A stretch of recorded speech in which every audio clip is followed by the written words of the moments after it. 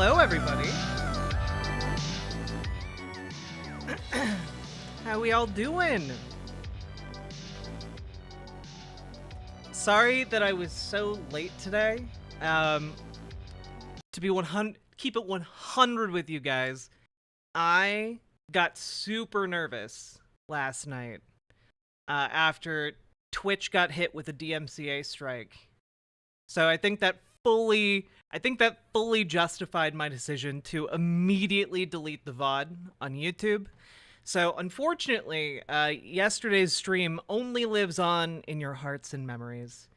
None of the content we did yesterday will be accessible ever again. Let's see here. But yeah, currently, just to keep you guys abreast of the copyright sitch, the YouTube channel has 2 active copyright strikes, which is bad. Because if it gets a 3rd one, the channel is deleted. So, we instituted a copyright fortress, but apparently, the fine folks at Warner Brothers, Universal don't, who own CNN, don't like it when people provide commentary on, fair use commentary, mind you, on their streams. But so we have a copyright strike on Twitch, which is fine. It doesn't put us in any danger at the moment. But we're a bit on pins and needles regarding the future of the YouTube channel at the moment. None of those bitches like fair use. It's true. Also, I really don't want to be in a situation where I have to legally battle Warner Brothers Discovery, okay? But like honestly, let's see here. We need to go to our backup channel.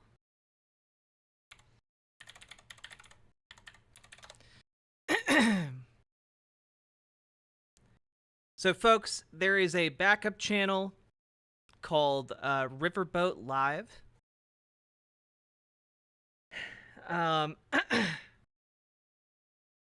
And you all should go subscribe there, just in case the worst does come to pass.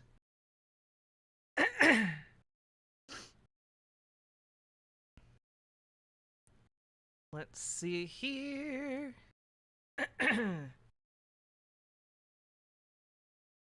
See if I can grab the link. The linky.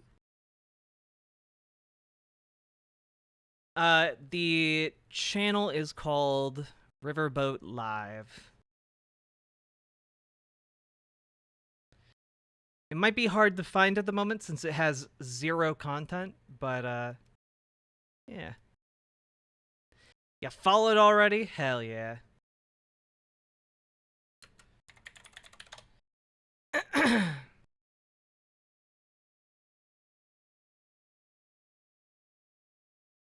Yeah, I don't think you can find it yet. It's too new. Oh, wait. Ashley, you found it. Thank you. Here we go. Posting the backup channel link if you all would be so kind as to subscribe. And yeah.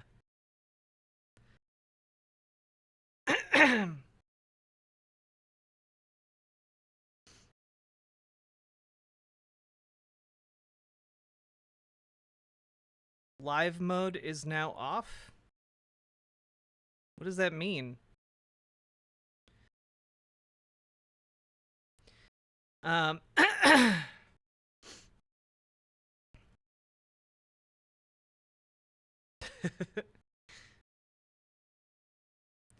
So, yes. To let you all know, that's what's going on. And to keep it honest with you about why I was late today, I couldn't sleep last night because I was so worried about this. So I wound up getting like 3-ish hours of sleep, maybe 2 hours of sleep. But I wound up getting home today, and I was very anxious. So I took a few edibles and took a goddamn nap, and it was glorious. But I did oversleep and have to prep the stream. And also learn about Yemen, because we're going to be talking a lot about Yemen. So, folks, we have a lot of things to go over today, and not infinite amounts of time to do it, but we're going to go over fun stuff. We're going to go over some weird stuff. We're going to go over some Steven Crowder drams. We have to talk about AI art becoming even more disgusting. And yeah, we're in a position here. Also, for those of you who might remember that I mentioned we were going to do a subathon today with like libertarian content, we are doing it today. Oh my god! And we also have a ton of other subathon content. So if you guys want to have fun libertarian sovereign citizen content plus whatever else I might have thrown into the grab bag, I tried to make sure everything would be kind of fun and or interesting to do. But y'all, let's get on it, okay? Some of these are going to be 5 subs a pop. Others of them are going to be 10 subs. If they are 10 subs, I do want to preface, it is lengthy content that we will make, all right? Tasers and broken windows. Well, the first round of content is going through all of this lady's fun little sovereignty lessons. That's what she calls them. LB, thank you for the $10 dono. Rock, paper, scissors joke won't work, so I'll just donate anyways. Farts, farts, farts, farts, farts. Thank you for the $10 dono. Also, at our first 5 subs, I will moisturize my skin. 5 subs after that, I'll do my makeup. 5 subs after that, I will get into a more fun outfit, and we'll go from there, huh? Let's go! We got a show today, and LB, thank you for kicking us off. But before we get into all of this fun, and remember, with courtesy of one of y'all the other day donating ahead of time, we do have the first sovereignty lesson to cover already, but we do have to cover the breaking news about Biden and the U.S. bombing the Houthis in Yemen. So we are going to do that first, and then we're going to get into some of the content. Oh, hot damn! All right. Thank you for waiting for me, cheeky smiley face. Wait, the text-to-speech can recognize, like, emojis now? Like, little, like old-school emojis? That's fun. Cheeky smiley face. Salmon was thank you for the 10 gifted tier 1 subs. Let us go! And also, I should probably tweet out that stream is happening. Let's go. I should do that as well.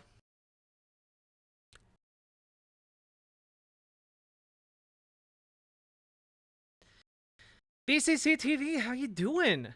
Also, I should say hello to all of you. Hello, Ashley. Hello, Brianna Huffman. Hello, AltFact. Hello, VCC TV. Hello, Neuron. Hello, KBS. Hello, Punky Gal. Hello, Salmon Moose. Hello, Lily Love Stuff. Hello, Erica. Hello, one and all. Hello, Christinos. I see you at the beginning of every goddamn stream.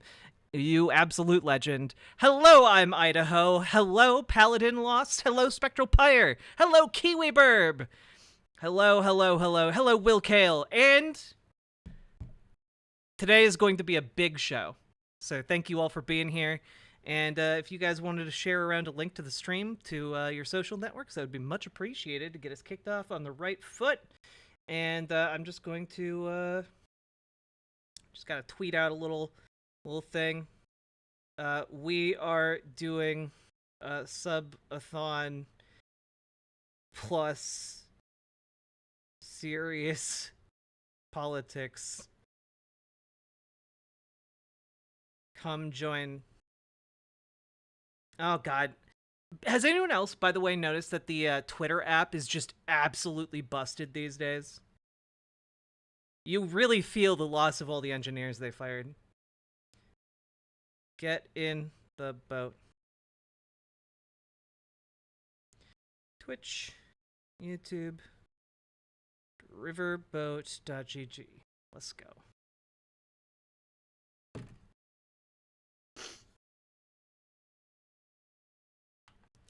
Like, literally every time I open it, there is like a 75% chance it just closes.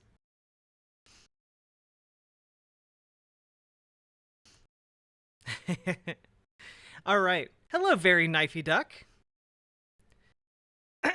Okay. So, folks, we have to open with the breaking news today.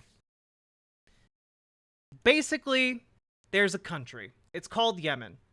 I'm gonna bring up the map here. All right. Go to the live UA map. Gives us a general overview of what's going on here in Yemen. So you might notice that the country has 3 differently colored zones. Basically, I'm going to sum this up real quick. It's a lot more complex than what I'm about to say, but here's where we're going, okay? The blue areas are controlled by the Saudi Arabian coalition, which is allied with the US and also is backed by the essentially the government in exile of Yemen. The blue area is basically the internationally recognized Yemen. Like when people talk about the state of Yemen, they're talking about the forces that back this blue area. Okay. To kind of summarize things, Yemen has always been kind of this shit show. It's been embroiled in civil war after civil war after civil war. There are a lot of problems related to like conflicts between different denominations of Muslims in the country. Essentially, the blue area is dominated by Sunni Muslims. The red area here is dominated by dominated by Shia Muslims. And a very specific sect of Shia Muslim is prominent in Yemen. But to try and not make this too complicated here, the red area is when we talk about the Houthi rebels, this red area is what we're talking about. When the United States talks about the Houthis, this red area is what they're talking about. Now, there is a city here. Let's see, where is it? Right here. This city is no, this isn't the right city. Is it? Hard to tell. Wait. Can I take off the markers? Here we go. Yes, this is it. Basically, this city, Sana'a, is the official capital of Yemen. Back when the initial violence broke out, the Houthis basically seized the capital. The former president kicked out of office, and they moved the government in exile down to Adan, right? So you have these two main forces. Then is kind of like a wild card situation. You have this green area, which is controlled by Al-Qaeda in the Arabian Peninsula. They're called the AQAP, right? So you basically have the main conflict between the Saudi-backed, internationally recognized forces, and you also have and the Houthis, right? And then you just have kind of the Al-Qaeda doing crazy stuff. There is a sort of understanding between Al-Qaeda in the Arabian Peninsula and the recognized government of Yemen, because they are both Sunni factions, I believe, unless I am getting this horribly backwards. But they're both Sunni factions, and so they work sometimes together with this Saudi coalition to attack the Houthis. So, in a nutshell, that's kind of what's been going on. Like, just to bring you up to speed with what is going on in Yemen. Now, the civil war has been brutal for a while. The United States effectively supplies many arms and ammunition material to the Saudi-backed forces. They sell the weapons to the Saudi Arabian government, and then the Saudis arm and fund the Yemeni government, essentially, in exile.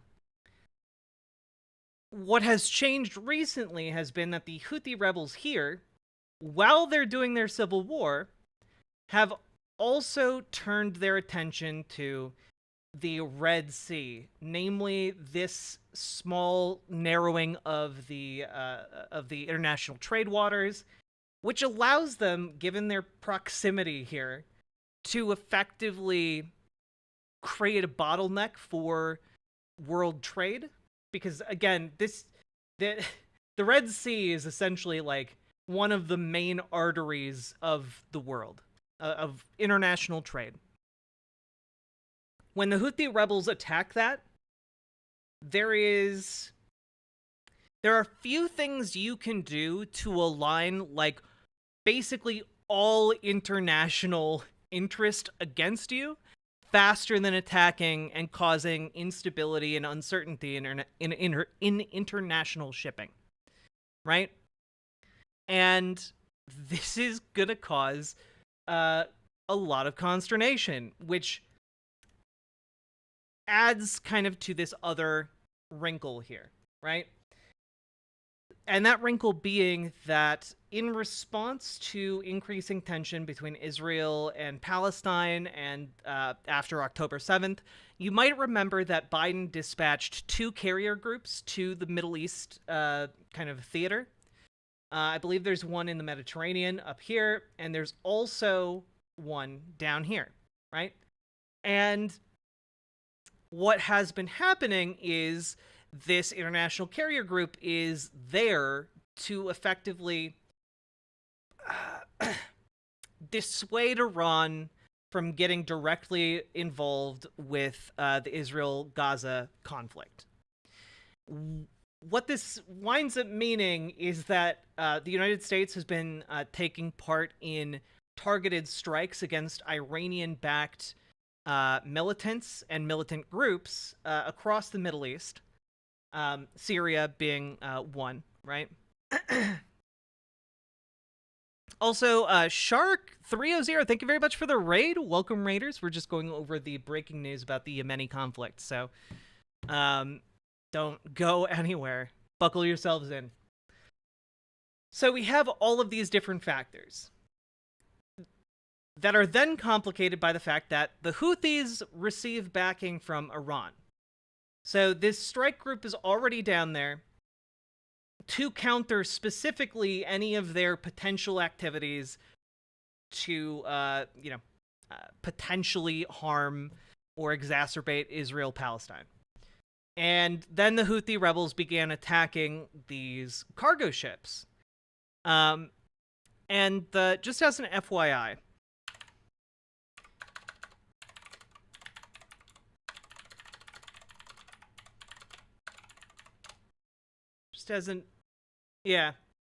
basically, the total value of the cargo on a large container ship can easily reach hundreds of millions of dollars or more. So, the Houthis have basically been seizing, or attempting to seize, multiple cargo ships. And they are seen as, to some people in this Houthi-backed region, as kind of these Robin Hood-like figures.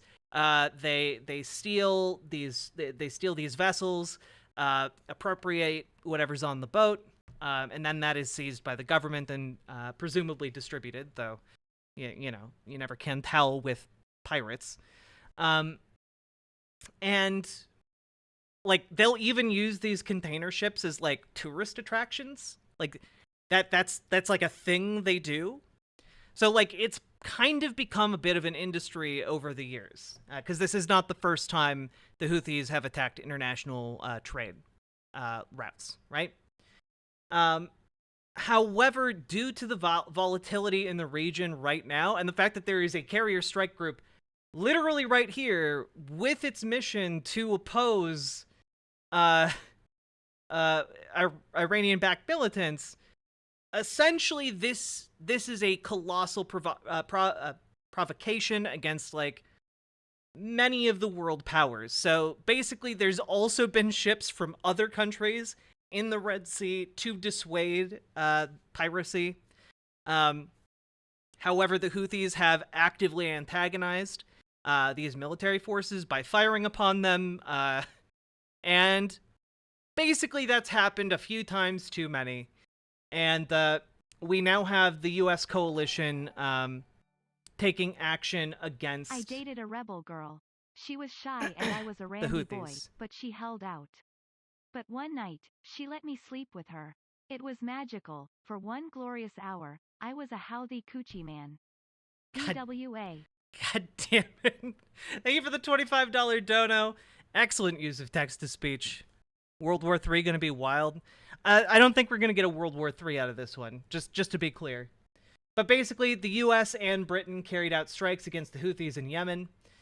This included, allegedly, a bombing run against Sana'a, the capital of the Houthi-held region. And we have footage, courtesy of Times of Gaza. I don't know how real this is, so take it with a grain of salt. But this is allegedly some of the attacks on Sana'a. So there we go. Here you go.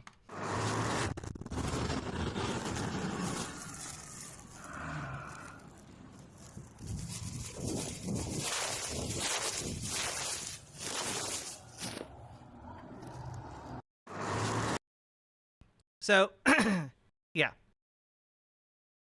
That is effectively the summarizing of this entire situation. Let's see. Oh, so this is from now? Yeah, this is allegedly from like a few hours ago. How is this different from the bombing the U.S. has been doing since Obama was in office? Largely because the U.S. hasn't... largely because this is part of kind of this theater of war, and the concern here is that applying too much pressure here could get Iran directly involved with more of the geopolitical struggles of the region, which would be extraordinarily bad, basically for everybody involved. So, from like the U.S. perspective, U.S. like interest perspective, they're doing this to try and make sure Iran doesn't escalate the conflict, which, you know, is ironic because it is an act of escalating the conflict. But the bombing is supposed to be the least bad option. Yes. In the calculus of people who are who are in the Pentagon, yeah. Yeah,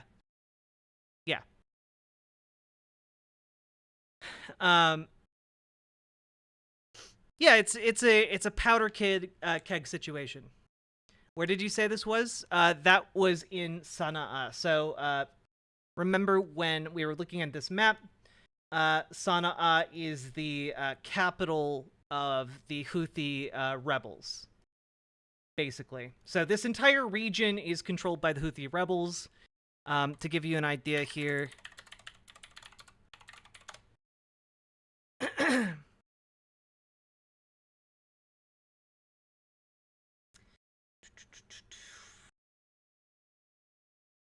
yeah, so they've been, like, the Houthi rebels, by the way, started as a group in 2015 with, like, you know, a few thousand members. As of, like, 2020, they had, like, 250,000, like 250,000 fighters. So like they're not a small military organization. Like they have the ability. Apparently, the first act of like space warfare took place due to like the Houthis doing some shenanigans in space. I think against like an Israeli satellite. But there's a lot going on here. And I just want to really emphasize as I talk about this that I'm offering you a very, very simplified and condensed version of what is going down in this region. Like basically the stuff that's happening here goes back to like centuries or even like millennia old like disputes between like the Sunni and the Shia, and specifically the Zaidi, I believe it's pronounced, Zaidi Shia in who make up a not insubstantial portion of the Houthi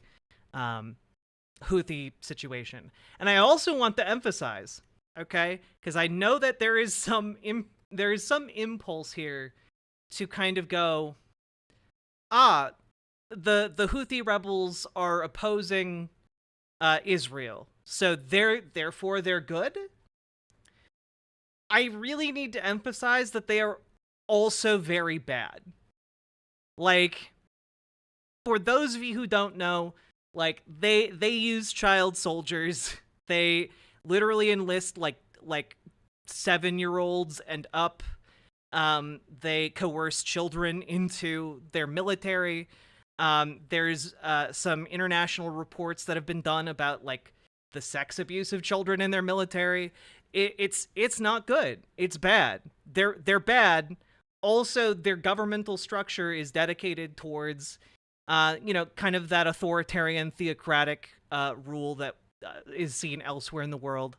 They're effectively, they effectively, the stereotype of like, oh, you just want all the women in burqas, and the women can never travel alone because, they're so delicate, the winds might carry them away. That's basically what the Houthi rebels seek to install in all of Yemen. They're not good guys.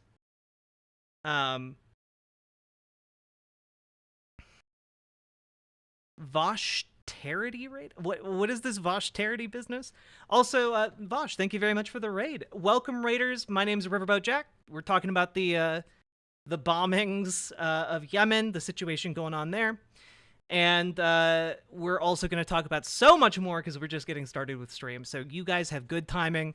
Come on over to riverboat.gg if you want to be in the on-screen chat. You get a lot of emotes and you can watch ad-free. And hit the subscribe button, hit the follow button, do all the things.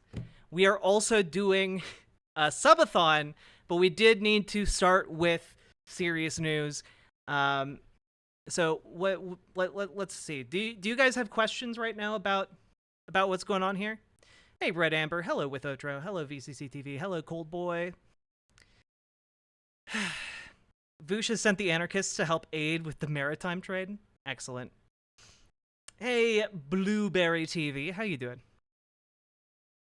Hey, Ghostly Sriracha. Delicious. Would eat ectoplasmic Sriracha. I was on my way, raid or not? Hell yeah, Nomadic. Let's see. Can you explain all of Middle East politics? I mean, in order to understand Middle East politics, you'd really have to go back to like the Roman Empire and then the rise of the Ottoman Empire. Basically, the British colonial rule in the Middle East fucked everything up alongside the Ottoman Empire's collapse, and then that really allowed for 1,000-year-old religious schisms to really manifest, and hasn't been good. Arbitrarily drawing borders, according to British whim, turns out not to have been a great thing for the Middle East, combined with their simmering religious differences. Yeah, it turns it imperialism bad. True, colonialism bad. Yeah.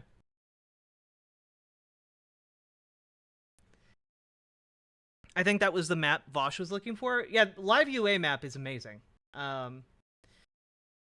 But to summarize, basically the U.S. backs the blue area, the Sunni Shia Saudi Arabian faction here, which is the government in exile of Yemen that is governed out of the port of Aden here.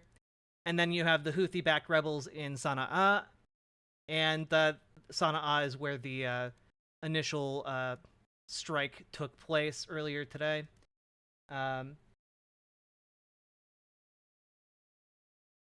Yeah. So basically, it looks like there are a number of attacks from U.S. and British forces on different ports here. I just had a great idea for a TV show. Being a asterisk asterisk asterisk asterisk to ghosts. Being a dick to ghosts, that's every show with ghosts. There's no show with ghosts where people aren't dicks to ghosts. Midnight No Night, thank you for subscribing over on Twitch. The fear of the Israeli invasion into Gaza, creating a regional conflict, is coming true. Bad omens ahead. Last time this happened was 2020 when COVID happened. I am not sure that... Okay. So when we talk about this becoming a regional conflict, the Houthi rebels are not... There's not really much of a danger here with the Houthi rebels becoming like a spillover of this conflict, right? What is really the danger right now is Israel invading Lebanon. This is the big potential for escalation, because basically Hezbollah has been operating in Lebanon for a while now. In Lebanon, it's recognized as an official political party. It is, I believe, the dominant political party in Lebanon at the moment, and they're trying to. They've been trying in recent years to move their image away from militant terrorist organization to like actual competent governors. That hasn't really been working, but essentially the Netanyahu administration and Likud are looking at their fully mobilized military, seeing that they are kind of in control over the conflict in the Gaza Strip. And how do I put this delicately? Benjamin Netanyahu is looking to extend this conflict for as long as he possibly can, so he can stay in office and potentially enact more and more war powers to keep himself from being prosecuted. Too many white names in chat. Time for the great replacement. DWA and oil. We will replace you with subscriber names.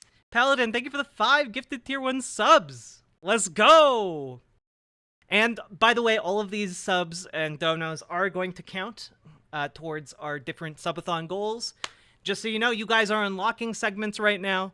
I'm proud of y'all, and we'll continue to do it all night. Let's see here. Like, what's the scale on that? 0 to 10? They're moving the needle at like 0.005. Yeah. The main issue here is that there is a real threat of Israel escalating the conflict in the region. And because remember, part of like the settler colonial mentality within Israel is that they want to expand their current borders to encompass all of the ancient kingdom of Israel. You know, that is the goal of kind of the settler colonial mindset in Israel. So there are a lot of forces in the country pushing for this conflict to escalate into Lebanon.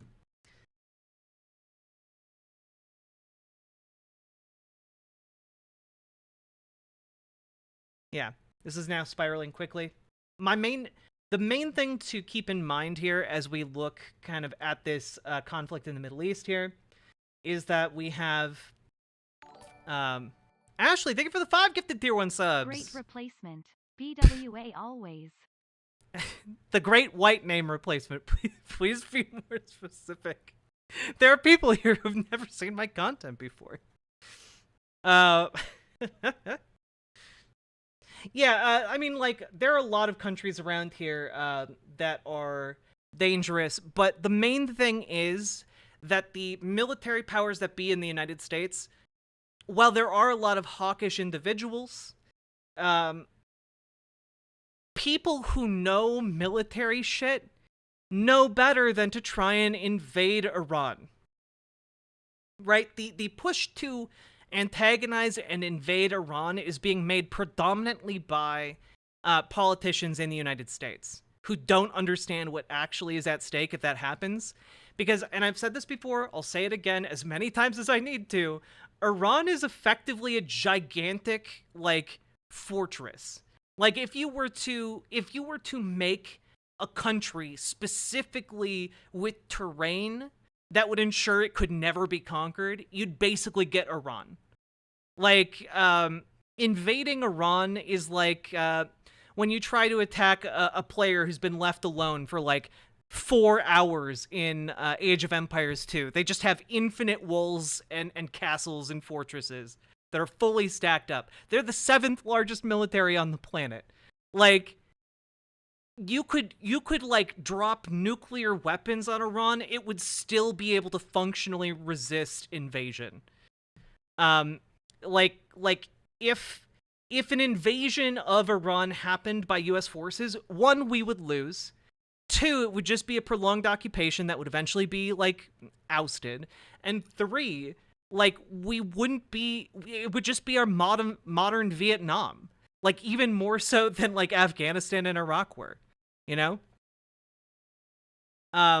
There's no shot at this ending well for the United States, and anyone in a position of power in the military knows that. So the priority with a lot of these movements, a lot of these troop movements, like the fleet in the Red Sea and the fleet in the Mediterranean, is to just dissuade that from happening. But there's a good chance the genocide in Yemen continues unabated. That is true. But basically, keep in mind, like, the genocide in Yemen is, like, the civil war here has no sign of stopping anytime soon. Like, short of, like, a full-scale, like, commitment by the United States and the British to invade the Houthi-controlled territory, like, it's not going to end anytime soon. Again, they have hundreds of thousands of soldiers at their disposal. This conflict has been going on for longer than any of us have been alive. It is a shit show. My guess is that the bombings that took place today by coalition forces are to try and shut down the capacity for the Houthis to do successful raids on international shipping. That's the priority of the United States and the British forces at the moment. Because again, they bombed several of the major ports, and then they also likely targeted. I mean, from the footage we saw of the explosion in the Houthi-controlled capital, they probably bombed some sort of manufacturing facility for munitions. I know that the Houthis currently produce locally one short-range ballistic missile, so it's possible that those facilities were targeted and taken out.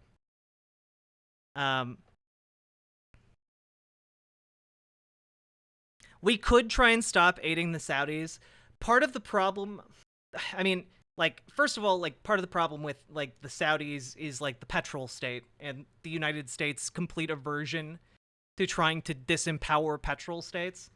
The second issue is just that Saudi, like, it is seen on a U.S. state level to be incredibly beneficial to ally with Saudi Arabia, specifically because for a lot of countries, and I know that this, basically Saudi Arabia is like the economic hub of the Middle East. It's seen as like a regional leader. And that if peace with Saudi Arabia can be achieved and maintained, other countries in the Middle East will kind of follow suit. The main issue here that we're running into is that Saudi Arabia is predominantly Sunni Muslim, and many of the forces, including Iran, are dominated by Shia Muslim forces. So what we have here is actually somewhat incredibly exacerbated by religious differences between Sunni and Shia.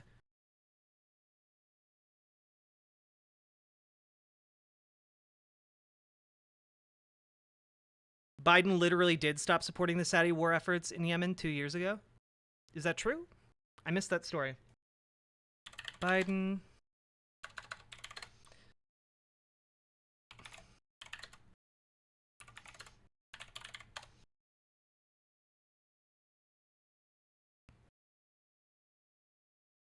Let's see.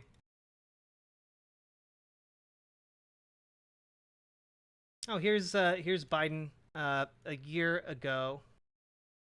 Statement from President Joe Biden on the 1-year anniversary of the truce in Yemen. Today marks a significant milestone, 1 year of a truce in the Yemen war. 1 year that has saved countless Yemeni lives, enabled increased humanitarian assistance. Wait.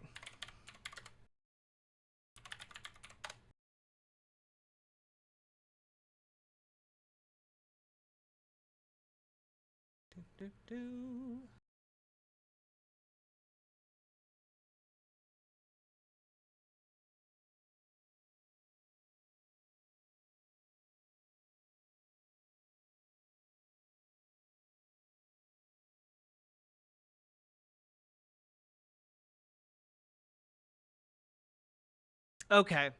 Yeah, so there are a couple of reasons, and this makes sense. Basically, when we look at the situation in Yemen here, obviously the Sunni-backed forces backed by Saudi Arabia are in control over a large swath of Yemen. They're to some extent able to control the available food supply to the Houthis, which limits, the amount of food that gets in. The second problem, however, is that the Houthi-controlled government also confiscates the aid to reserve for their soldiers, which is how, again, they're able to kind of coerce children into joining their military. It's kind of like a pick up a gun for us or die situation. So, yeah, there's like a lot of issues here that are exacerbated by both sides in the conflict. I will also say that like the United States could absolutely be doing food aid to the Houthis, but if we wanted to pursue like more diplomatic solutions to this, but obviously we don't do that because of course not. Yeah. Let's see here. Oh, are you guys asking about the difference between Sunni and Shia? Basically, the disagreement between Sunni and Shia Muslims is like the lineage of the Prophet Muhammad and who is kind of like the inheritor of Muhammad's legacy. To kind of like put it in again, everything I'm telling you guys, incredibly condensed and simplified. And there's also this conflict in particular is exacerbated by the fact that the Shia Muslims in Houthi-controlled territory are the Zaidi Shia, and they have been like a persecuted minority group in Yemen for decades upon decades upon decades. So there's even more antagonism going on here than than in some other regions where there's like religious differences. Put it that way. So we have a lot of issues here. Nina, thank you very much for the raid. Appreciate it. Folks, go follow Naina over on Twitch. Would appreciate it. Hope you had a good stream, folks. This civil war is very complex. Yeah, there's been yeah. I mean, like it's complex. There's not really an easy end to it in sight. Um, like I mean, even with this statement from Joe Biden, this is from April of last year, right?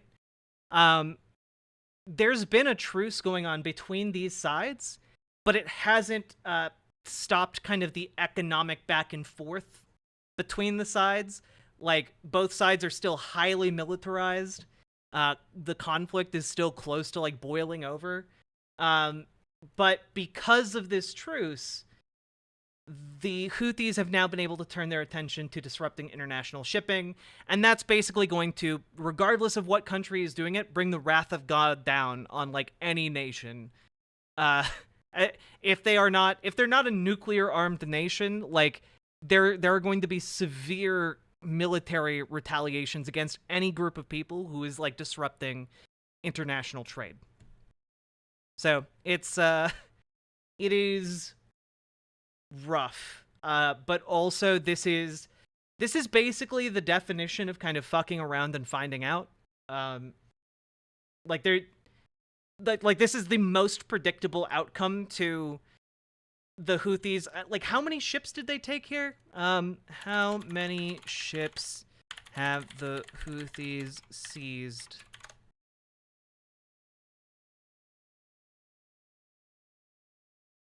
Yeah, they have seized 26 different commercial ships in the Red Sea. Since the commandeering of the Galaxy Leader, which is a shipping ship, cargo ship, and that was that was just last year. And remember, each of these shipping these cargo ships has $100 million worth of cargo on them minimum. Like minimum. If you're able to seize one of these and like properly distribute or sell the goods, like we're talking you have tens of millions of dollars at least available to you. So seizing 26 of them, or I don't know that all of those attacks were successful, but seizing even a small percentage of that is like quite a bit. It makes international shipping a lot riskier, and basically the entire history of reducing risk to investment is attributable to like international shipping. Hey, Headless Chicken. Hello, Canis Lupus 999. Ninai. Gotcha.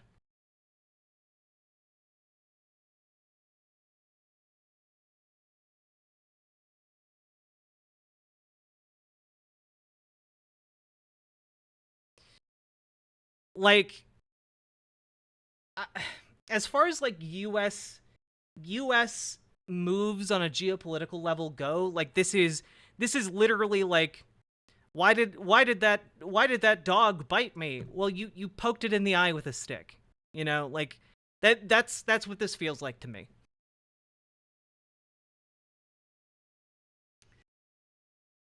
I feel like when parties do like the Houthi are doing here and using the situation to make a case to do proxy stuff, there must be more fear and more people doing that and it just getting out of control. Yes. Again, this is why Joe Biden sent 2 different carrier strike groups down to kind of the Middle East theater. The entire idea here is to not just oppose like militant attacks in the Middle East, but also to, and this is the number one concern, dissuade Iran from becoming directly involved in these regional conflicts.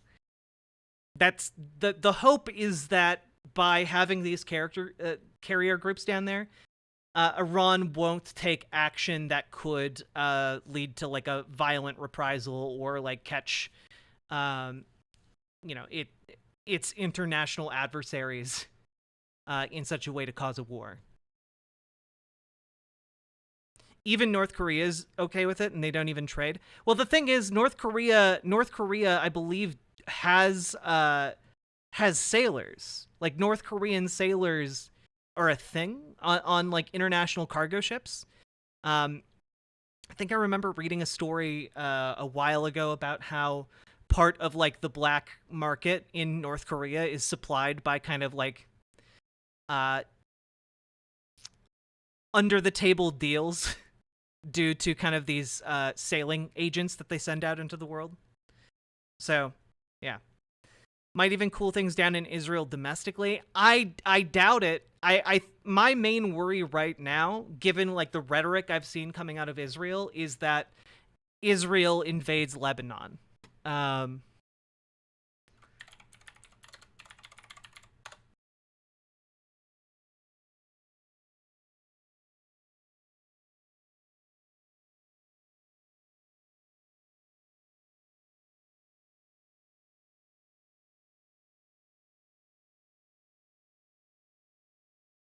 yeah, like right now they're having to have like diplomatic discussions to try and like dissuade Israel from having an invasion. Just like a little invasion is a treat, you know? God. That seems not good. It is not good. However, it is good that both sides are trying to signal diplomatic solution, so that's good. That's better than the alternative. But also, like, the members of Likud in Israel are just insane.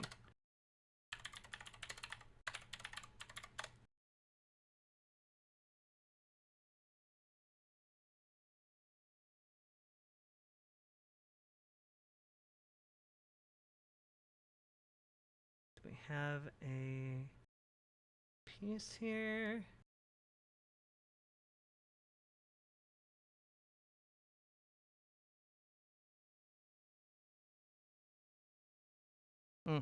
Well, I covered a piece earlier, like shortly after October 7th, about how civilians in southern Lebanon have already evacuated. Like, they evacuated months ago due to fears over an Israeli invasion. So, like, it is not inconceivable that Israel would take the extreme step of invading Lebanon.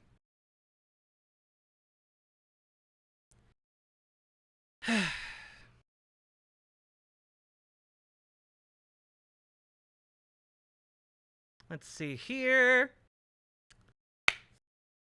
Anyway, this is not good. It's bad. But basically, in this situation, all of the actors are bad. Like, the Houthis are a violent, extremist religious sect that want to impose authoritarian, theocratic rule on the people underneath them. The Saudi-backed coalition is also not great. In terms of the suffering that they unleash upon the Houthi-controlled region. There are numerous reports of atrocities committed by basically both sides of this conflict. Al-Qaeda is still like active in the region. There's even like a small ISIS cell that is like that works alongside of Al-Qaeda in Yemen. Like there is a like it is a messy conflict, and we could talk about this for a very long time. How about everyone just takes a nap? That'd be lovely.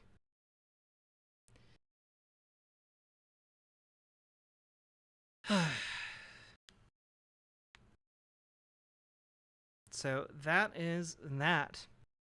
Almost hesitate to say it was included in a course I took. Wait, what?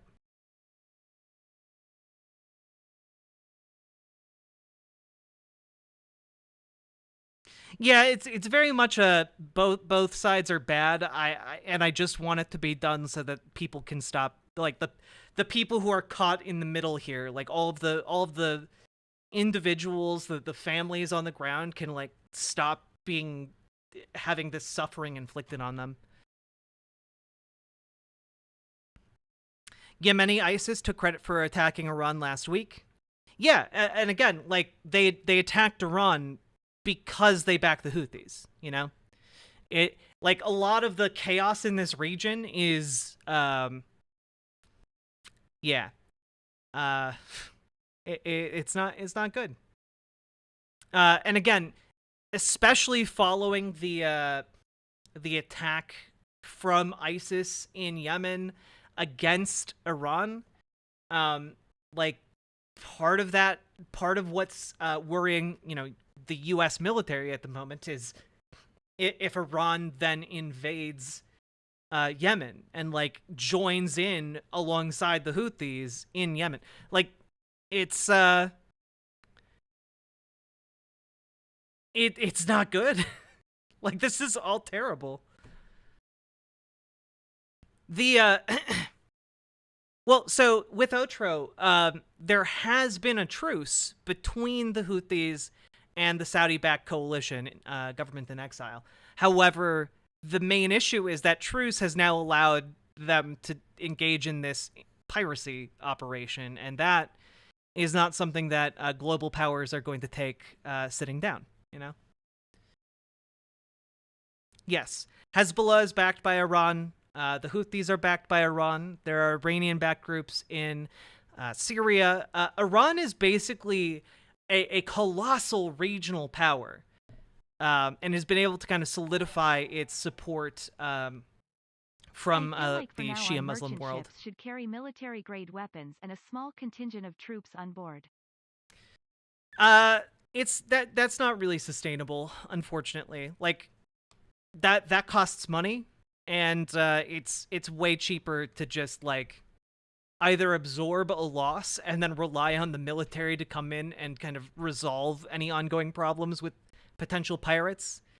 And I believe that a lot of cargo ships have defensive measures they can take. They're just not they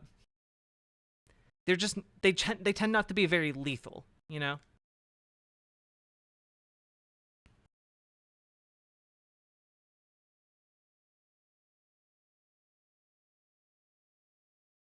Yeah, so yes, it's complicated. I know that people might have questions. If you have questions, please let me know. I'll be happy to talk about it more.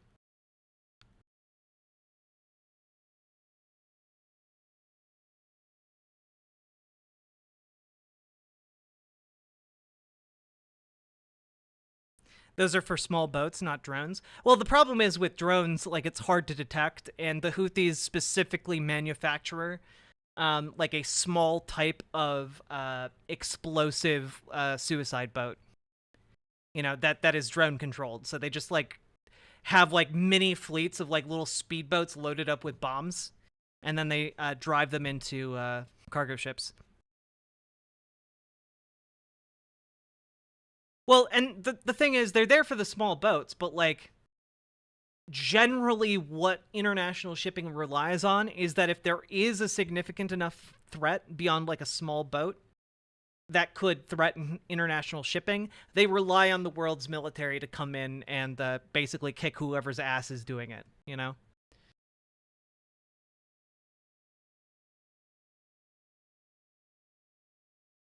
No, Iran isn't the regional hegemon. It could be. Right now, though, Saudi Arabia is kind of the regional hegemon for like the half the Muslim-speaking world, right? Like they're kind of the figurehead country, not figurehead, the leading country for Sunni Muslims, right?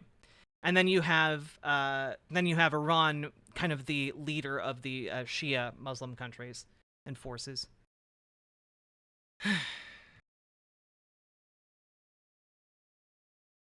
Bombing their ports won't stop their attacks. It probably won't. It probably won't be super successful. But like the point being, I don't think that this is that those bombs were being dropped to open conflict with the Houthis proper. Like the United States is not currently in a logistical position to invade like the Houthi region, but basically you can kind of consider those explosions, which were colossal, the equivalent of like a cuff to the back of the head to say quit it out, or quit it rather. Is that just based on Sunni being more prevalent than Shia? I actually don't know which one is more prevalent. All I know is that Sunni Muslims make up a large portion of certain regions of the Middle East.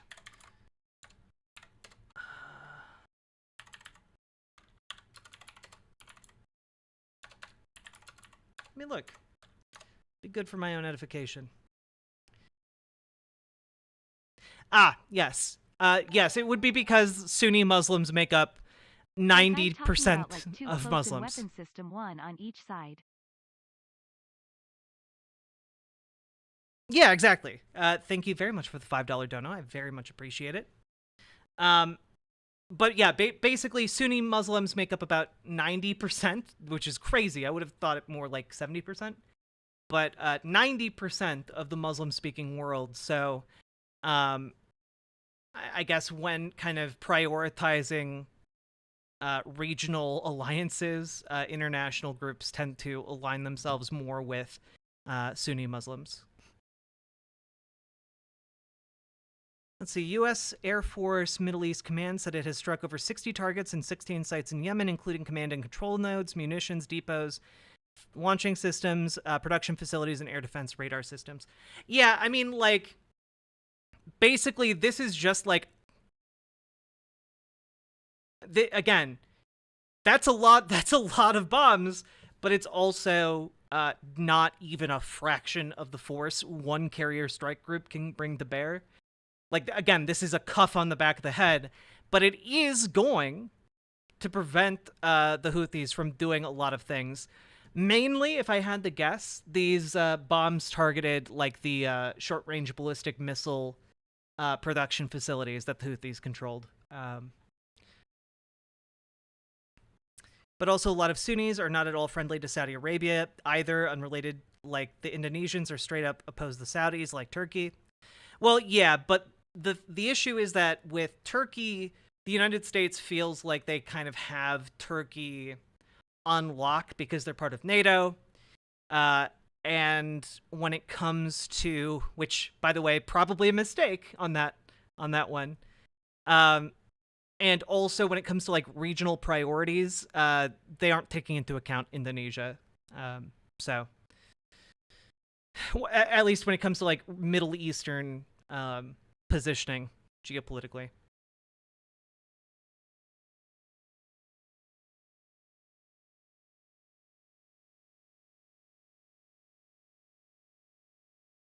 All right.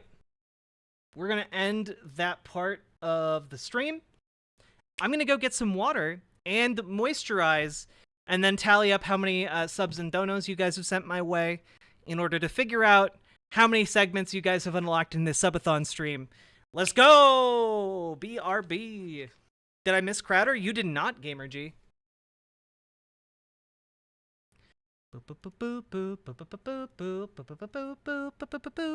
Here we go.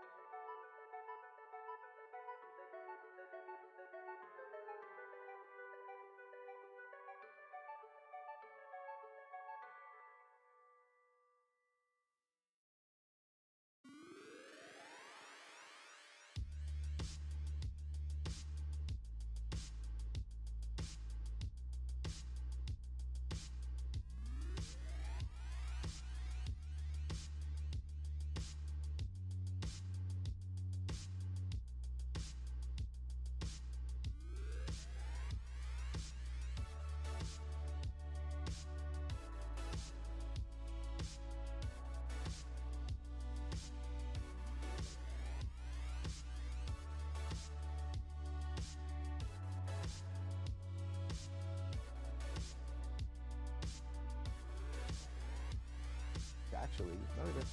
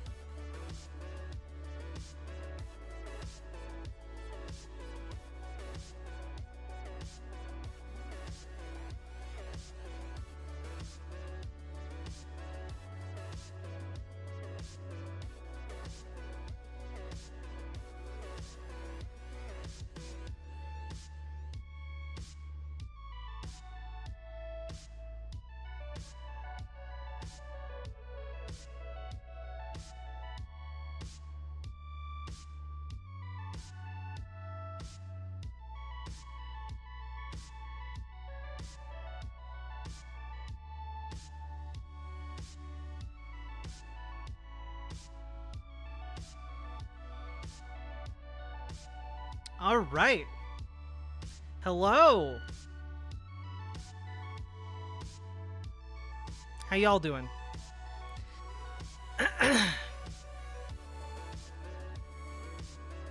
So let's take a real quick look here. Looks like we have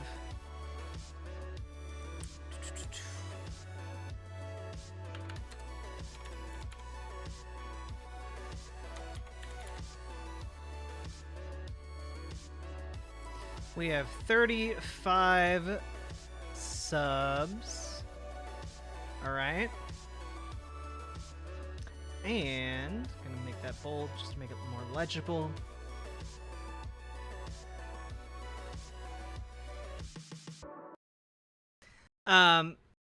Which means we have 7 segments.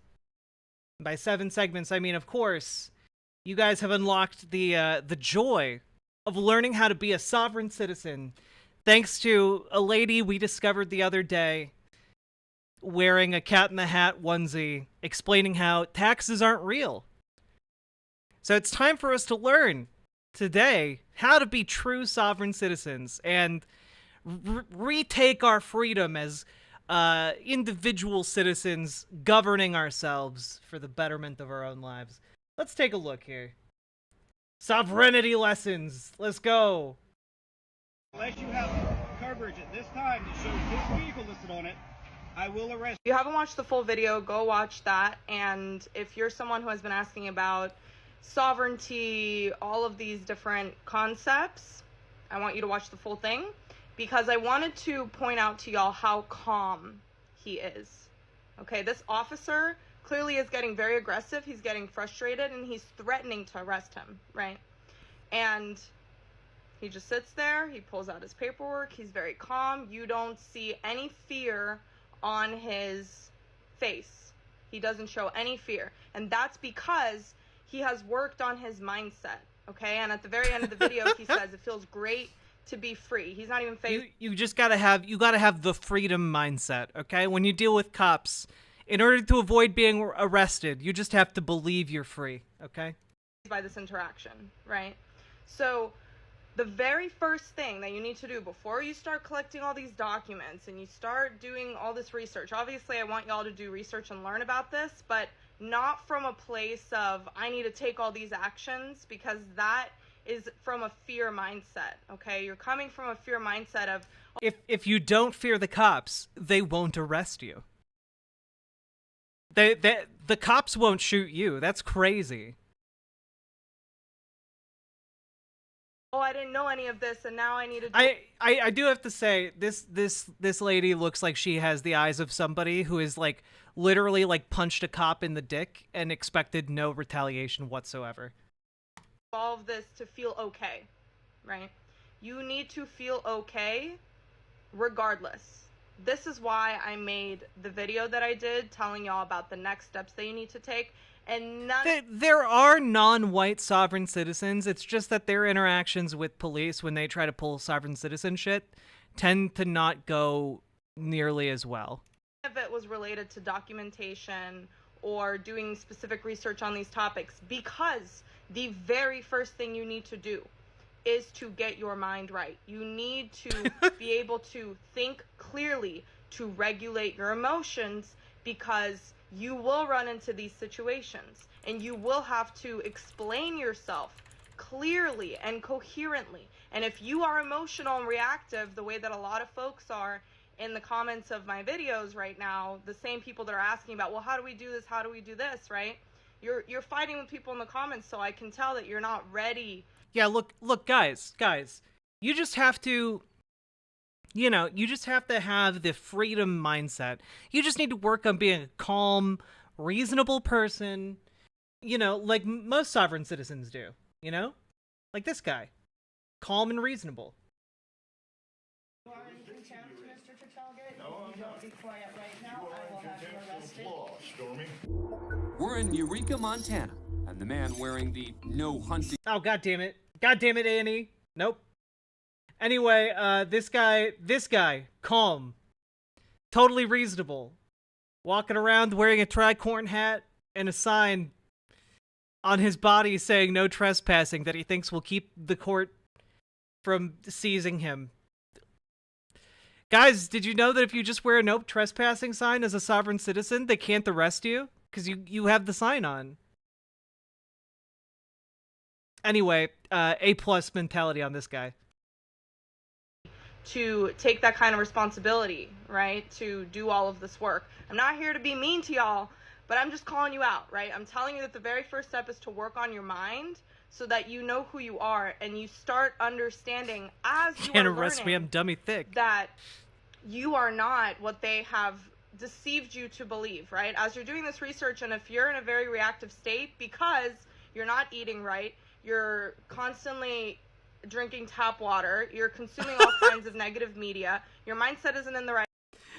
I forgot there's a lot of overlap between sovereign citizens and people who think that if you drink tap water, you're being poisoned by the government to be docile.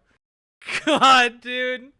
It's the fluoride in the water. Right place, your body's screwed up, right? You're going to freak out. You're going to freak out. You're going to be just a mess. Right? Emily, and thank you very much for subscribing. I want to help y'all to start working on your mindset. So this means meditating.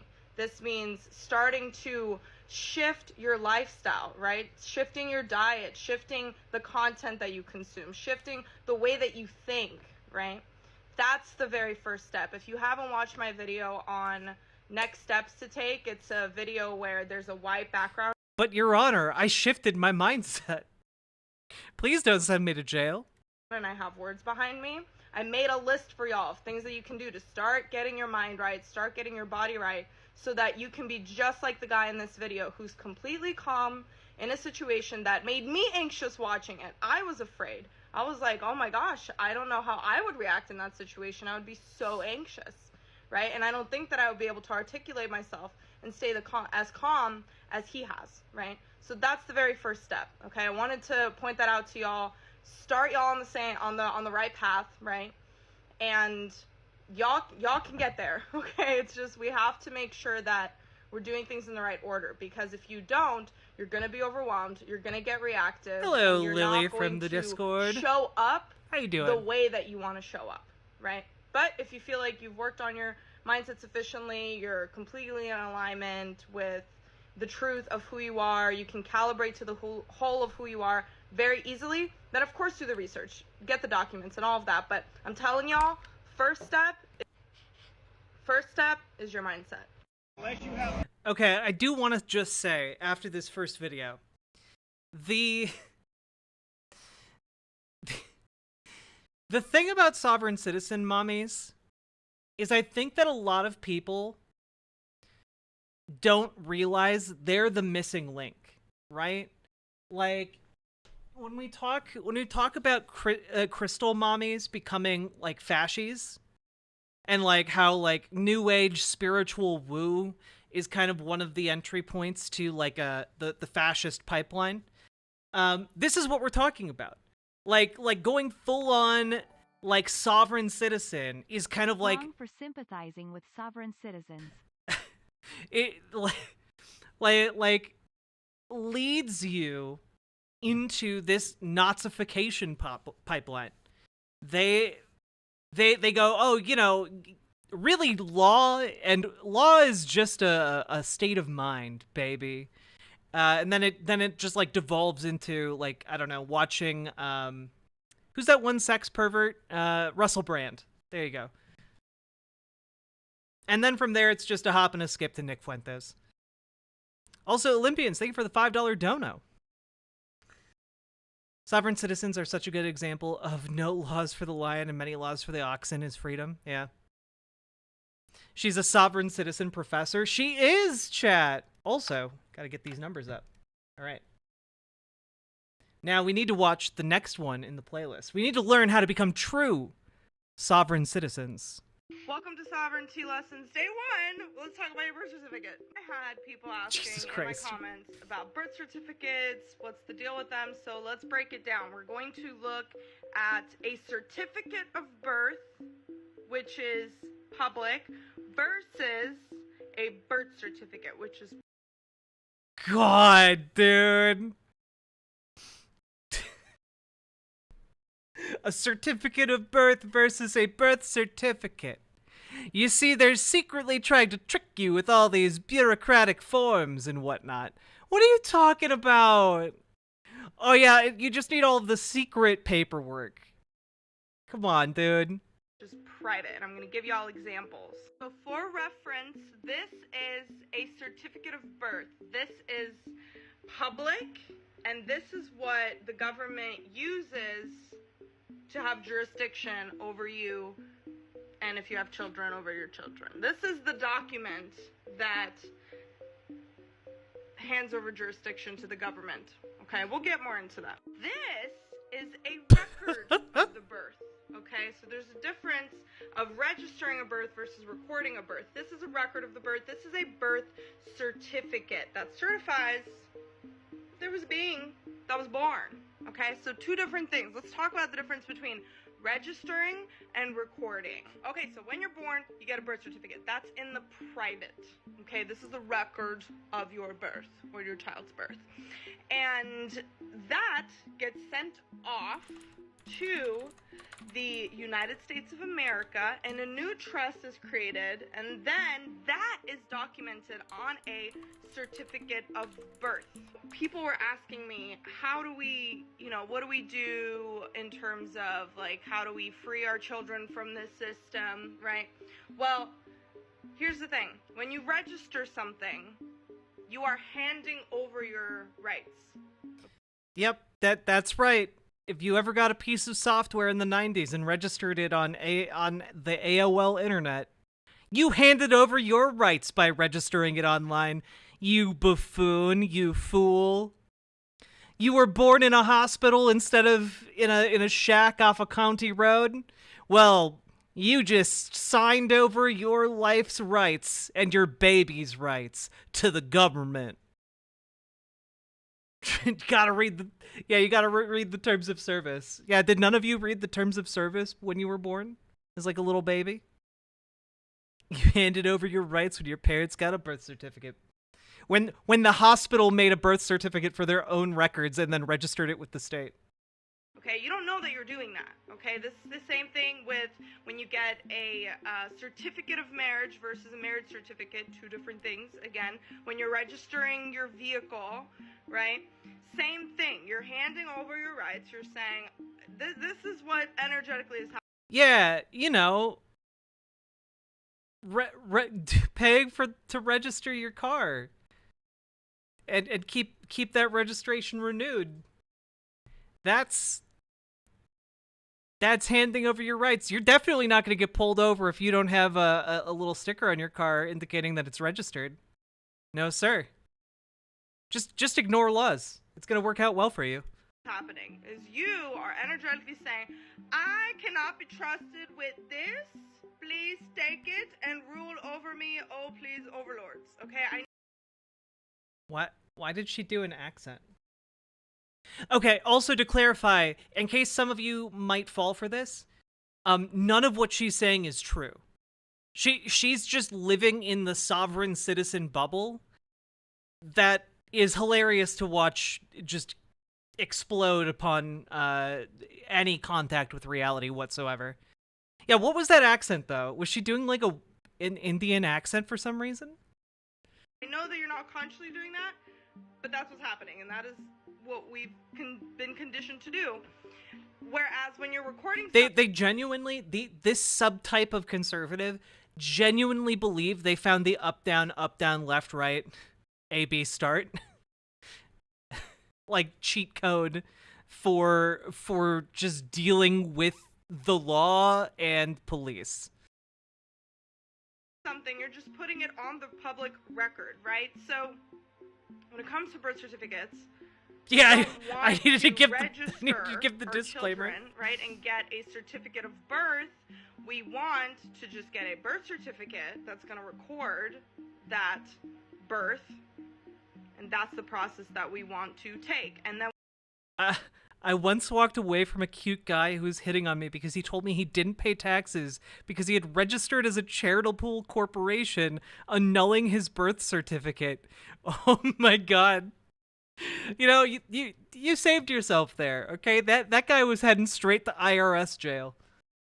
And we want to teach our children as soon as they're able to understand what a legal fiction is, how to operate in the system that they've been born into, right? How to live as a sovereign being, as a flesh and blood man and woman, right? But that starts with us learning that first, right? Learning all of the rules, learning how the game is played, learning how to stand in our power and in our rights. So that's why I'm starting this series for us where we can learn and get better together. Anyway, if you've stuck around this long, my name is Lisa. Please follow me and follow along with this series as we learn about sovereignty together. Welcome to Sovereignty Lessons Day 1. This lady is way too far gone. I hope none of you are watching this being like, I can fix her. Like no, you can't. You can't fix a sovereign citizen, all right? You just gotta turn and walk away. I'm running from her? Yeah. So the way to become a flesh and blood sovereign being is to renounce your birth certificate and become a corporation? Apparently. All right. Next one. This is crazy. They're literally putting it in your face. They're saying your babies are cattle. Oh my god.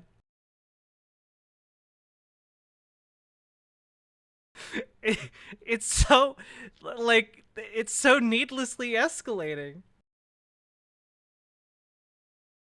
Proof of the state calling you and your children cattle. Chattel. Hashtag Admiral Maritime Law. Chattels. Yes, truly all Americans are chattel slaves.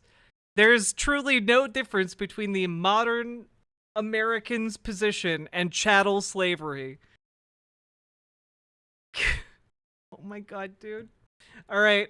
Brace for mental damage, chat.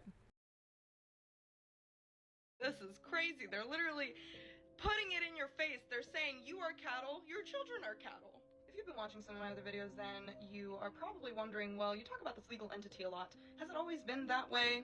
It has not. Let's take a look at the history of birth certificates. So here's an official website. Is her entire ideology predicated on birth certificates? The post satire is hitting hard. Yeah, how do you even make fun of people like this? It's from the U.S. Navy. We have records from 1884 to 1912, okay? And sometimes up to 1928, okay? So specifically 1912 is what we're going to focus on here. So they have records up to 1912. Why is that? Because Olympians, thank you for the $5 dono. What's wrong with being a sovereign citizen? Everything. You're just honestly, sovereign citizenship is an ideology that just exports mental illness to the people around you, okay?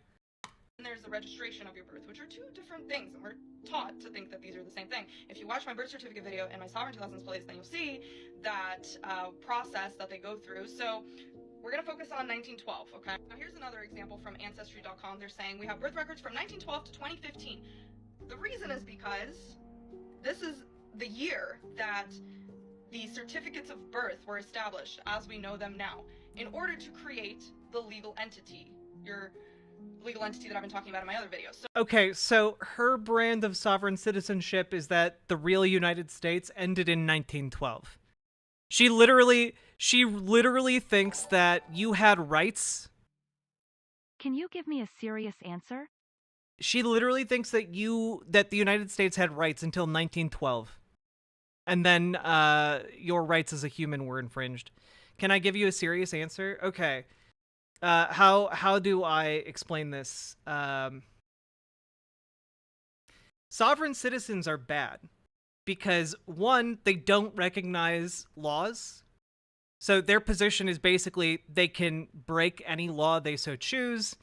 And the state can't do anything about it because they reject the legal fiction of law itself. They believe that they are self-governing entities, meaning that they are not beholden to the state. They use this ideological framework to refuse to pay taxes, refuse to actually be citizens of the state. And as long as there is a state, there's going to be an inherent conflict between people like this and the state.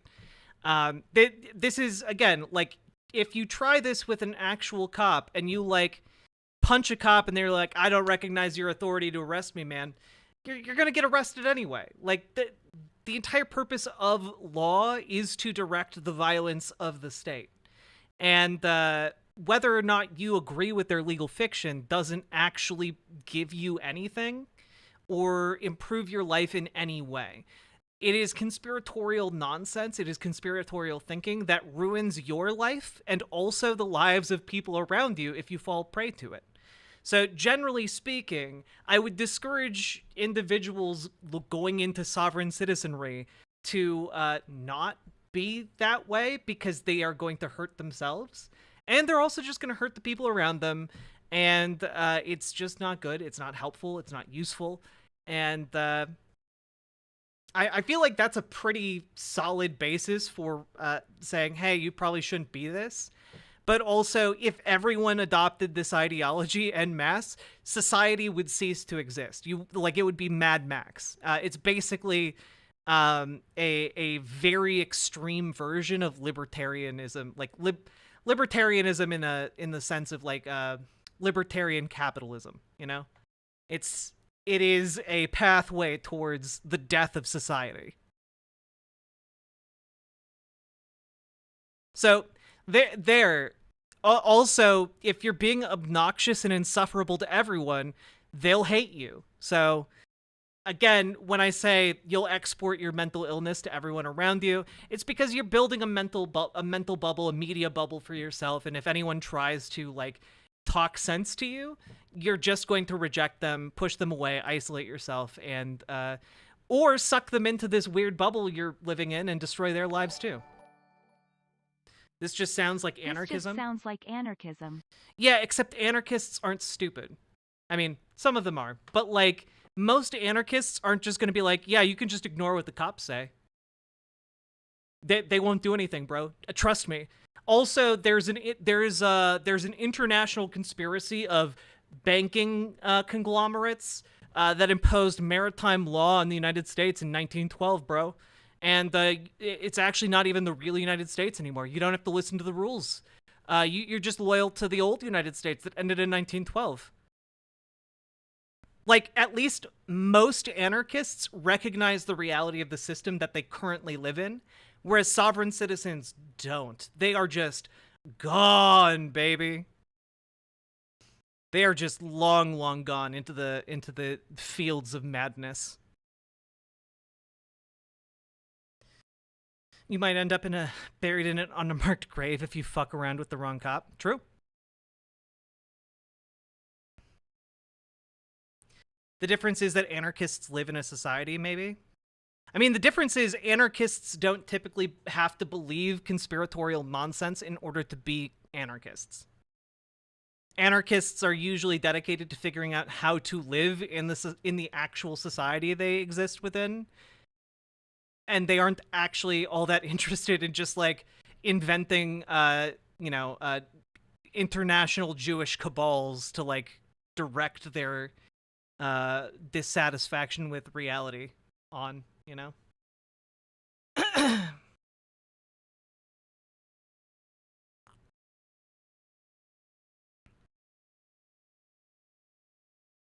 Yeah, no, they're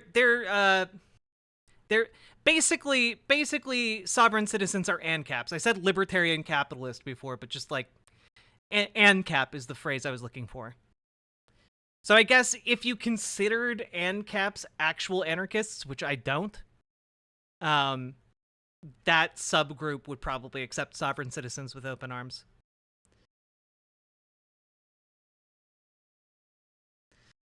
All right.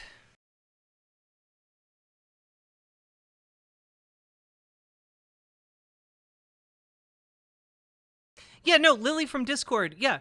The equivalent of like the sovereign citizen movement would be like the Reichsbürger movement in Germany, where they had like that conspiracy that like they just needed to reinstall monarchy in Germany again, and it would bring back like prosperity to the nation. What separates an ANCAP from an actual anarchist? Well, basically, ANCAPs believe in creating feudal monopolies.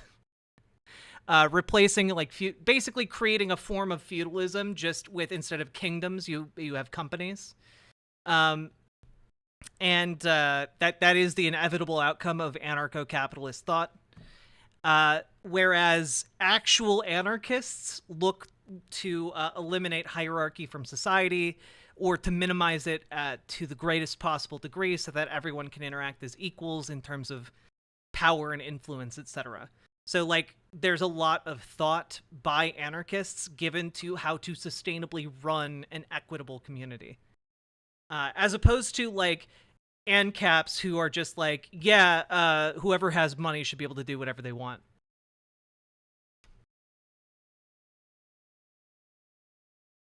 Yep. All right, back to this bitch. So now let's look at this incredible marketing ploy, I will say, from the Commonwealth of Pennsylvania in 1912. So now here they are peddling their BS. This is how they tricked people, okay, into registering their children. And this is why it's so commonplace now, and why almost every child that's born in the US gets this legal entity attached to them. So let's read this together. This is a notice from the Commonwealth of Pennsylvania, which is a business, by the way, for-profit public business.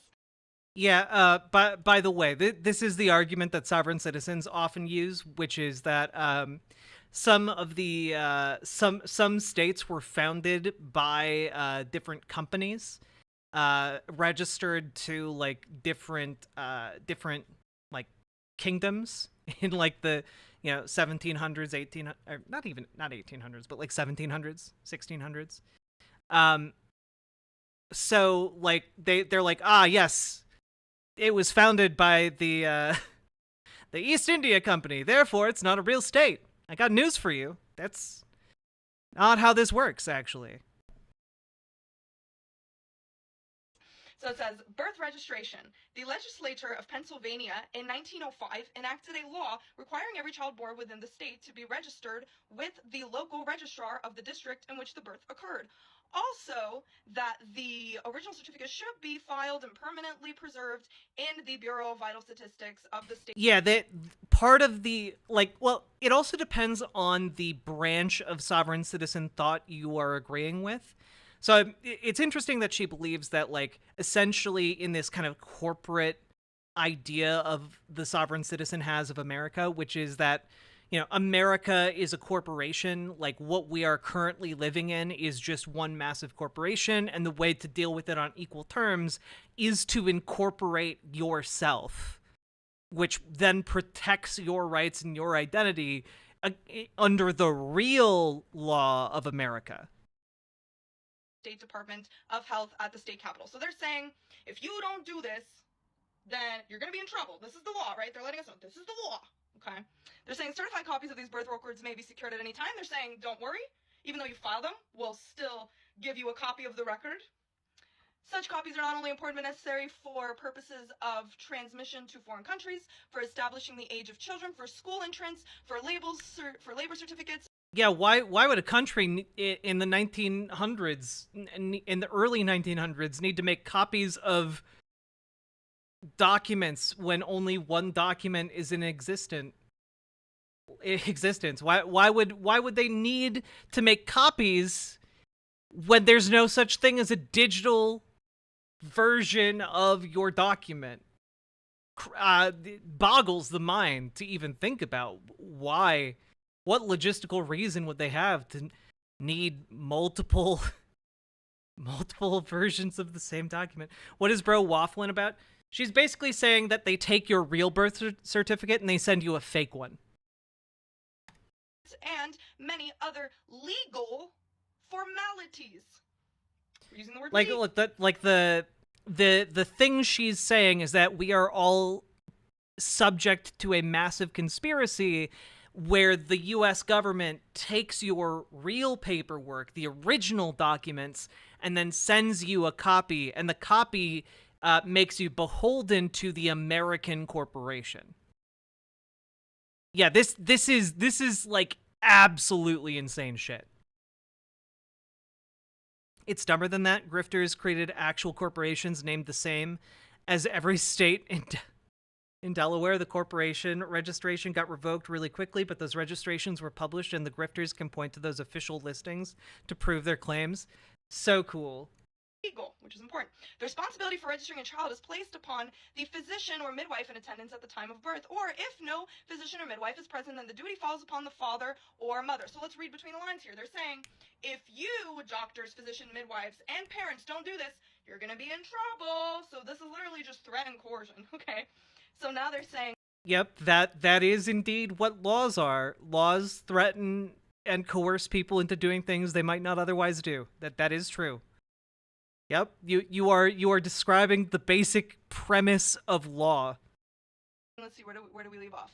If the birth occurs in an institution, the person in charge is responsible. They're saying, we're going to hold you responsible. Threat and coercion. They're saying this law is designed to protect the civil and legal rights of your child in the years to come. So they're kind of doing a little bit of word twisting here, okay? Because we have rights as living men or women of the law, of the land, sorry. We have the common law, which is the law of the land, which are rights that we are born with under God, but... Jesus Christ. Yes. So you have the real law, the law of God. They're saying your legal rights, okay? They're making it seem like they're talking about those rights that you already have under common law, but that's not actually what they're talking about. They're talking about legal rights under the Admiralty Maritime Law jurisdiction, okay? Okay, so buckle yourselves in. If you haven't heard this phrase before, Admiralty Maritime Law, what she's talking about here is essentially a dog whistle for the Jews. Her argument here is that international banking conglomerates have pushed and used their influence to make maritime law the law of the land. And you can guess who exactly she believes are part of the banking conglomerates. You know, this is how, like, being, like, in the crystal mommy woo-woo sphere, like, can slowly suck you down into, like, this Nazification pipeline. Hey, Smelanie, we're talking about sovereign citizens. So then it says here, let's see, for years to come, it is an inheritance to which every child is entitled. So now this is where the marketing comes in, okay? This is where the snake oil salesman tongue... Yep. When they talk about international banking conglomerates, they're talking about the Jews. Nailed it. Lily from Discord, thank you very much for subscribing. I appreciate it. Thanks for being over on Twitch. Comes out, and now they're saying, here's why, they're trying to appeal to your emotions, they're trying to appeal to your morality, trying to make you sound more responsible if you do this. All BS, all marketing ploy, okay? So they're saying... It's a marketing ploy? Oh my god, dude. Yes, the United States government marketing itself. Dude. Yeah, the U.S. government needs to buy up some billboard space, okay? Oh, God. Lily, thank you for gifting a tier 1 sub. I appreciate that as well. Thank you so goddamn much. I'm having a hard time reading this. Maybe if I can zoom in, I don't know. Okay, so it says, let's see, here's the comments. An inheritance to which every child is. It establishes at the time of identity, it establishes the identity of your child. It'll, when they can't have your mother or father to prove when they were born, blah, blah, blah. Also, chat, this is why you get real lawyers instead of getting legal advice on TikTok, okay? I know lawyers are expensive, but, like, literally, like, the lawyer from The Simpsons would be a better person to represent you in court than this lady. Any advice from this lady. See to it that your baby is properly registered. A baby that is worth having is surely worth registering. So when she says rights from God, is that like basic human rights, and she doesn't like that they're called legal rights, even though there are laws protecting those rights? I think I'm going insane. Yeah, when she says basic human rights from God, what she's talking about is the concept of like natural law, like the idea that like God has granted you rights by virtue of you coming into existence. And you have certain rights that are inalienable from your person, which, like, isn't true. Like, you need to have those rights respected in law in order for you to functionally have those rights. Generally speaking, you know. Becoming a paralegal, and I hope to be able to give actual advice one day. Hell yes, Melanie. Then consider this a crash course in what not to do when you are providing legal advice. And we are up to 40 subs, which means you guys get more segments, baby. But let's continue. Give the baby a chance after years to know of your interest in its future welfare. So they're saying if you don't do this, you don't care about your baby. Make it possible through registration for your child to be able to show in a legal way, okay, there's that word again, when and where it was born and who its parents were. So they're making it sound like, again, if you don't do this, then you're morally wrong. You're not doing the right thing for your child, okay? People nowadays register their cattle, horses, dogs. They're calling children domestic animals, guys. I'm not making this up. Like, this is right. I was laughing. Well, they didn't have a whole lot of laws in 1912 regarding, like, registering automobiles. That kind of came a little bit later, but like you had to register your horses and stuff because those were the equivalent of having a car. You had to register your cattle in case they got stolen, so they could be recognized if they were stolen. Like my goodness, they're not in this document. They're not calling children cattle. They're just talking about the need of the bureaucracy of the state to figure out who lives where. This isn't like a shocking conspiracy. Laughing so hard at this, I was like, they're literally telling us, you are chattel, you are cattle. And if y'all don't know what that means, look up chattel, C-H-A. Chattel. You need to look up chattel. Chattel. Chattel slavery. A-T-T-E-L. In the Black's Law Dictionary. It's really going to open your eyes up. So here we go. So it says cattle, horses, dogs, because they are proud of them and because this adds to their value. Put the babies in the same class with the domestic animals and they will in the coming years do more than the animals will do. They will thank you if you are living and honor you if you are no longer with them to hear their thanks. July 1st. This document is saying that because it will make it easier for them to be able to exist within the bureaucracy. That's why. Paladin lost BWA Esquire Sovereign Citizen Legal Counsel. Works on contingency? No. Money down. Chantel? Chantel? Paladin, thank you for the $10 dono, dude. TikTok TOS.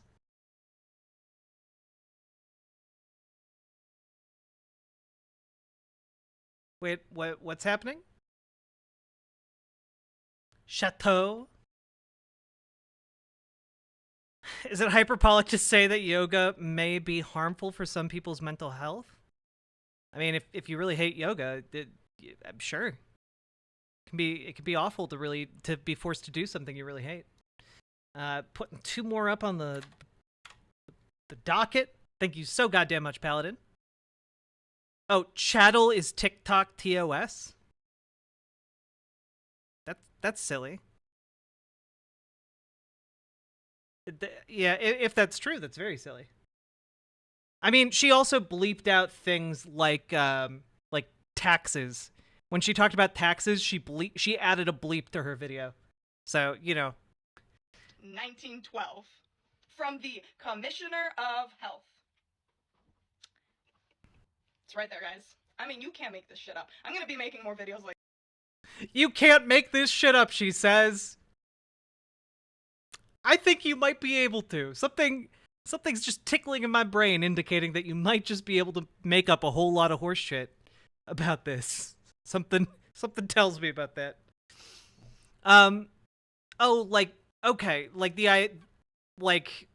yoga is bad for your mental health because it is associated with like Eastern spiritual beliefs. I think if that's the case, I think that's silly. I would consider that hyperbolic, yeah. Like if somebody's like, oh yes, when you do yoga, you're consorting with demons. Like I grew up with that background, and it's just silly. It's silliness.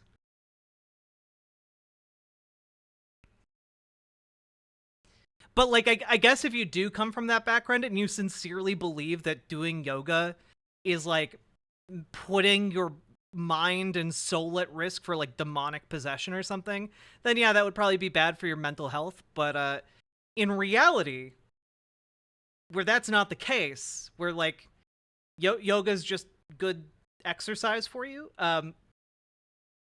no, it's fine. Like in the sense where like some people might experience distress while doing it because they believe insane things. Sure, but that's true of people who believe insane things, generally.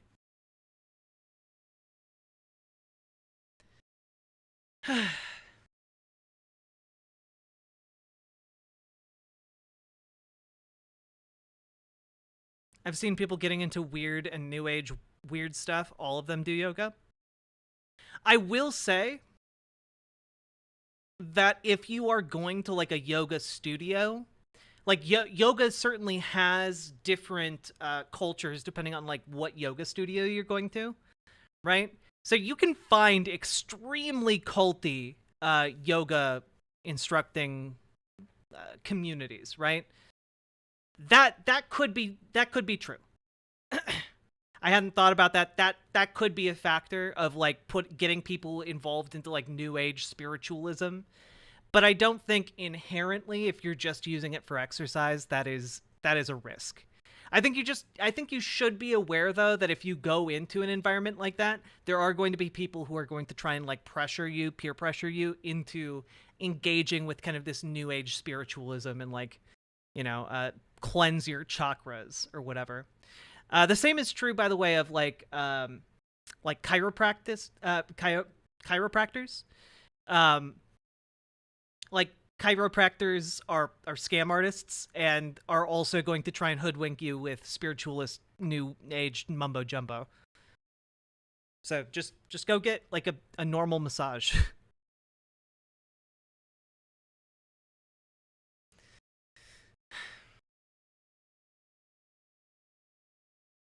That stuff really isn't real?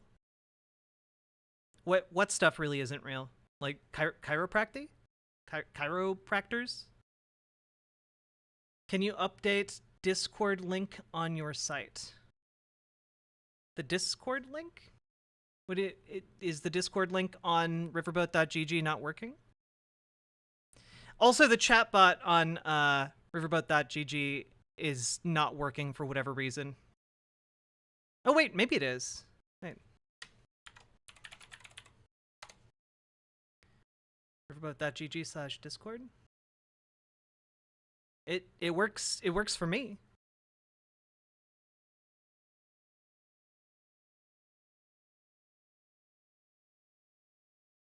If Lily from Discord, if you just type into the address bar riverboat.gg/discord, it should get you there. Should get you a fresh evergreen invite.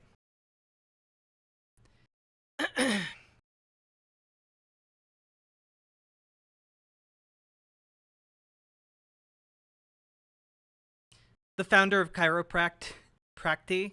Is it chiropractic? The word keeps like tripping up my brain. Literally cited his dreams as his source. Yeah. But if I get Reiki to balance my chakras, I can open a quantum vortex to higher vibrational spiritual plane. Yeah, I mean, maybe part of it is that I grew up, while I did grow up in like a evangelical Christian conservative mindset and like community, we also lived relatively close to like a cult headquarters, like a worldwide cult headquarters, that would run they would run ads at the local movie theater about how they could teach you how to astrally project from your body, and like they worshipped like a blue light and stuff. Like, yeah, if you get like sucked into like a spiritual community like that, like, yeah, it can have incredibly negative effects on you. Can I get fire attacks if I open my chakras? Unfortunately, no. That's wacky. It was pretty wacky. They did their business in a literal golden pyramid in the middle of the Midwest.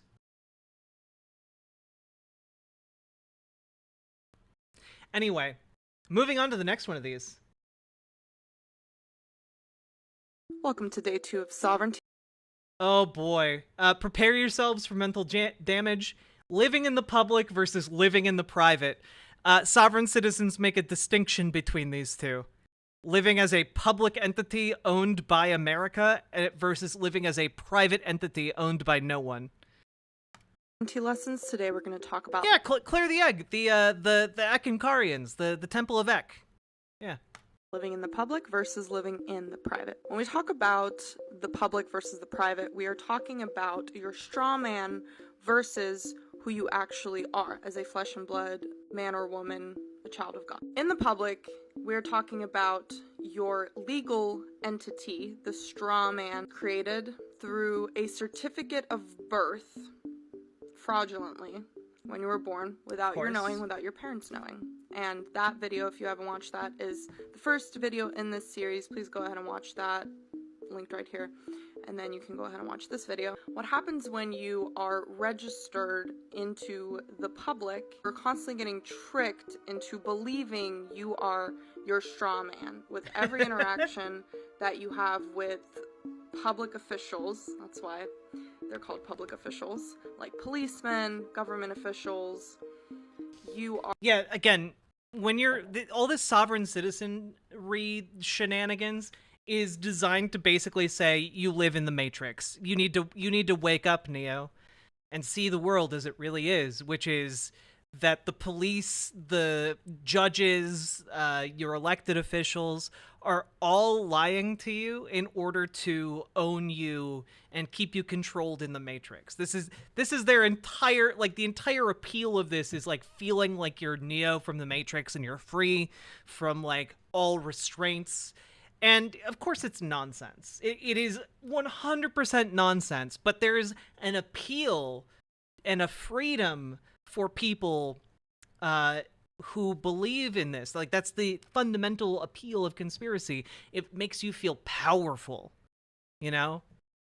Even if the information is wrong, up until that moment where you butt heads with reality, it makes you feel very powerful.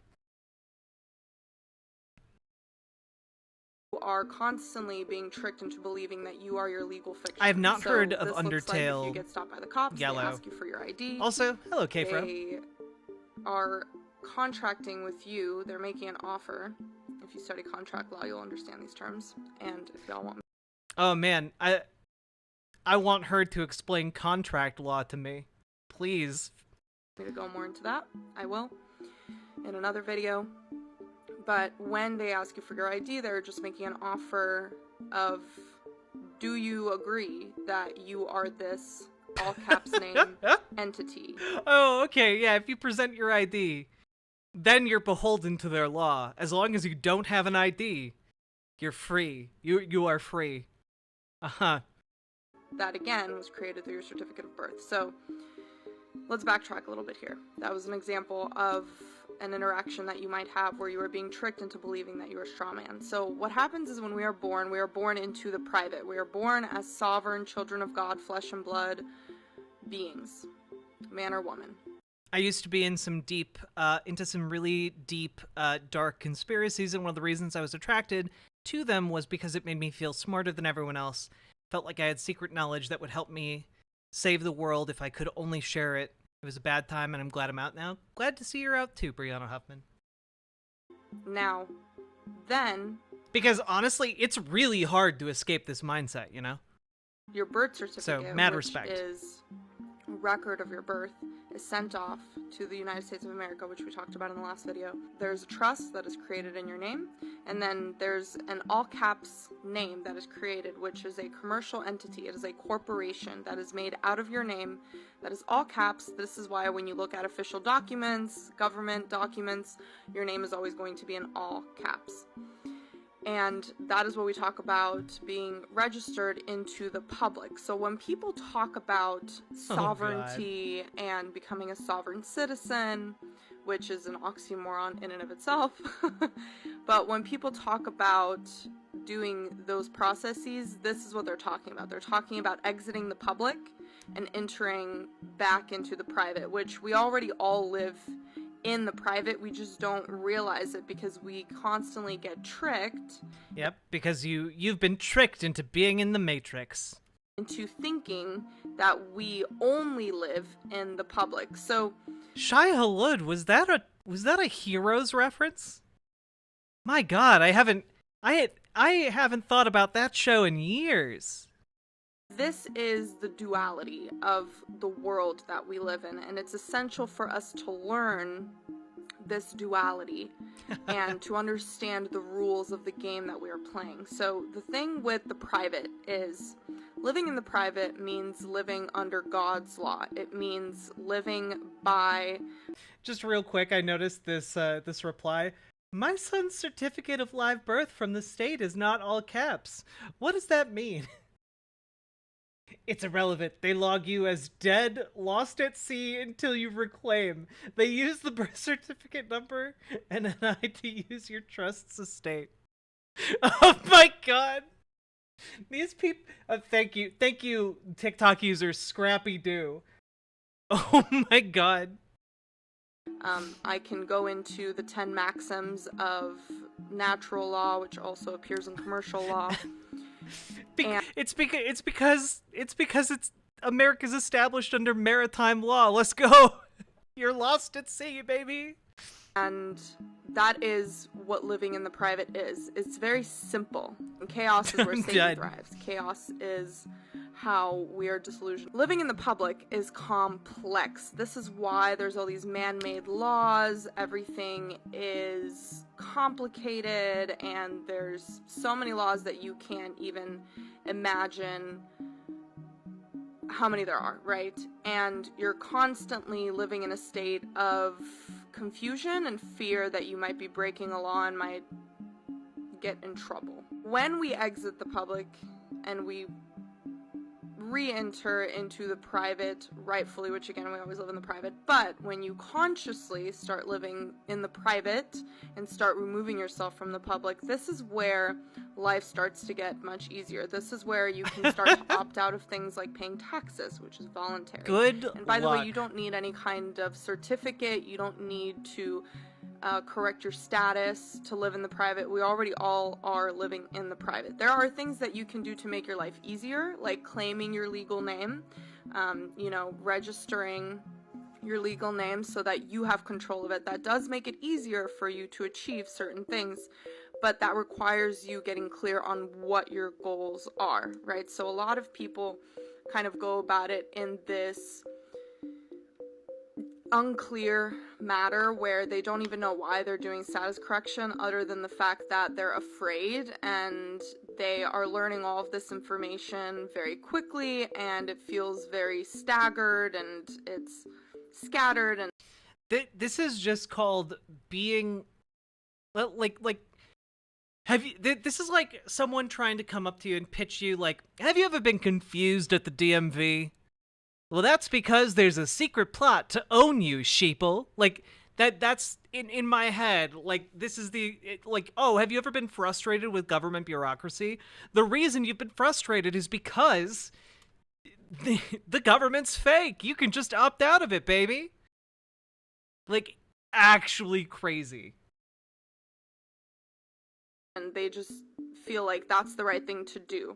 However, exiting the public, entering back into the private consciously requires a mindset shift. There are actions you can take lawfully to do that also, but you do not have to. And that's what I need y'all to understand, is that there is no paper, certificate, no man on earth can tell you that you are a child of God, that you are sovereign, and that you have a right to live your life the way that you desire to live it.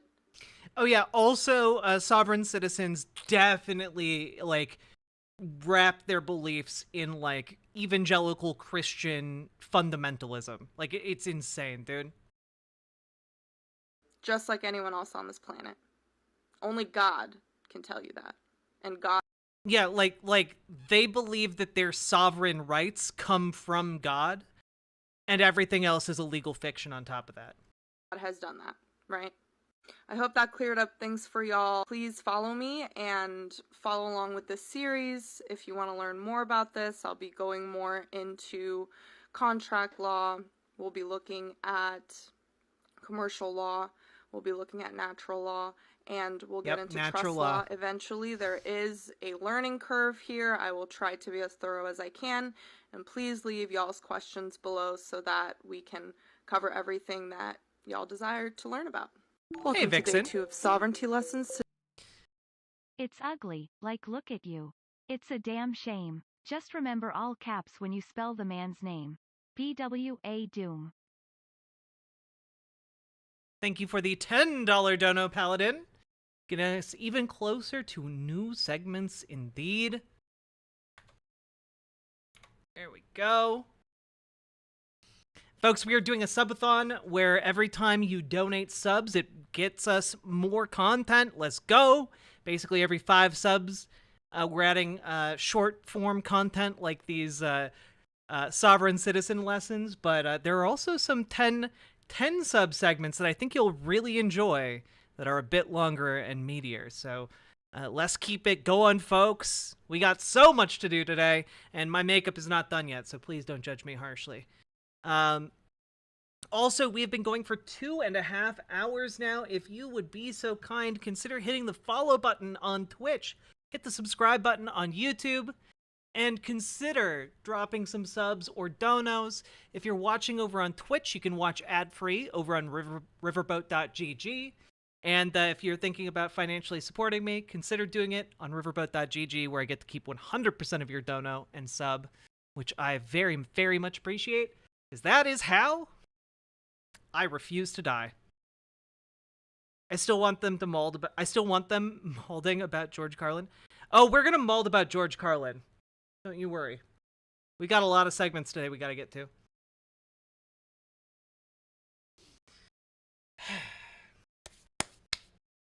Wait, your skin looks great. What moisturizer do you use? So I use a Korean skincare brand called Yawadam. Would recommend. Very good.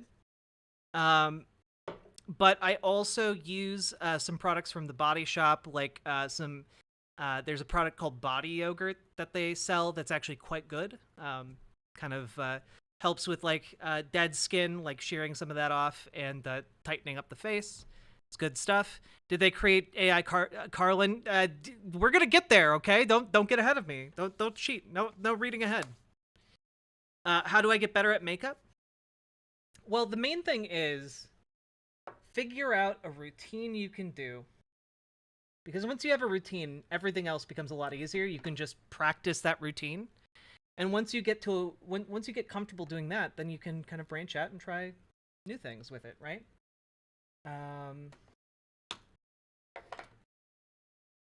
So like right now, I just finished doing the the foundation. Now moving on to doing some contouring with some contouring powder from Tarte. And we're going to move on to another Sovereign Citizen video. We got to finish all these. There are 9 videos, baby. Welcome to Sovereignty Lessons.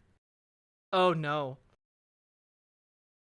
So, for reference, I did not actually, like, pre-watch any of these or even look at them. But I know that everything in this video about how republics aren't democracies and democracies aren't republics is going to drive me fucking insane. It's day 3. Today we're talking about the difference between a republic and a democracy.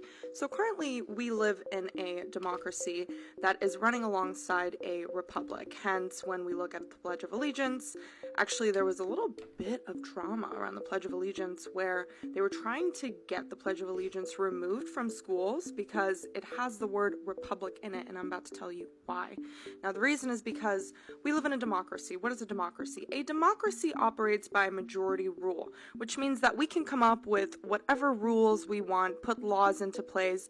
Hell yeah, trans girl Jane. Based on what is the most popular ideas and opinions at the moment. Now, a republic, on the other hand, is based on God's laws. It's based on a set of rules. Well, I say God's laws, but it's just based on a set of rules that we have all collectively decided we will follow, and there isn't any room. It's very difficult to change the laws in a republic because we just go by the specific set of laws.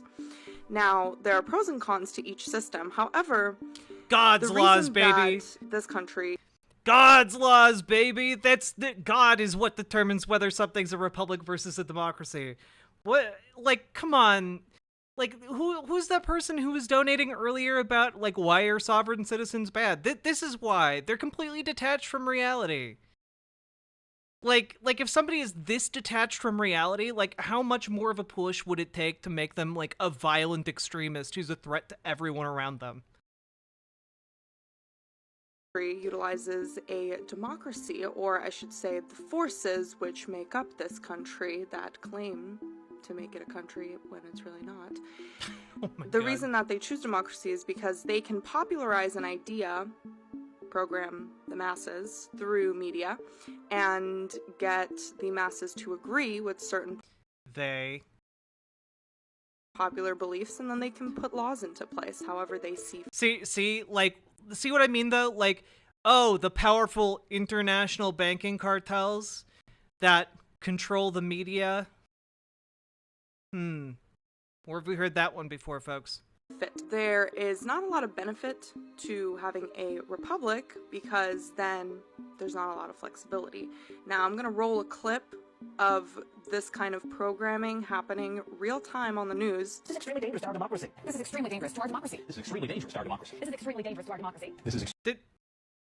This was put out by a conservative organization. The conservative group, the Sinclair Group, owns all of these these networks and put this out.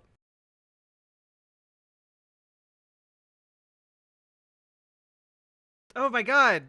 Extremely dangerous to our democracy. This is extremely dangerous to our democracy. This is extremely dangerous to our democracy. This is extremely dangerous to our democracy. This is extremely dangerous to our democracy. This is extremely dangerous to our democracy.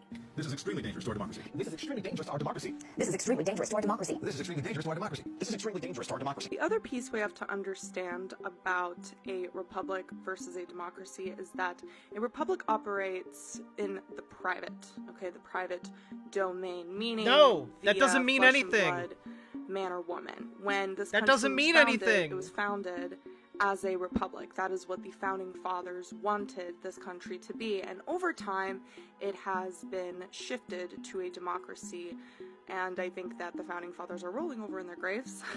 They saw what was happening today.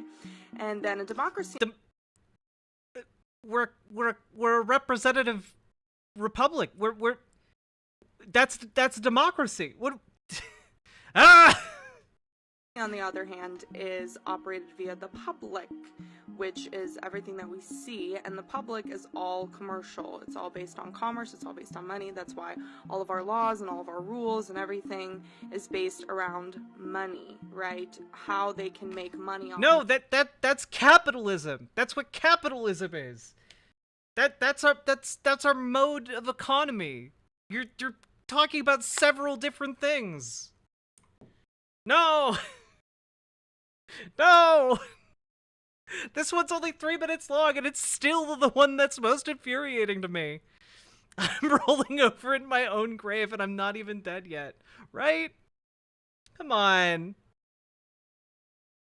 Stop saying silly things so I can finish my makeup. God. Of you by creating all kinds of laws for you to accidentally break and then make you pay up for breaking said laws, right? So that's another benefit of having a democracy, is you can come up with all these BS laws and then charge money for people breaking those laws and turn a profit over it. So democracy...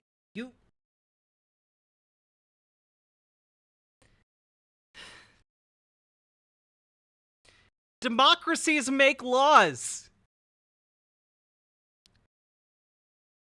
Part of being a democracy is the method by which laws are made.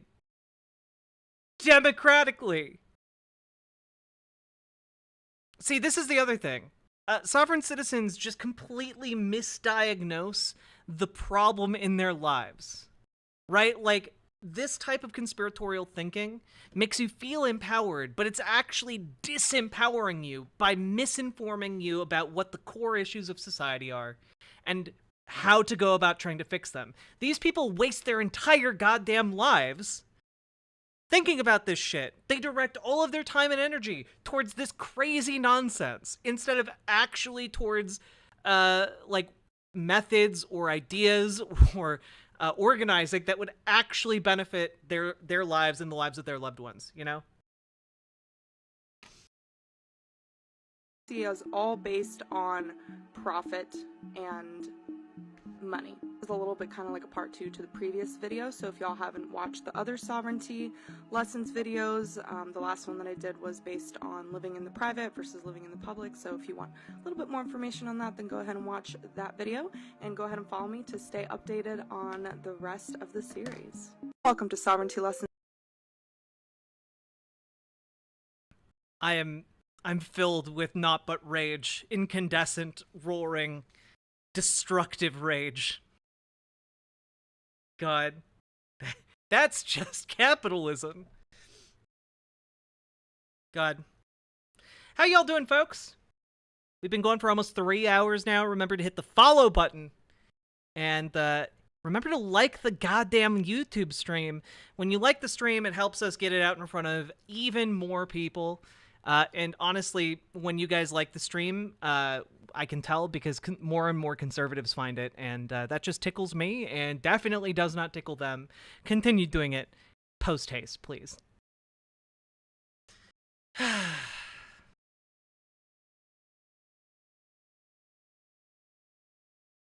Well, that's the thing, Zakina. Generally speaking, if you're able to talk to a conservative, and you can talk in a more... If you can talk conservative language, you can generally get conservatives to agree on leftist solutions, right? Like, if you, instead of saying, we need to pass the Green New Deal today, if instead you're like, we need to bring solar panel manufacturing back to America, and, you know, too much of it's been going overseas to China.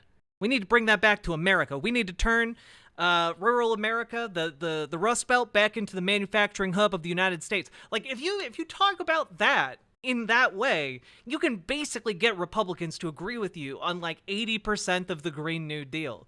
There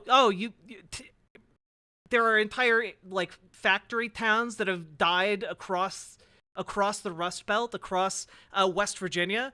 Wow, you know what we could do? We could repurpose those factories and construct wind turbines and solar panels, and we could invest in that and revive your struggling, dying towns. But instead, we don't actually couch our ideas in terms that they'll understand. unfortunately. I think the same is true with Christians if you can use religious language effectively. That's only true for some Christians. Fundamentalist religious folks aren't going to respond to religious language arguments because they are, frankly, too far gone and can just say, no, I disagree. God told me opposite, you know? Like, the problem with religious thinking is that if you go far enough into it, it becomes like just a thought terminating, right? You're doing it because God told you to. You know? I'm not even joking when I say I can get my conservative mom to agree on universal healthcare by calling insurance companies socialist. Yeah, like unironic. I'm not kidding about like changing the language to appeal to conservatives. I like if some young person wanted to run in the Republican Party and just like altered their language, there's a decent chance that they might be able to get Republicans down on like a lot of economic issues, you know?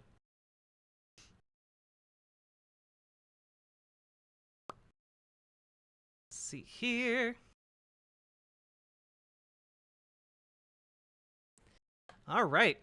Chat, we got 74 likes on the stream. We just need 26 more likes to hit 100. Let's go. I believe in you. You've already surpassed the funny number. I believe in us.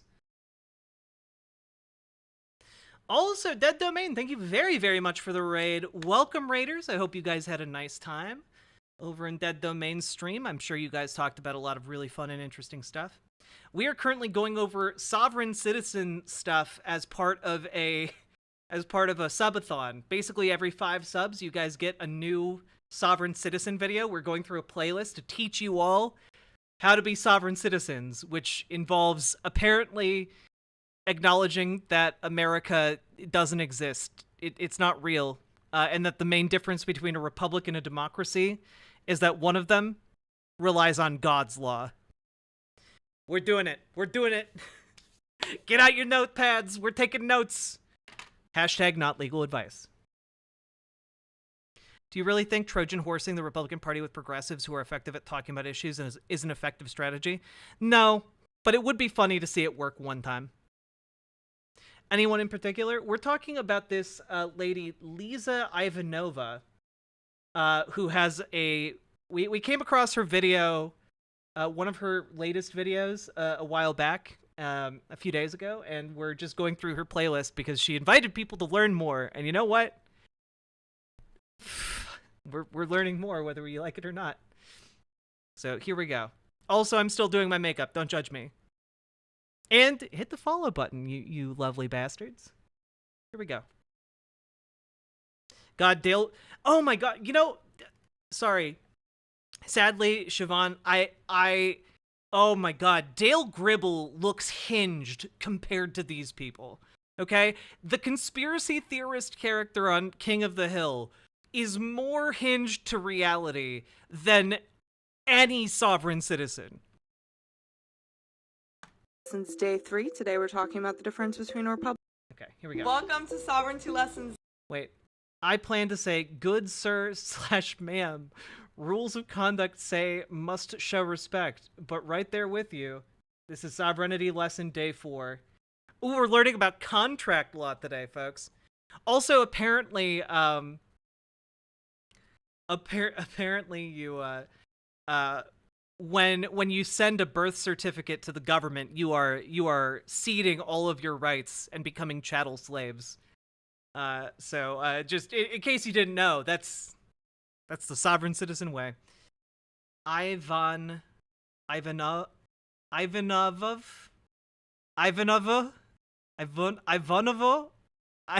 don't know I can do that. I'm sorry. I'm too Midwestern. My exposure to Russian names is almost entirely thanks to the Red Alert series. I kid. I'm one of your YouTube subs. You're popping a lot harder on Twitch. Nice. You know, when people raid in, we're doing good. But you know, we're also popping on YouTube today. We got over 100 people watching right now on YouTube. It's nice. I saw a sovereign citizen illegally parked in front of a fire hydrant the other day. They were privately traveling a brand new Mercedes. Yeah, sovereign citizens also believe that if you just say you're traveling instead of driving, you can get out of any parking or driving violation. Like, you can go 100 miles an hour in a 55, and you're just traveling, so you're not subject to the laws of the land. It's silly as hell. Thiessen, LGT.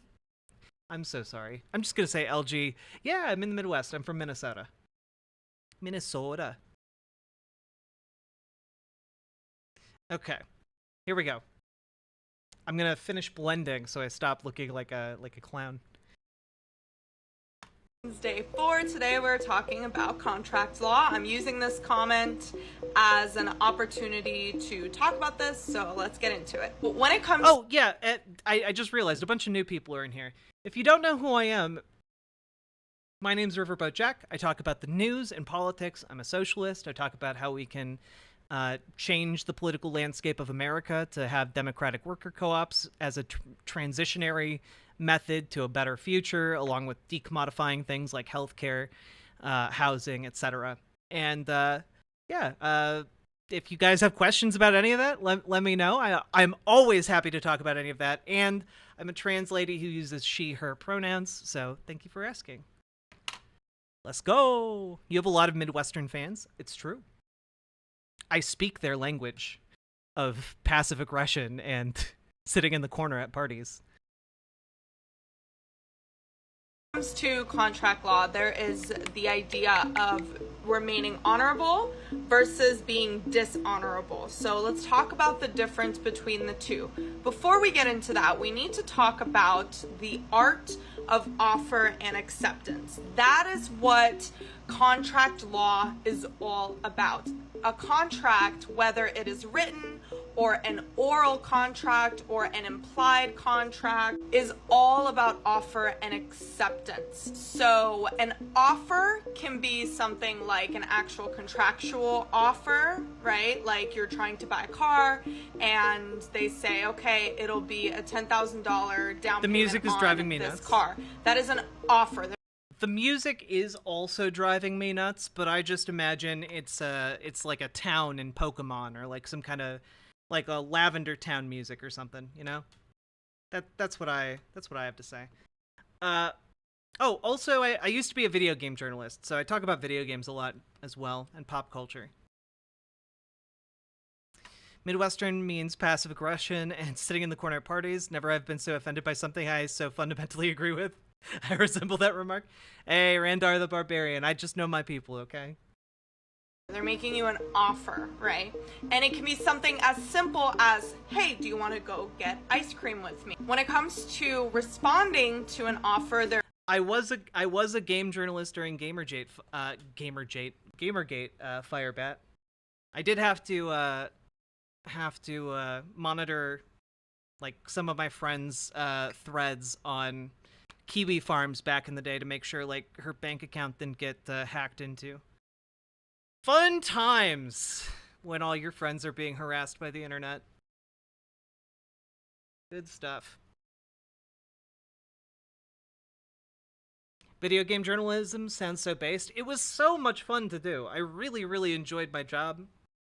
Like, being able to be on kind of the cutting edge of like what video games as an art could be capable of was really, really cool to me with my English degree. And then COVID happened and I was out of a job and somehow fell into talking about politics online. Let's see. I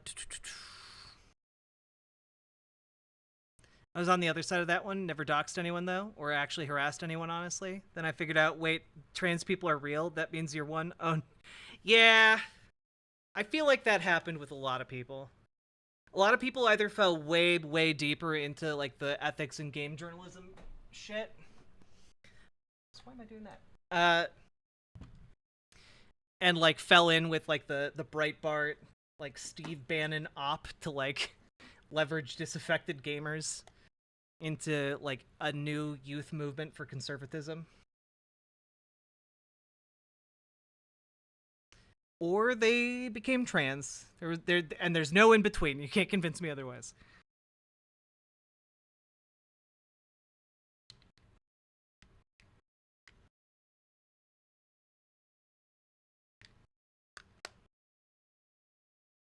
He totally hijacked that shit. Yeah, like seriously, Steve Bannon, the campaign manager for Donald Trump, like got his start, or not got his more recent start in like the Trump era by having invested in Chinese gold farms in World of Warcraft. And he noticed like a lot of like incel type behavior in video games, and realized he could weaponize it using Breitbart to kind of spearhead that, you know? Do you think that you might find your way back to video game journalism or include it in your present show somehow? I do play games on stream, and I do use games as like examples to talk about things sometimes. Like an example of that would be early back in my streaming days, or early back in the beginning of this stream, I talked a lot about the game Frostpunk as one of a game that like radicalized me politically, due to the fact that like it exemplifies basically how attractive authoritarian measures can become in harsher economic / environmental circumstances, and like how that is a reflection and a commentary on the dangers of like eco-fascism. And so like I talked a lot about how having that game kind of make me realize like, oh, in the future, Republicans are already like practically genocidal about undocumented immigrants coming over the border. Like, how much farther will they go when like the globe is on fire due to climate change? Like, cities are going underwater. There are climate change refugees just within America itself. And it's somewhat telling that when you play Frostpunk, there is no... There are very few mechanics that are as subtle as kind of the judgment you get at the end of a game of Frostpunk. But what's really interesting is that if you adopt too many policies to make it easier for yourself to make it to the end of a playthrough of Frostpunk, the game basically provides you kind of an epilogue about like how you lost your humanity in the face of all these challenges. The only way to get the good ending of Frostpunk is to not go down like the religious fundamentalism ideology track or the authoritarian state track. And like that is incredibly difficult to do. And I love how they use the mechanics of that game to really hammer home this point that like if we're not careful and we find ourselves blindsided by climate change in this way, like fascism, it becomes like a much starker battle between like fascist ideas and like simply surviving, you know? So like that would be an example of how I talk about video games and politics. Hypno Amber, I'm sorry your eyes can't process video games. Maybe your eyes could process like slower paced games, like turn-based games. Yeah, this War of Mine is also very good, but I found that very difficult to play.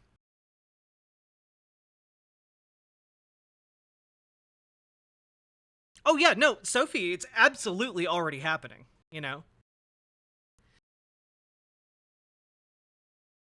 And now I'm actually sort of happy to have sane friends. Hell yeah, Foxbat. Let's go!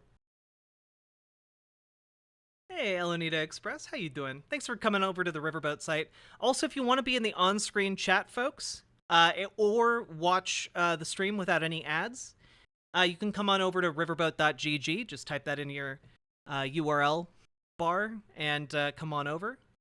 And you can watch for free. Let's see here. Meanwhile, I'm playing Factorio. I am the climate crisis. True. All right, back to this lady. There are 4 ways that you can respond. You can respond with silence, which makes you a debtor. We'll talk about more what that means. You can respond with rejection. Still, you're a debtor. You can respond with unconditional acceptance. Now you are a creditor. Or you can respond with conditional acceptance, also a creditor. So when we're talking about this specific video that the comment is referring to, you are watching this man do an excellent job at conditionally accepting the terms that are being put in front of him. Even the fact that he's showing up in court is a conditional acceptance that he has done whatever injury that they're claiming he has done. Yeah, like, sovereign citizens are so far gone, they're like, yeah, if you even show up in court, you're already ceding the argument. Like, they don't believe in using the legal system to, like, actually solve conflict. You know, they don't believe that is a path towards doing that. They believe in one-on-one communication, and if you can't do that, well then, what are you gonna do? We're all sovereign citizens, you know what I'm saying? Maybe your rights supersede their rights. Is any of this correct? 0% of it is correct.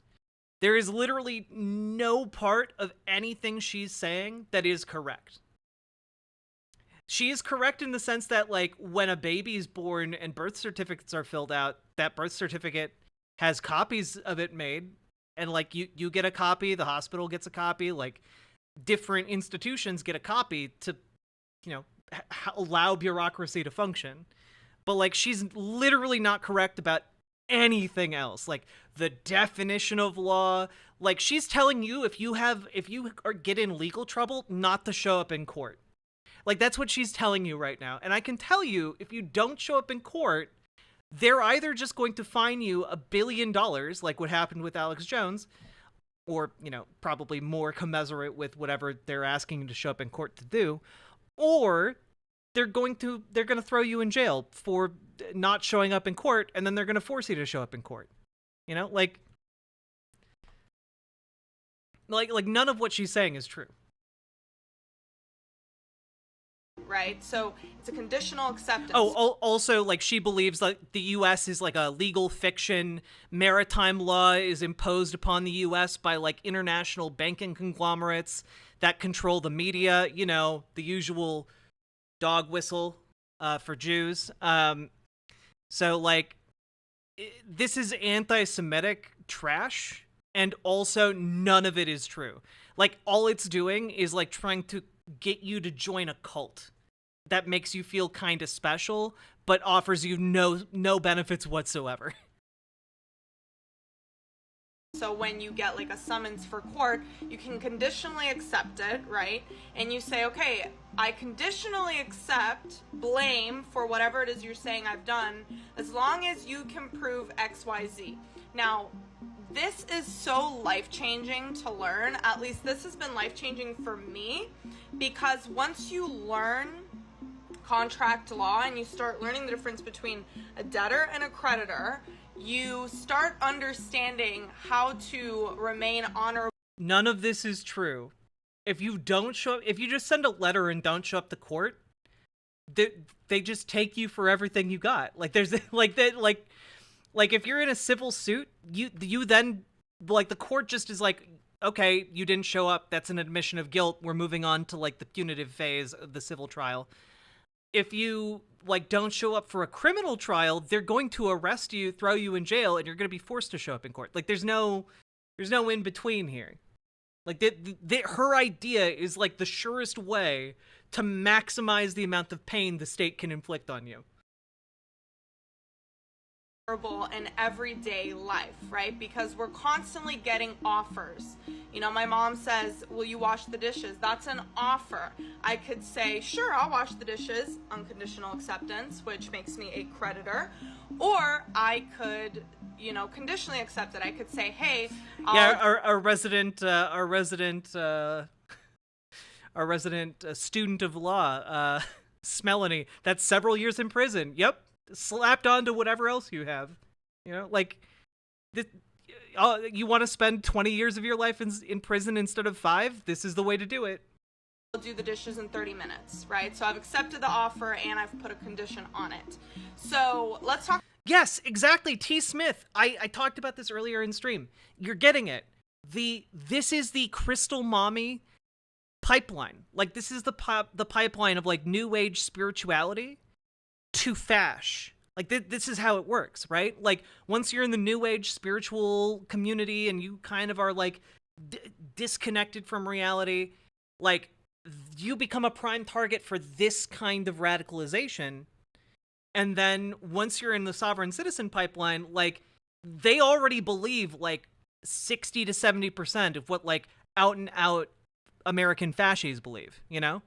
Yeah, next you're showing up for Moms for Liberty meetings. Exactly. Talk about the difference between a debtor and a creditor. Let's talk about it in the context of getting a bill, right? So the electric company sends you a bill. You think that is just what it is, right? You just have to pay that bill, but it's an offer, okay? Again, remember, everything is an offer. You can unconditionally or conditionally accept it, or you can choose to respond with silence or rejection, right? Which would make you a debtor. Now, when you're a debtor, that means that an offer has been made to you and you have rejected. So now you owe this person something. You are in debt to them, right? Whereas when you accept something, okay, you accepted, whether it's unconditional or conditional acceptance, you are the creditor now. You don't owe them anything, right? You fulfilled whatever it is that they've put in front of you.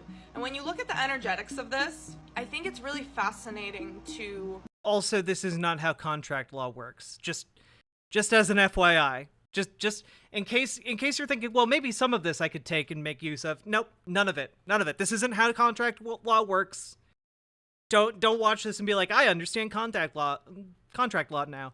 You don't. You understand nothing. You understand less than before. Your ability to cognitively figure things out, I've made you all dumber. Think about... For content, of course. The earth that God created and the ways in which God wants us to operate on this planet.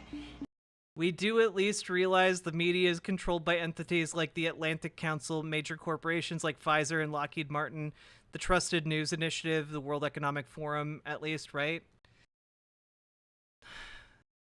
Only to the extent that, like, these organizations have relations with, like, the production companies. You know, like, in the sense that, like, you know, the U.S. military or, like, police institutions have relationships with Hollywood that lead Hollywood to make movies where police are portrayed more positively or the military is portrayed positively. Like, that's real. But the idea that, like, Pfizer controls the media, that's not real. The World Economic Forum doesn't control the media, but the powerful individuals who are billionaires and own media companies certainly do have influence on the media. Jeff Bezos has influence over, like, the Washington Post, for example. Like, the issue here is the idea that, like, these sinister institutions are controlling the media misses the point that the issue is that all of their interests are aligned by capitalism. Capitalism is what is aligning these folks in ways that are negative or detrimental to average working people. Like, that's the issue, right? Like, it's not oh, the World Economic Forum is trying to impose its woke leftist ideology. No, the World Economic Forum is a bunch of, like, extraordinarily wealthy people and organizations coming together to talk about how they can get more wealthy. Like, that's it. I've listened to enough of the conspiracy theories and watched enough of, like, the actual meetings of the World Economic Council. It's just capitalism. It's just capitalism.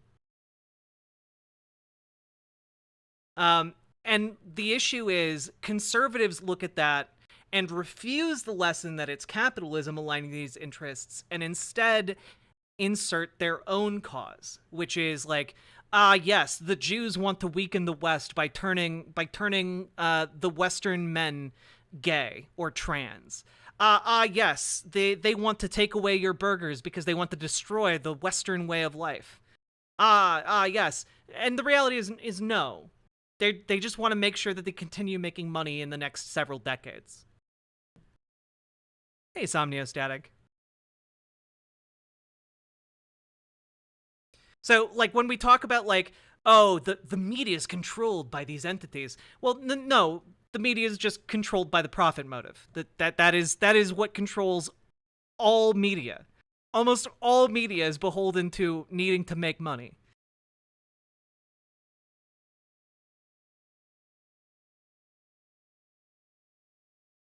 The same with my media, so consider dropping some subs or donos, because if I don't get them, I die.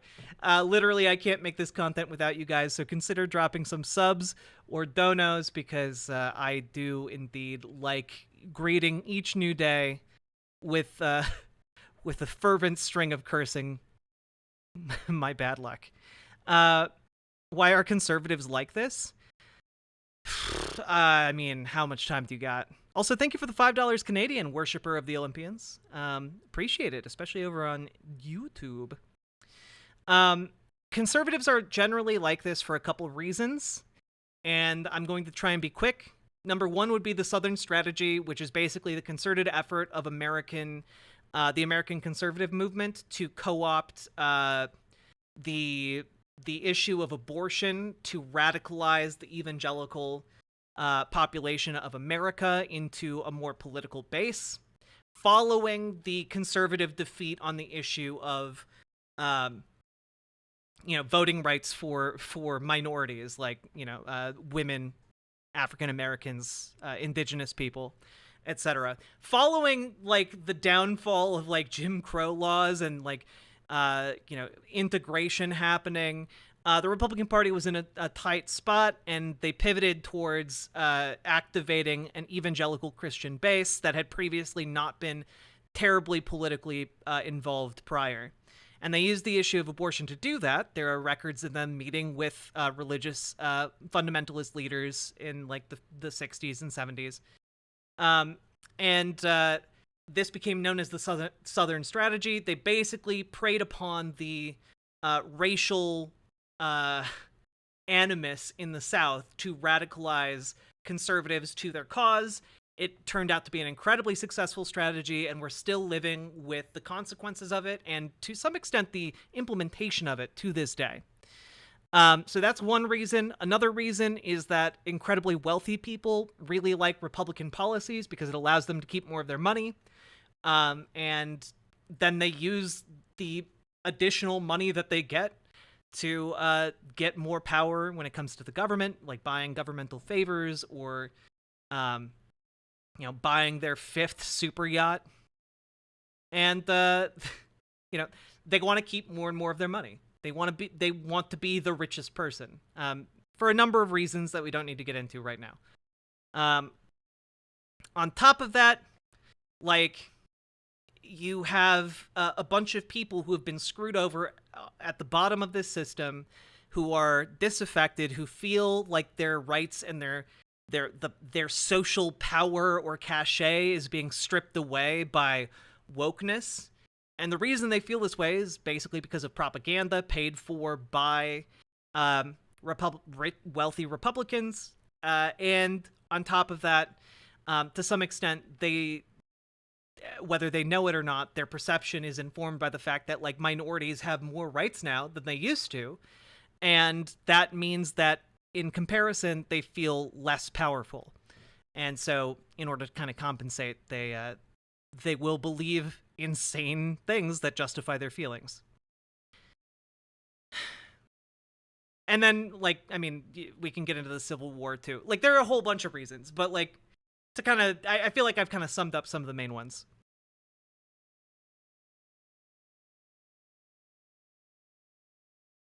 Also, like, conspiratorial thinking makes you feel really special, and then you become kind of a intellectually trapped to conservatism, because, like, your alternative is realizing that you've been like allying yourself with like the like incredibly racist, terrible people, or voting for like politicians that are like wanting to kill trans people.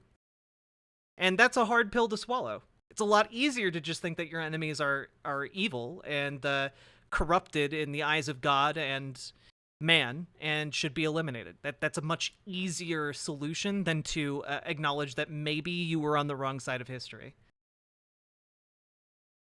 Plus, like, once they get trapped in that conspiracy bubble, they find a bunch of friends who believe all of the same conspiracy stuff.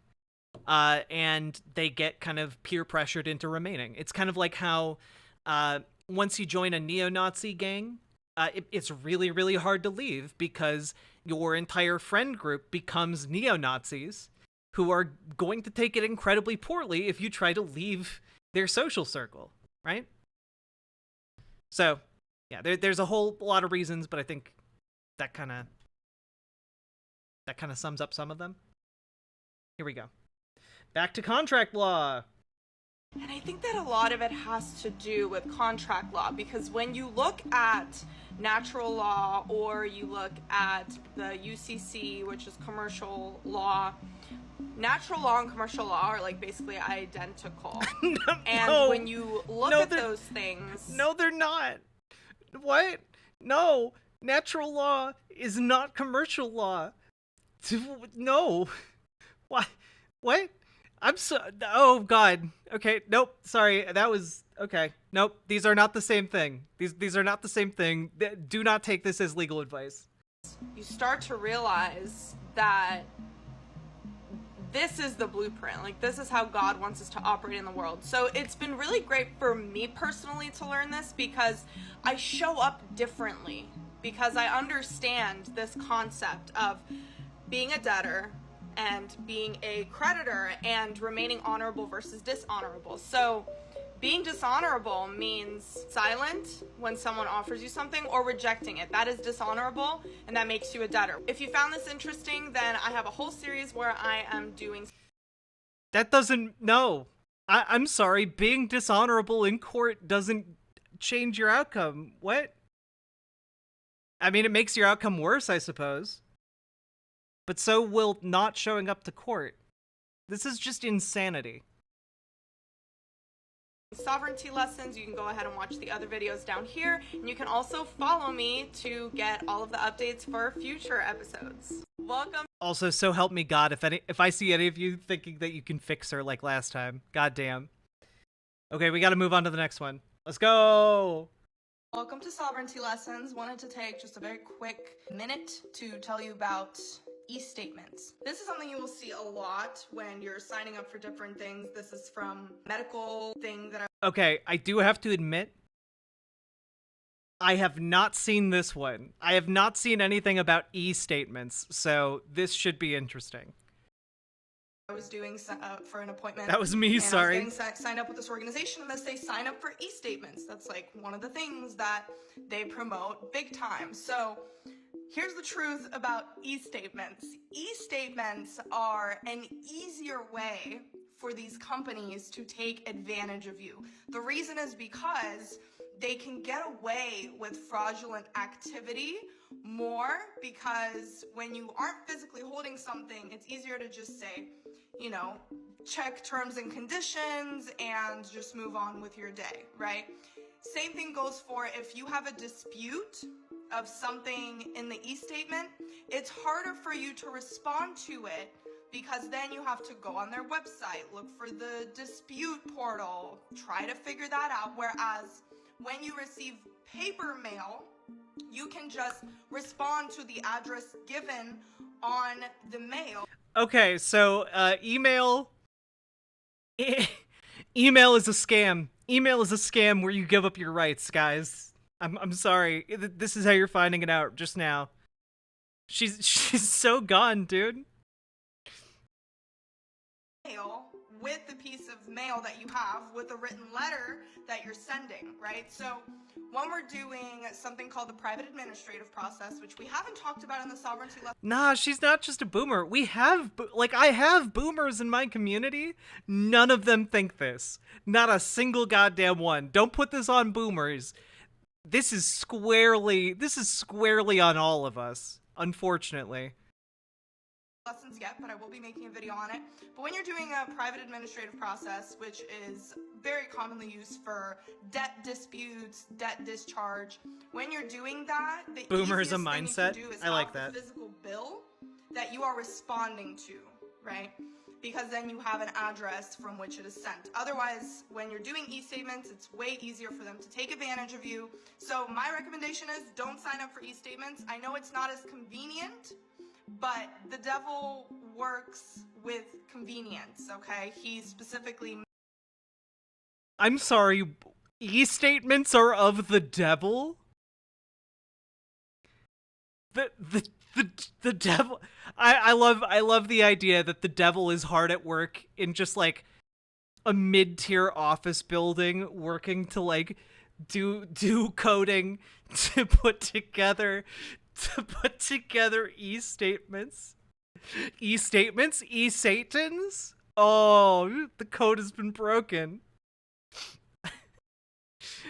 Oh, Foxbat, yeah, this is the bubblegum millennium. This is truly the South Korea. We live in the South Korean Mark of the Beast music video. Let's go. Makes things more convenient so that we are more likely to contract with him and to get taken advantage of. So, hope this helped y'all. If you like this lesson, please follow me. And God, if you are likely to be taken advantage of, do not use these videos for advice. Think about it, baby. Seems like nobody cares about Palestine anymore. We talked about Palestine earlier in the stream. We're probably going to be talking about Palestine again later. Let us have our moment laughing at domestic terrorists in the making. And watch the other videos in the Sovereignty series. Welcome to Sovereignty Lessons. Okay, next one. Let's go. Wait, sorry. Sometimes I need to look at these top comments. A statement with dollar amounts are also bonds/coupon/vouchers for tender of payment and interest assignments. So what can I do if they can't provide me the master bill of my water bill? I live in an apartment. They said the information is confidential because we are many in the same building, but they charge me monthly around $200 in water. I can't live like that. This is the other thing, right? A lot of people want to believe in a conspiracy that explains their, like, day-to-day inconveniences, you know? I have heard it said that the Bible is Oh boy. Adam and Eve's story is about contract law, baby. Oh no. Oh no. Oh no, dude. a master class in commerce, and I'm studying commerce right now, specifically. I'm sorry, Adam and Eve is a master story about commerce? Man, it really tells you something when your story is about, like, two people being married by God, and, like, you're like, ah, yes, this is a commercial transaction. Jesus Christ, dude. Contracting, which is a big part of commerce, and I have been reading this document that goes over the basics of contracting, and it compares stories or elements from the Bible with contracting. So I wanted to read this to you guys, and if you want the full document, then you can join the Empowered Collective Facebook group in my bio, and I'll upload it there. So, if you wish to truly understand and master contracting, it will be highly useful if you see the biblical nature underlying its entirety. How so? Humans were created by God. I was an atheist through most of my life. Now I will offer that if you don't believe that God sent his one son down to pay your debts, you have bigger problems than masks. This is not... Girl, what hurt you?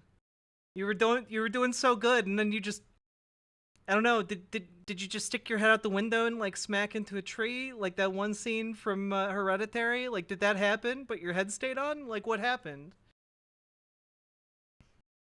You must lack nuance to not see the business side of Adam and Eve, Kappa. Hey Al. God. Show us where the commerce hurt you, indeed. Not entirely irrelevant, as our entire commercial system has both feet planted firmly in Scripture. One of the most important aspects of the nature of existence is free will. It does not, by the way. We were given dominion over this realm, and we were given everything we needed to be comfortable and happy and to flourish. In case any of you were silly enough to be like, ah, yes, this sounds legit. Remember, it's not. Please do not become a cultist. There was a tree of life from which we could eat that provided massive regenerative powers. The atmosphere was much different, with more oxygen that allowed humans to run and move for extended distances without becoming... Oh no. Okay. So part of this chat is that she is a literalist. She believes the Bible is literally true. So, like, kind of the people who think that the Earth is only like 6,000 years old kind of shit. They make arguments like this to explain how, like, Moses lived for, like, 700 years. Well, the atmosphere was different, you see, so it allowed us to live longer, and, well, it had a different chemical composition that made us be able to run faster and lift boulders the size of 10 men. Like, no. How can it be a cult if I don't sign a contract? True. Checkmate, atheists. They cut the cool stuff out of the Bible. Yeah, they cut all the angel fucking out of the Bible. I didn't know my water bill is satanic. Is electricity satanic too? Better stop paying my bills. That will go well for me, I'm sure. Also, snipe white name BWA. GamerG, thank you for gifting Elenita Express a sub. I appreciate it. Hope they do too. And let's make sure that gets added to our amount. Your contribution just unlocked another video. Let's go. Let's go. Thank you so goddamn much. I'm sensing mysticism. Just a bit. Just a bit. Also, since my makeup is going to be done shortly, I'm going to be changing into my stream outfit because you guys actually unlocked my better outfit change. So I will no longer be Comfy Jack. I will be Spicy Jack. Spicy Boat Jack. Let's go. Becoming wary.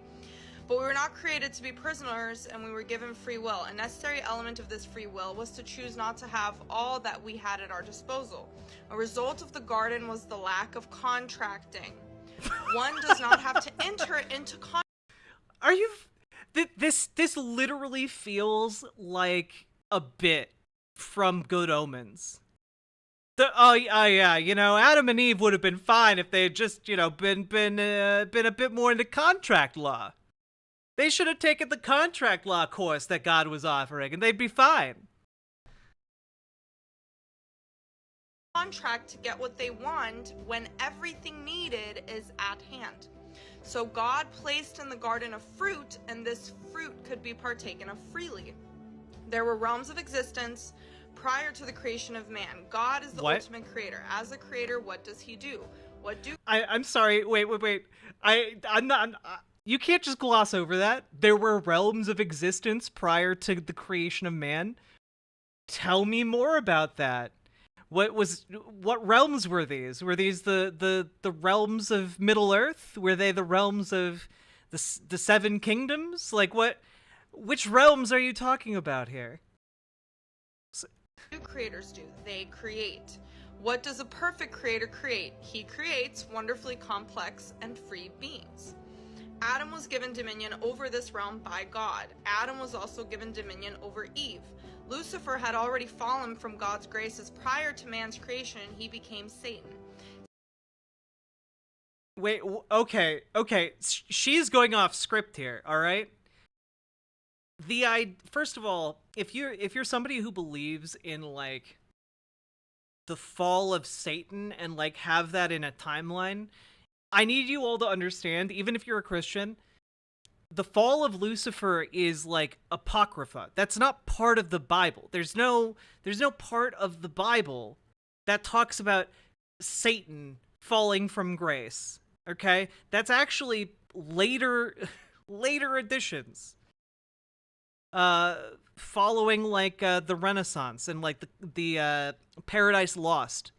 Like Paradise Lost is what popularized the concept of Satan in like Christian like the Christian mythos, you know? What she's talking about here is stuff like I think like Book of Enoch type stuff.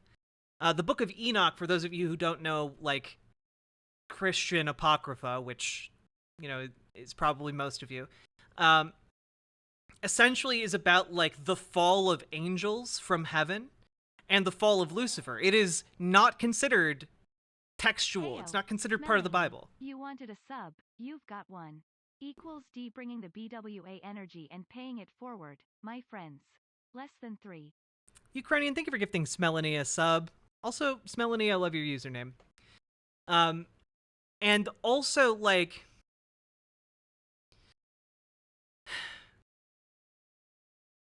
man, Dante's Inferno definitely contributed as well. Like the idea of like hell being having like a physical tiered space. But also like the rapture isn't biblical. Like so much of what evangelical Christians believe is not actually from the Bible. And like the Book of Enoch is where you get like the idea that like giants are the result of humans interbreeding with fallen angels.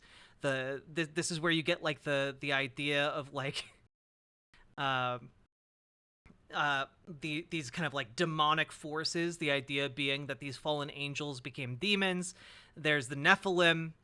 Like it's all like wild, insane stuff. I think like Book of Enoch mentions like giant lizard like monsters. Like it's crazy stuff, and they cut that all out in the church councils to kind of that went into codifying the Bible. Yeah. So, like, when she's talking about this, I just need you guys to know she is going off book, even for, like, religious fundamentalists. Satan hated this new being to whom God had given dominion over this realm. Eve was tricked. Satan got Eve to question what God had told them, and he said to the woman, "Has God indeed said, you shall not eat of every tree of the garden?" And the woman said to the serpent, "We may eat the fruit of the trees of the garden, but of the fruit of the tree which is in the midst of the garden, God has said, you shall not eat it, nor shall you touch it, lest you die." Then the serpent said to the woman, "You will not surely die, for God knows that in the day you eat of it, your eyes will be opened, and you will be like God, knowing good and evil." So Eve ate of the fruit, but nothing happened, because the lease of this realm was not held by Eve, it was held by Adam. What did Adam do? Adam had the lease? The lease was in Adam's name, chat. No, I refuse. I refuse. Are you kidding me? He ate of the fruit as well. At that point, a contract was established between Adam and Satan. Satan made an offer, Adam accepted. The lease of this realm passed from Adam to Satan, and Satan holds this lease to this very day illegally. And thus, man... Oh, Satan is illegally holding Adam's lease. I don't think any of this is how contract law works, guys. I don't think any of this is how it works. There's no fixing her. Satan's illegal lease. Yeah, Adam accidentally gave Satan his birth certificate. And descended into contract. It is what is meant by knowing good and evil. Prior to that incident, Adam and Eve did not need to contract, but when you begin contracting, you see good and evil being done. God knew. Man, it'd be so cool if she was talking about, like, when you begin contracting. Like, she's talking like an anime monologue of exposition about, like, how a certain setting where, like, I don't know, a bunch of teenagers are running around making contracts with demons, which is basically what Digimon is. Like, she's basically trying to pitch us the idea that reality is all Digimon. We would need the tools necessary to manage commerce until he returns. That is what the good book does for us. Hence, the Bible being a masterclass in commerce. Okay. Take court, for instance. What do most people do when they feel the scales of commerce are not balanced in a manner in which they are involved? They sue. Then a justice, in quotations, the judge, is actually a justice. If you look up the definitions for justice and banker in Black's Law Dictionary, at least the early edition, you will find they are nearly synonymous, if not the same. A justice is a banker. He is making sure the scales are balanced. Two kids are playing with a toy. One feels he is not getting his fair share of play with it, and suddenly there's a shout, "Mom, Dad, Joey isn't letting me play with the toy." So now an authority figure, a justice, has to step in and handle two debtors. That is what is happening when you immediately sue someone. You don't have an agreement with the other party, and you are immediately hollering for an authority figure to fix it.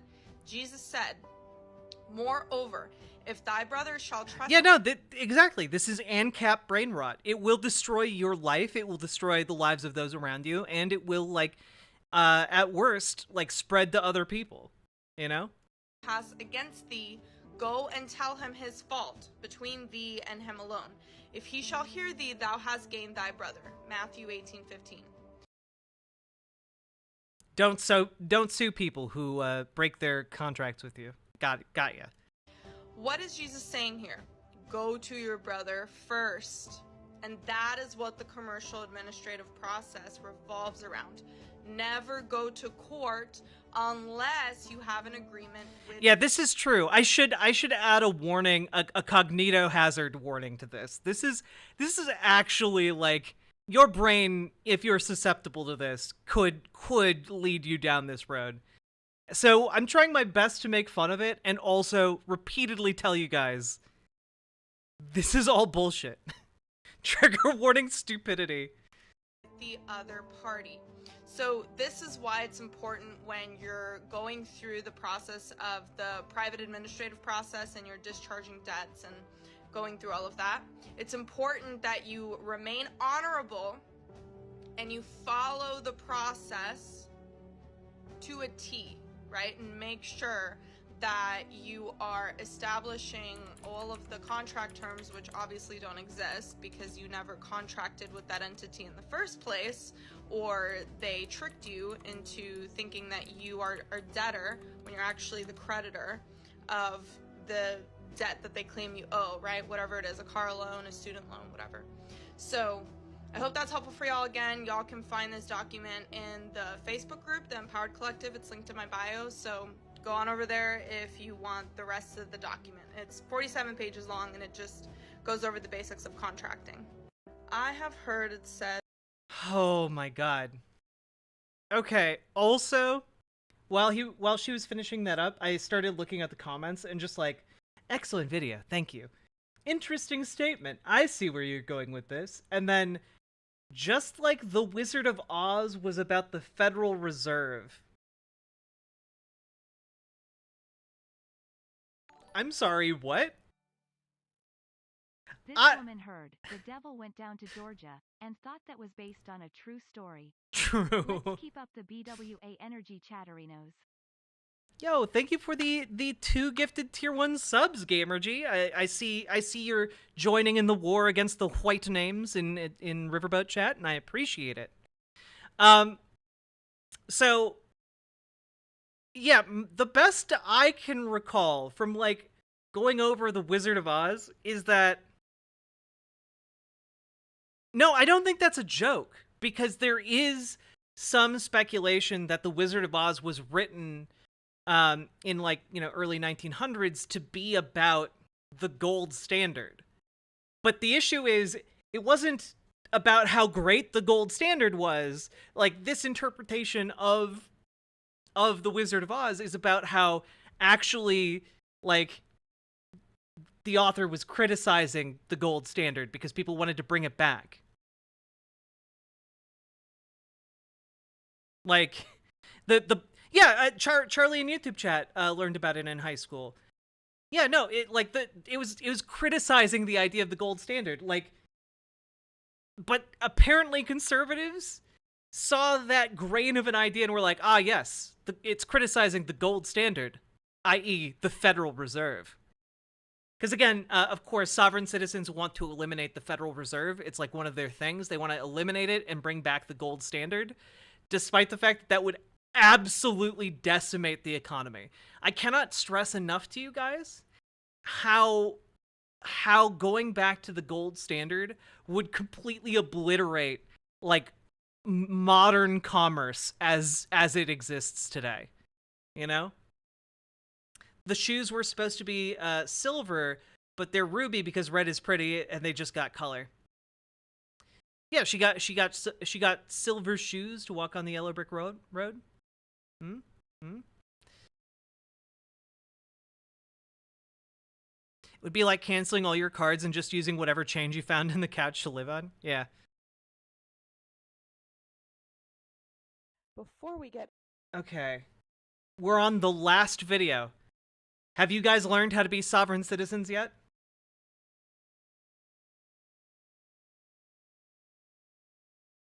Here we go. Into the meat and potatoes here, I wanted to chat with you guys about who owns the name. So after you follow this process, you will have control of the name, but you will not be the owner of the assumed name. The state still owns the name because they created it. They want full gold standard. Like, this is why a lot of sovereign citizens, like, buy gold. Because they believe it's going to be the new standard again. In the first place, using your birth certificate, which they converted into a certificate of birth, which means a registration. So if you're not familiar with that process, I highly recommend. Never understood the gold standard. I mean, the gold standard made sense in an era where, like, collecting gold was relatively easy. Whereas, like, today, like, active gold mines are crazy hard to run. Like, but it was a lot easier when you could just, like, pan for gold, you know? And, like, when we're talking about, like, you know, basically any time between, like, deep history and, like, I don't know, the 1800s-ish, like, late 1800s, like, gold makes sense as a means of storing value because of its inherent scarcity, right? But the issue is, once you have a globalized economy and you instead are basing value on a fiat currency that is largely controlled by one country, then, like, you can do a lot more things with money by just printing more money, you know? So there's a lot of utility to that. How do these people breathe? Like, do they need a reminder on their phone? Yes, they do. Also, thank you for the $5 Canadian. I appreciate it.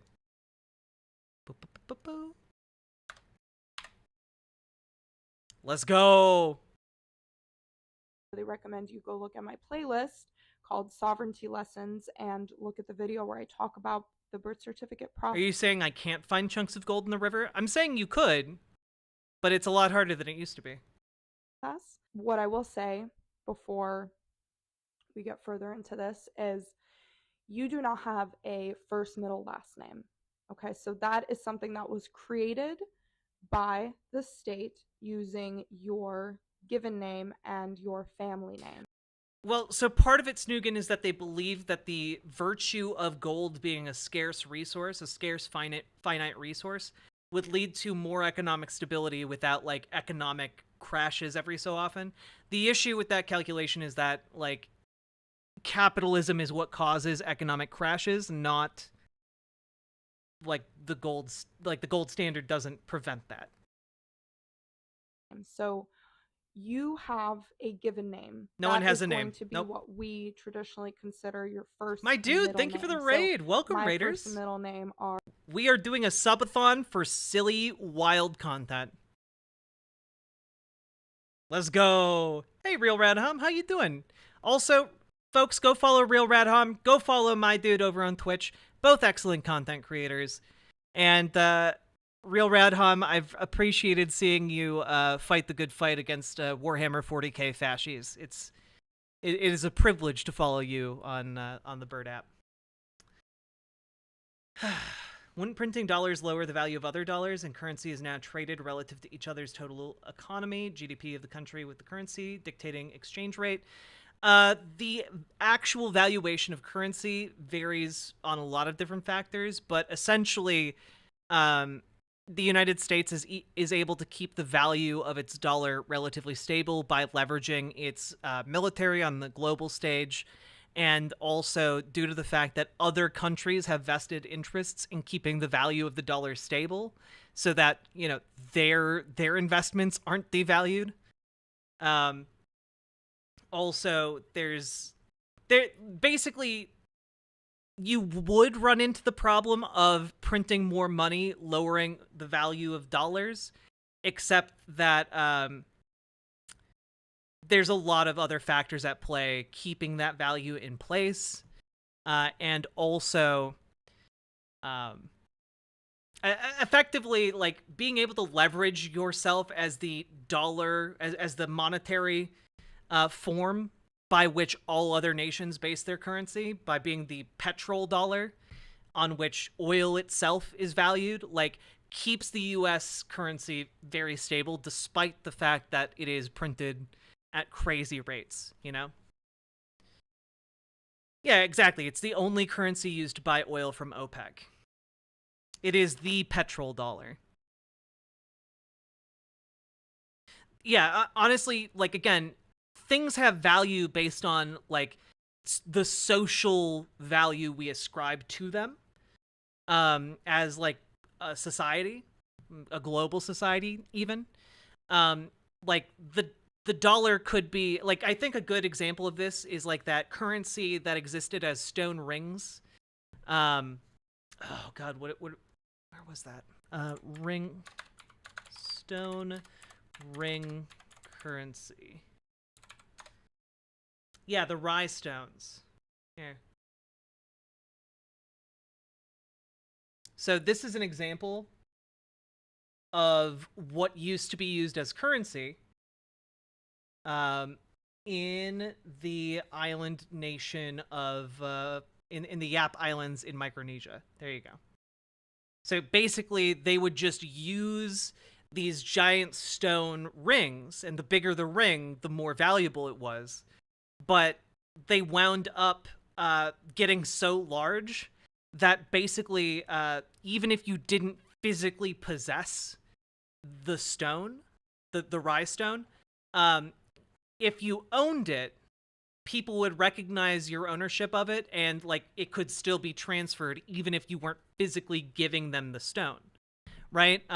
This is a way by which, like, other nations and cultures have invented, like, fiat currency effectively. And,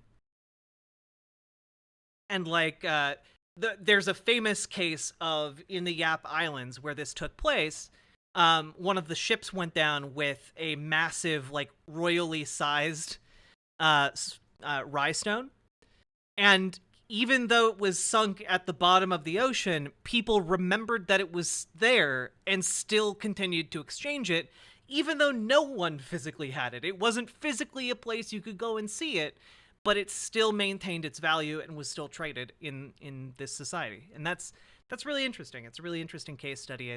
Like, definitely look up more about the rye stone currency if this is something that interests you, you know?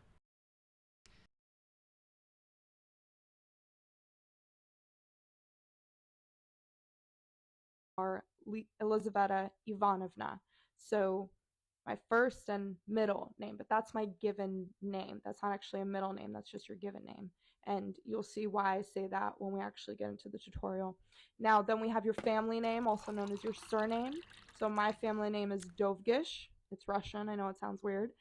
And your name, your surname, your family name is whatever you consider to be your last name. Are you talking about those stone discs? Yeah, those are called rye stones. And thank you for the $5 dono. I appreciate it. Let's go, folks. Oop. 49, baby. Name. And your given name is going to be whatever you consider to be your first and middle name. Not everybody has a middle name, so your given name might just be one name, right? Mine happens to be two. So that's a little bit about your name and kind of what the state does with that name and how they create this legal fiction out of your name and create this illusion of you having a first, middle, last name, when really nobody on this planet actually has a middle name. Everybody has a family name. If you have a middle name, it's made of lies. Lies! Are you kidding me, dude? Sovereign citizens, yes, Chris Socks. But this is the last video on the Sovereign Citizen playlist, just as an FYI. We are near the end of the Sovereign Citizen section, and then we'll move on to other sections. Chai T-Rex, thank you for the $5 dono. And now we're at 51. You guys keep unlocking this content. My goodness, we're not even going to get to the other portions of the stream today. We made it. You made it to 51. Let's go. Hello, Zephont. How you doing? And a given name. Let's keep chatting. Now, by the way, I love her. I love her specifically. I love her because she keeps just dropping, like, short, like, sentence-long asides that hint at, like, absolutely insane shit. Like, oh yeah, your middle name doesn't exist. And then she just moves on. It's wonderful. The system banks on you being uninformed, and therefore out of... Yes. The system does bank on you being uninformed. Said with absolutely no self-reflection. Compliance with the law, which states that a living man or woman cannot do business, that only a business entity can do business. So, when you register your business, your assumed name, which was created without your knowing, and start doing business as that entity, you come into... Yeah, so if you submit your birth certificate to the government, you are incorporated as a business within the government, which is also a business, by the way. Like, this is just insane garbage. Compliance with the law, which is the system's biggest nightmare, because now you control the name by having it registered. When you control the name, you are no longer claiming to be your assumed name and are legally recognizing it as a business entity that is separate from you as a living man or woman.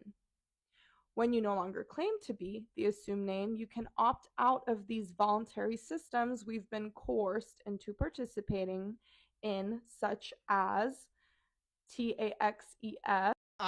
If I had to guess where this person lived, I would guess like Utah.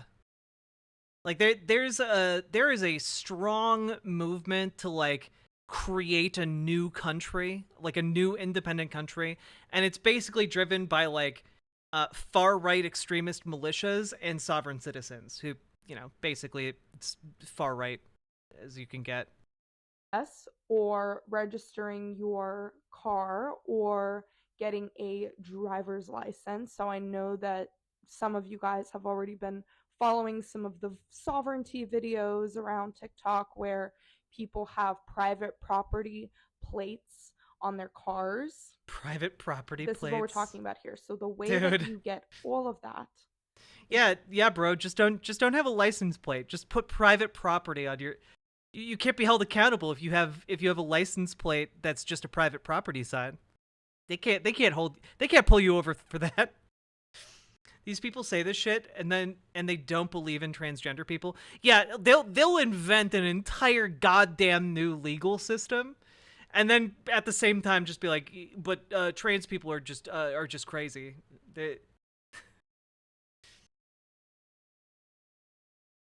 God. Including debt discharge, is by doing this. because you no longer identify you, the living man or woman, as the legal entity. I'm not saying you have to opt out of these systems. I'm simply saying that now, as the rightful holder. Wait, when I was around 10, my dad told me I didn't have 2 middle names, but my mom had told me I do. Lol, but on my birth certificate I don't, so in a way, I have a made-up middle name. Makes sense. Makes sense. That, like, yeah, sure. That would make sense, but I don't think that applies for everybody. Of the assumed name, you can choose to participate in the system or opt out of it. The reason you had to be plugged into these systems in the first place is because all of them are unlawful. Because remember, you as a living man or woman cannot do business. Only corporations can do business. And when you are doing commerce out of compliance with the law, all names are made up names. True, but she means this in a much more legal sense. You need systems in place that will give you permission to break the law. So hence they create all these systems that give you permission, right? So this is all you need to know. A license is just a permission to break the law. Once you legally register your assumed name, you're no longer breaking the law and can opt out of systems that were built as a result of your being out of compliance with the law. So licenses includes a marriage license. It includes a driver's license. It includes... Dude, she's telling people to go just drive around without a license, bro. Yo, this is gonna get so many people arrested. Car registration, a certificate of birth, which is also a registration. So all of these things go under the same umbrella. Now, with that out of the way, I hope that that makes sense to you guys. If you have more questions on the topic, please put them in the Discord. Otherwise, when you join the Facebook group, there is a lot of resources in there. Something specific on this topic if you want to learn even more about the assumed name. Oh my god, dude. Is it possible to access our Treasury Direct accounts and our SESTI-K Trust? What? No, those are not yours. They are the state's. You can discharge your debts, though, and that is a process unto itself. You can start by going to Pat G2 GS2 Freedom on YouTube for Foundation. No! Beware, I've heard this woman is a scammer, but I don't know anything about her. I'm just sharing what I've been told. Yeah, it's almost like sovereign citizenry isn't real and doesn't work. It's crazy. Ooh, can I register my name as an LLC? Your legal entity. Name is already a business. You're just registering it. Like, she thinks your name is your business registry.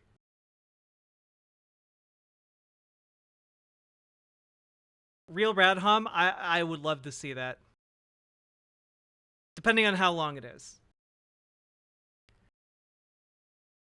Can you whisper it to me?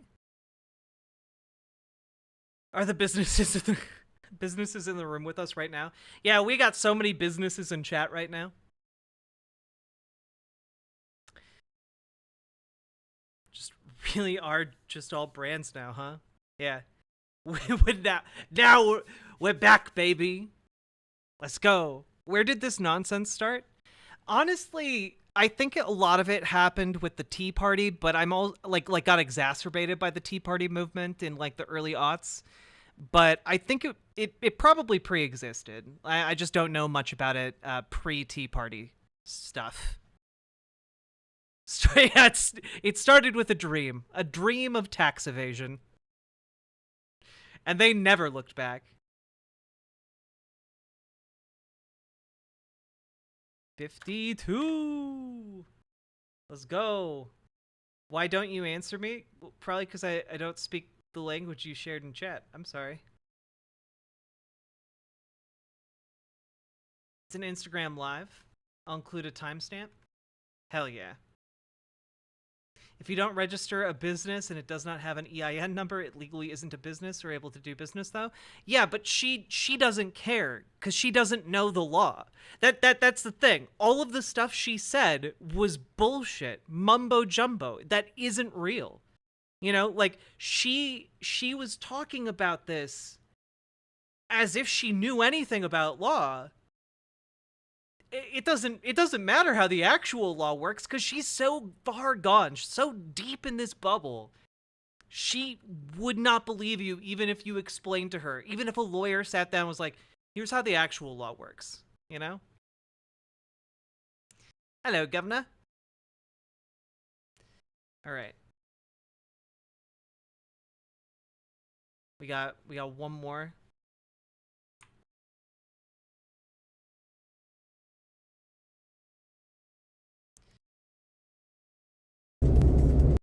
Wait, how long is this? I can't,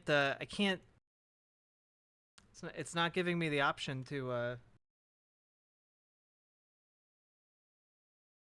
maybe I have to log in? Question mark?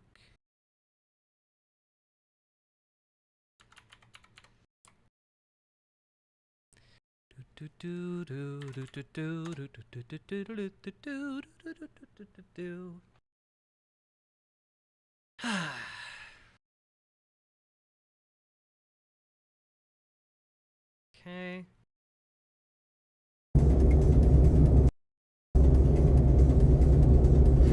God, Instagram is such shit on desktop. Yeah, I can't make it start at 19 minutes. Sorry. Damn it. TikTok at least has like the ability to like choose where you want to be in the video, but like Instagram not so much. All right. I really wanted that car vid to work, but it's not going anywhere. I'm sorry. And we're not watching through 20 minutes to get to the actual content. Can we do a sovereign citizen courtroom react? We can if one of you over in riverboat.gg finds a like 20-minute or less clip. Gotta keep it 100. All right. Keep it where we can see it.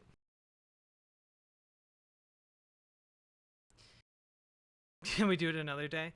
Well, I need to go get my like actual outfit on, and then I'll be right back to do more content with all y'all. Fine folk. What is this? Okay, but I can't use A&E. That's the issue, right? A&E does do copyright, and I'm, we're in the middle of our copyright fortress arc. Okay, chat. They gotta be clips that are not claimed by a network. All right, that might make it more difficult. Was just about to mention the bombings. Most U.S. domestic terrorists believe sovereign citizen stuff and all other conspiracies. Yeah, I mean, like once you're deep into like a far right militia, like you'll believe anything, right? Like most people who wind up that far radicalized in conservative politics believe some degree of what she's talking about, you know?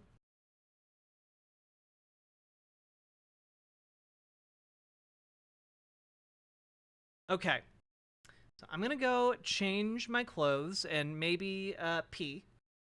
And then I'll be back and we will continue our adventure either with a sovereign citizen thing or I discovered something. The next bit of content is not sovereign citizen shit. Unless you guys find one for me.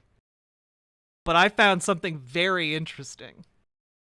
And I think you'll want to see it.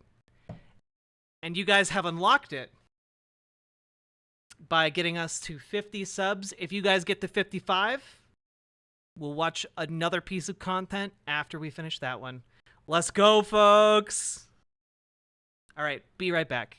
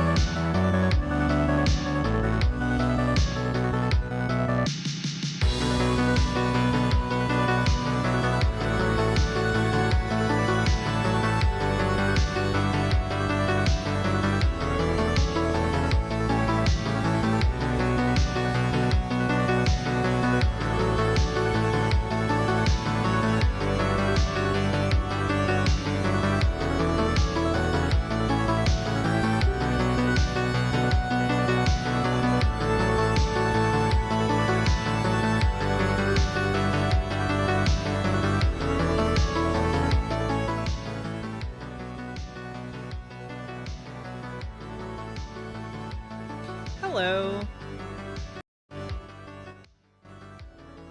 You are listening to the chill tunes of Slam House. Consider dropping them a follow or a subscribe on YouTube, like their music. Kind enough to let us use it for free. Hi, folks. I told you, you guys unlocked, like, moisturizing makeup and a sexy outfit. Spicy Boat Jack. So, hello.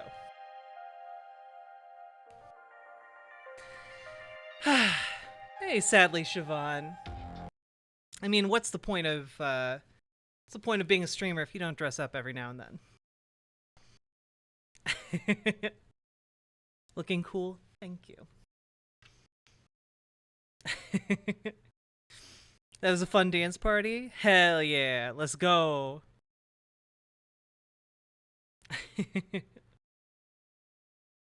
How y'all feeling? How y'all doing?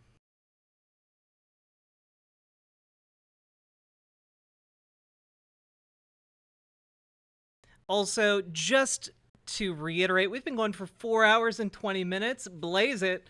Consider hitting the follow button on Twitch, hit the subscribe button on YouTube, and like the YouTube stream. Let's see, have we made it to 100? Have we done it? We are 6 likes short. 6 likes short of hitting 100 likes on the YouTube stream. I believe in you guys. Dommy mommy vibes? Sometimes.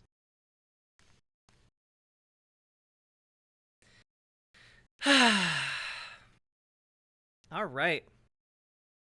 Thank you all for being here. This is a fun stream.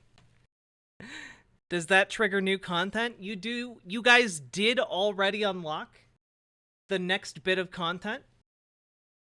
And that is the surprise that I have for you. I found a new addition to the pantheon of conservative dipshits. But you're never going to figure out who it is. Bark, like, bark, WHO, let the you dog could guess. AWOOOO. Drago, thank you for gifting Hammock a sub. That's very kind of you, getting us closer to ever more content. Let's go. Now, folks, there's a man many of you may be familiar with. His name is Dennis Prager. However, you know as well as I do that Dennis Prager is a family man. You know, he's a God-fearing family man. Dagnabbit. Any idea how I can pay my utility bills with big rock rings? This is a request for financial advice. S. That is one letter away from being a very sussy question. Thank you for the $10 dono. I appreciate it. There we go. We got 55. That is another piece of content on the docket for you guys. Guys, Dennis Prager is a family man. He's been married multiple times. He has kids. And wouldn't you know it, one of them wants to follow in Dad's footsteps. And he is. Dennis Prager's son makes conservative reactionary content. And we're going to watch one of his videos. Specifically the one called Repopulation Rates and the Left's Plan. I want to know what the left's plan is. As somebody on the left, what is its plan and what does it have to do with repopulation rates? Let's go. Birth rates are the buzz this morning. The latest info from the CDC showing that birth rates in the United States. He does a show called AP Unfiltered. States ticked down slightly in 2022. Disappointing after an increase in 21, and they still haven't returned to pre-pandemic levels. Big part of the story. People are waiting until later in life to have kids, with women. Wait, what? Wait, I'm sorry, just real quick. I wonder what might have happened during COVID that would have led to fewer people having kids. I wonder if it was everyone isolating and staying inside for 2 or 3 years. Well, better not dwell on that. Let's go. In 2022, disappointing after an increase in 21, and they still haven't returned to pre-pandemic levels. Big part of the story, people are waiting until later in life to have kids, with women 35 and older seeing their highest rates since the 1960s. And then on the flip side, teenage births falling to a record low. But when you add up all the data, and this is kind of the depressing part, Carl, our fertility rate is below the replacement threshold. It's been that way for several years, since 2007. Yeah, that's why would anyone get depressed over this? In what way is this depressing news to you? People are having fewer babies. How does this depress you? Which is basically the level our generation needs to replace itself. Well, that doesn't sound like good information.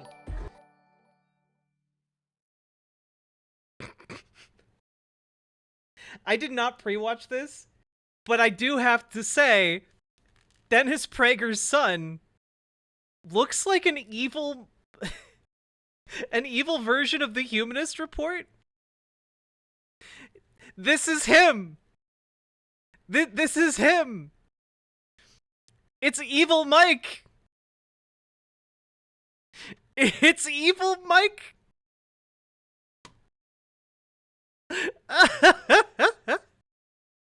Send this to Mike. Oh, I will. I will be doing that. Or you guys could. I don't mind. But I couldn't believe it. And I had to double check that this was actually his son, and it is. Dennis Prager has done a video with him where that's labeled father and son talking about something or whatever. I can't remember what the name of the video is, but I do remember the first part was the father and son. This is actually, honest to God, Dennis Prager's son. Someone take a screen grab.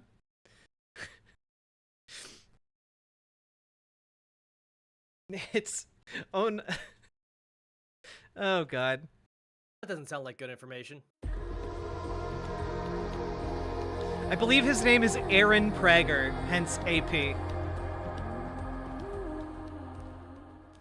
Folks, before I start the show, head on over to mypatriotcigars.com. You know it. Oh my God. He's selling cigars. Are you fucking kidding me? Bizarro Sam I don't think he looks like Sam Cedar.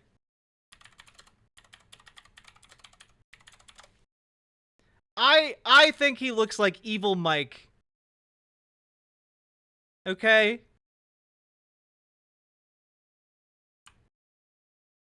I need a better picture of Mike to compare and contrast.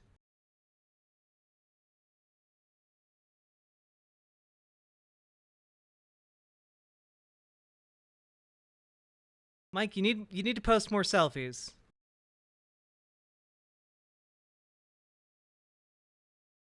It's Nega Mike. Maybe Instagram? Yeah, here we go.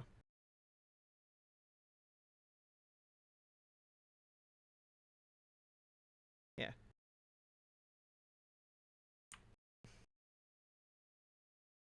He's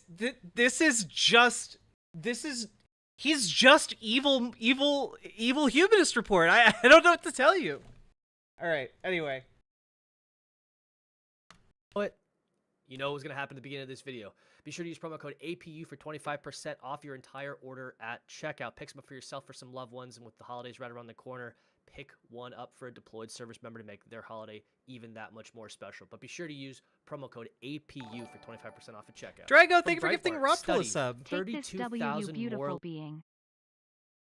Aw, that's really kind of you, Drago. Live births after the fall of Roe v. Wade. Approximately 32,000 babies in the U.S. were born this year that may have otherwise been aborted, according to a study from the... I mean, I do have more... I guess technically this is me platforming him. I have more... I have 3 times the amount of subscribers he has. But, this is wild. This is from a month ago. Institute of Labor Economics.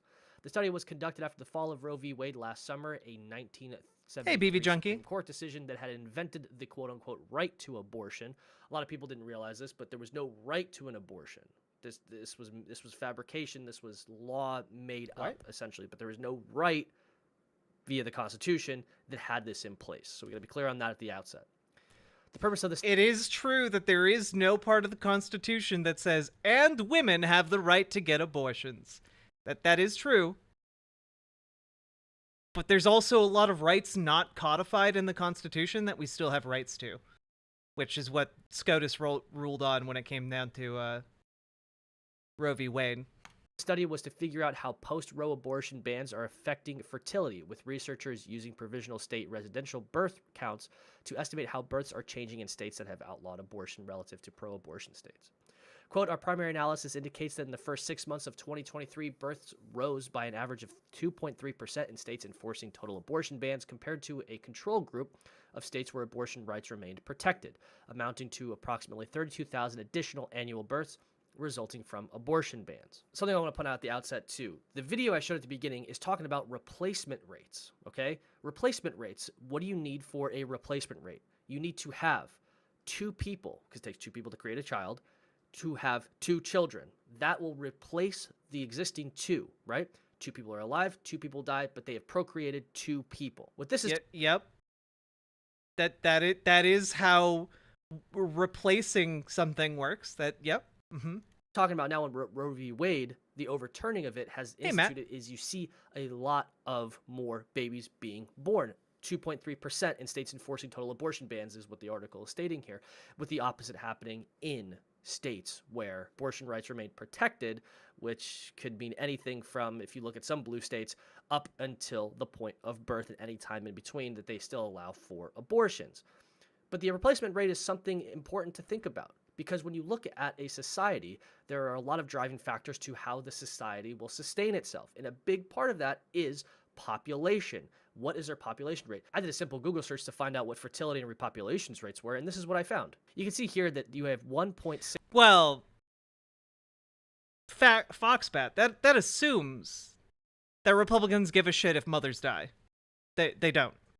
6.4 births per woman. I'm assuming that they mean couple, and that because it takes 2 to tango, obviously. And if you look onto the right side of the screen, you'll also see where it says Japan, Mexico, and the world. Japan is staggeringly low at 1.34, Mexico at 1.9, and the world hovering just above 2. And this is of 2020. It shows you very clearly that even since the pandemic... Bat out the white names to scare conservatives. Oh, Drago, thank you very much for gifting Foxbat a sub. I appreciate it immensely. Helping me to live here, helping chat get more delicious content to nibble on. Again, he continues to worry. All of the stats about like low birth rate that he's citing here come from 2020. What was happening in 2020, I wonder, that might lower birth rates? Probably a thing called COVID. Also, even if you're like, okay, well that's real serious, the world birth rate was still above replacement. It's still getting bigger. Also, we have billions of people. If there are fewer people, that's not necessarily the colossal problem here. Pandemic and post-pandemic levels have continued to go down significantly. So the overturning of Roe v. Wade, which essentially just basically said, hey, the federal government cannot make this decision anymore. It's going to revert back to the states. If you live in, let's say, West Virginia, you'll have some laws. If you live in California, you'll have some laws. If you live in New York, you'll have some laws, and they'll vary state to state. And just fun to point out here at the moment where everybody in California was freaking out about, oh, we're not going to be able to get an abortion in California. Nobody in California was ever in danger. Let's be real about this, of being in danger of not being able to get an abortion.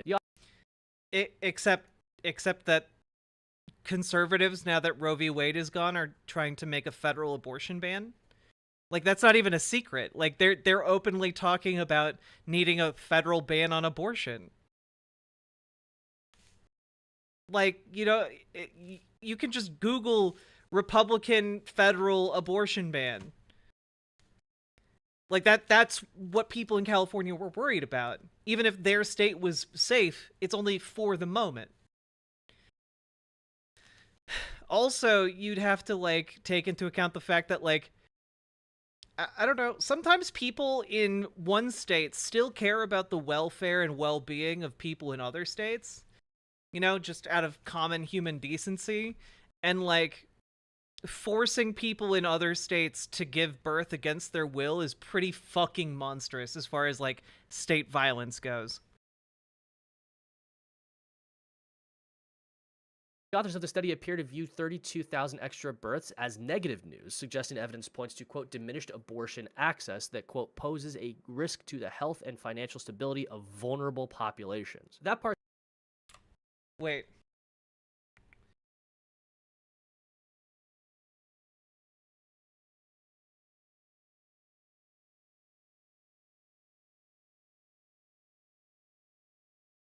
Yeah. Authors of the study appear to view 32,000 extra births as negative news, suggesting evidence points towards diminished abortion access that poses a risk to the health and financial stability of vulnerable populations.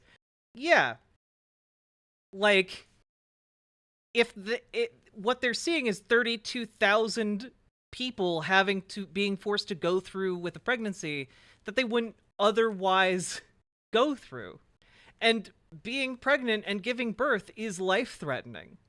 So, like, you force them to risk their lives in order to go through this process, risk their lives, risk their health, to go through this process, and also, like, if they have to, like, take care of this creature, this being now, this baby, once it's born, they don't have the resources to do it. Or you know, they've been raped and now they have to carry the baby to term. Because any of the states that have those exceptions, again, I don't know how many of you have ever, like, followed the case of a rapist through court.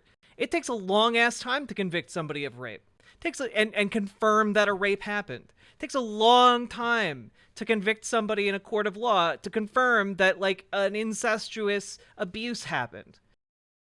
Like, the exceptions don't actually exist.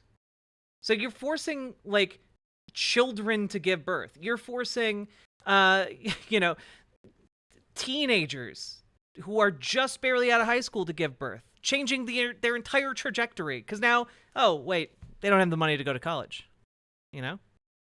You are also forcing them against their will to give birth, violating their bodily autonomy, in order to make this happen. You are getting between them and their doctor to make their choice for them, and that's monstrous.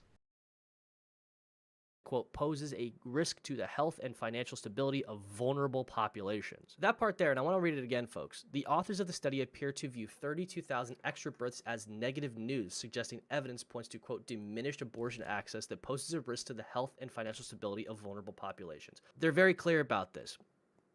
There's one party and one group of people who want to see life flourish, and there's another side, the opposite side of that coin, that want to see lives destroyed, okay? And like I know people who have reported rapes and sexual assaults to police, only to have police, like, laugh at them or just, like, shrug and be like, oh, that's too bad, we can't do anything about that. Like, how are people in that position supposed to then go and pursue an abortion even if there's an exception? Like, and they like to hide it under the guise of, oh, well, the family isn't ready for the kid. Oh, it's a vulnerable population. They're financially unstable. One thing I know is that people have the tenacity to rise to occasions when called upon. To say that people... Okay, give me all of your money. You know, sign yourself out of your father's will, okay? Sign it all over to me. Well, you know, I believe you can rise to the occasion, off-brand dollar store Mike. People can't. It's extremely patronizing and, quite frankly, I think a little bit insulting to say, hey, wait a second, you got yourself into a situation. Oh, because of X, Y, and Z, you're a victim now, and we need to have Big Daddy Government come. Well, no, the Big Daddy Government isn't coming in to bail you out. You would have otherwise just gone and gotten an abortion. If the people relying on Big Daddy Government to come in are conservatives. Conservatives are bringing in the Big Daddy Government in order to shut down abortion clinics and to punish women who go and get abortions. Like, that's what conservatives are doing. Come in and use subsidized dollars in order to take care of you, rather than saying, hey, you can do this, man. You can do this. I got you. I believe... This man is so pro-life that he's like, yeah, I'm pro-life. I'm pro-baby being born into a pile of trash in the gutter. In the actual gutter. Oh, oh, you're bleeding out in behind a dumpster? Well, I believe you can rise to the occasion. Like, what callous? It's callous, it's cruel.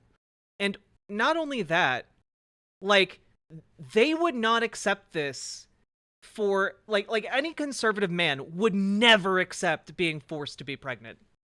Like, I know that that's, like, a hypothetical at this point, where, like, given where our technology is, but, like, if you were like, hey, conservative, I won't, you know, you're somewhat responsible for my son being in a coma and his kidneys are damaged and dying. We gotta hook you up to this guy over here, because, you know, you're somewhat responsible for his condition, and he's gonna use your body for the next 9 months in order to fully recover and not die. Like, no Republican man would ever be like, yes, that is okay. That is fine. But they support this because they know it'll never happen to them. You know? They know that their rights will never be infringed in this way. Even you. But the left is obsessed with something, and it's death. I thought it was weird when I first heard it too, but the more you look into it, the more and more and more it seems to be coming to fruition and to be true. Look at this, for instance. The left and Democrats mostly preach... Just real quick before you give that example.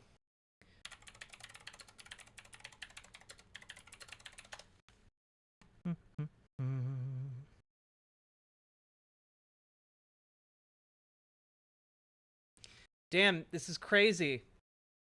Mothers in states with abortion bans nearly 3 times more likely to die. That's wild. It's almost like you don't give a shit if mothers die. I wonder who's in the death cult here.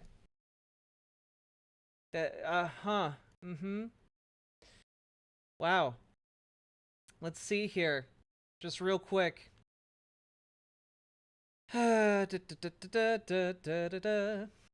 Okay, by the numbers, the report found that the maternal mortality rates in states with bans was significantly higher than in supportive states. In 2018, the maternal mortality rate in banned states was nearly 2 times higher than in supportive states. By 2021, it was 2.4 times higher. Wow. Maternal mortality weighed heaviest against women of color. Native American women's maternal mortality rates were 4.5 times higher than that of white women, and black women's rates were 2.6 times the rate of white women. So, like, twice as many mothers died in childbirth if they were white, 4 times as many, like, almost 5 times as many women died in childbirth if they were Native American, and almost 3 times as many women died in childbirth if they were black. That's crazy. And you have the gall to be like, oh, the left is in favor of death. Your policy is killing mothers like crazy. They want that. Well, yeah, it teaches a woman where her place is. Quiet and away from their husbands, all right?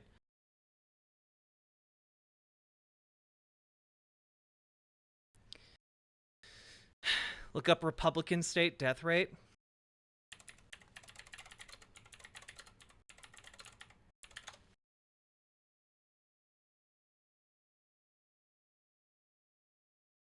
Let's see.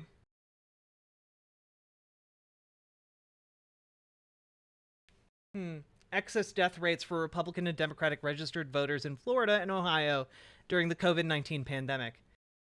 Let's see.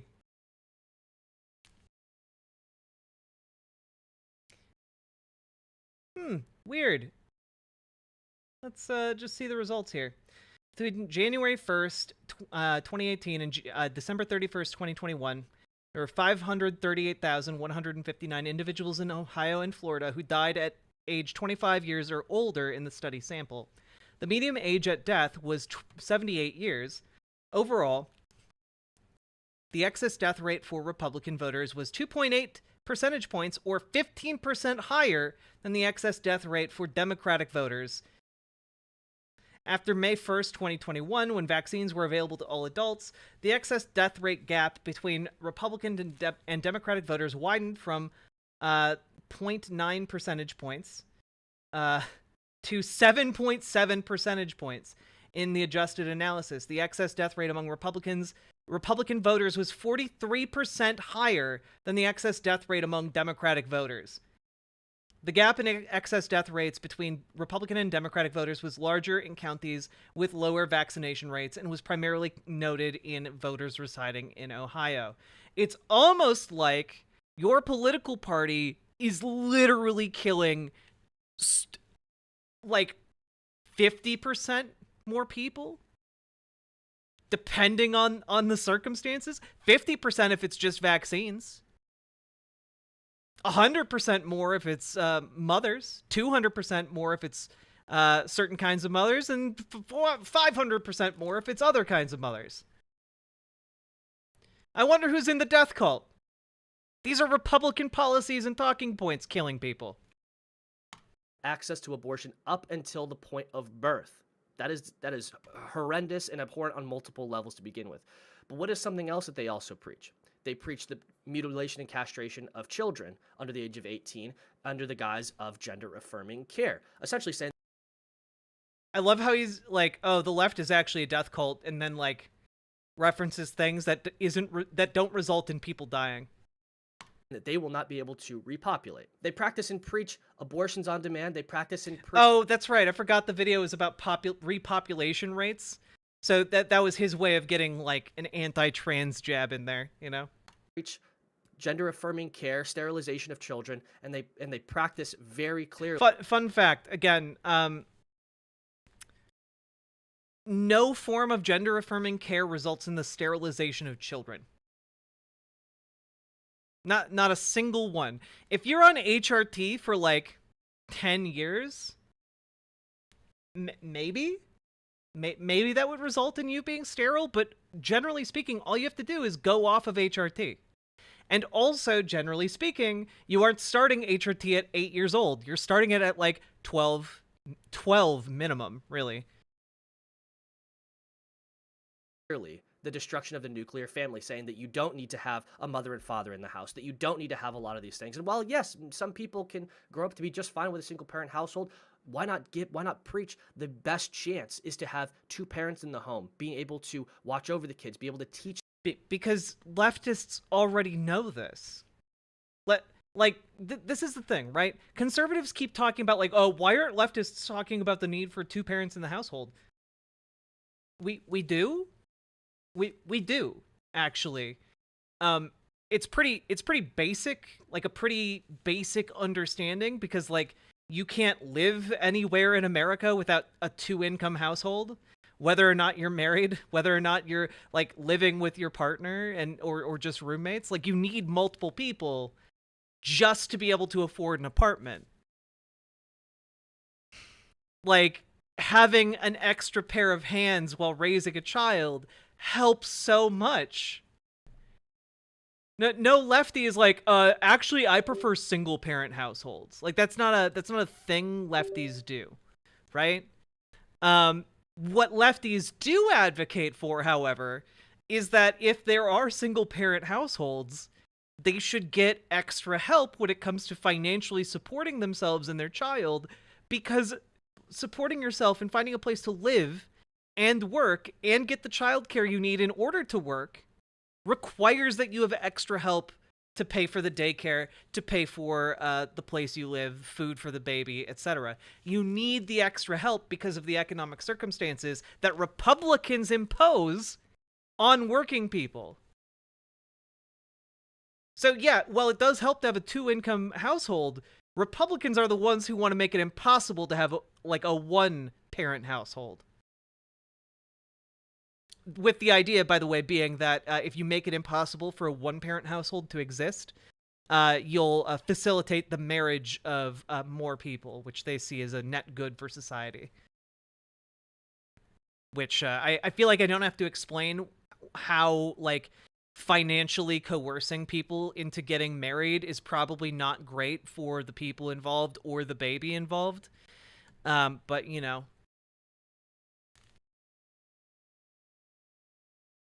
the kids, be able to provide for the children. And yes, in today's society, having two incomes is better than one. In a traditional household, obviously one parent stays home and one parent goes to work, but it sets the standard of stable. Wait, no two-parent household has that these days. And if you are able to have a household where one parent stays home to do childcare, like, that other job is definitely middle class. Like, you can't do that on a working class budget.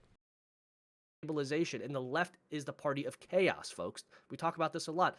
Like, hell, even during like the 1950s and 60s, the golden era of like the nuclear family where like the mom stayed home and the dad went to work, like, even back then it was like this was a fiction. Most families still had to work with two incomes. It was just a slightly more attainable vision for middle class families. Every societal norm that we as society hold close to us, the left wants to take, abolish, or manipulate in some disgusting fashion to the point that is unrecognizable. And this is true across all standards. I gave you 3 of those examples, and how is it evidenced? Simple as this. Party of chaos. What is the number one thing that throughout all of human history we have known to be concrete? That there are 2 genders. Male. Wrong, my dude. Yo, check it out, folks. If you're new to the channel and you haven't seen my content before, you're about to see one of my favorite things to pull out. All right? You're about to see one of my favorite things. The PBS gender map. Now, for those of you who are unaware, PBS had a show called Independent Lens. All right? Now, Independent Lens put together a small, interesting resource back in 2015, which is an interactive map of different societies around the planet at different time periods and in different ways having more than 2 genders. This is true of basically every place on the planet. You can find all kinds. The travesti, the guevedoche in the Dominican Republic. You can find all kinds of different gender categories for folks. Gender's a social construct. This is why we have societies that had multiple gender categories. The idea that, like, for all of human history, for all time, humans had this static understanding of gender as 2, only 2 genders, is incorrect. It's just incorrect. Yeah, here you go, Somnia Static. And like this, the map is not comprehensive. Like, it's just a starting place. But like, how many are on here? 1, 2, 3, 4, 5, 6, 7, 8, 9, 10, 11, 12, 13, 14, 15, 16, 17, 18, 19, 20, 21, 22, 23, 24, 25, 26, 27, 28, 29, 30. 30 different gender diverse cultures from around the world at different times and places across human history. Like, I don't know, bro. Seems like you might have gotten that one wrong, actually. Or maybe he thinks that people in other places are just too primitive to understand that there are only 2 genders. My money would go on that one, I guess. Good night, Gamer G.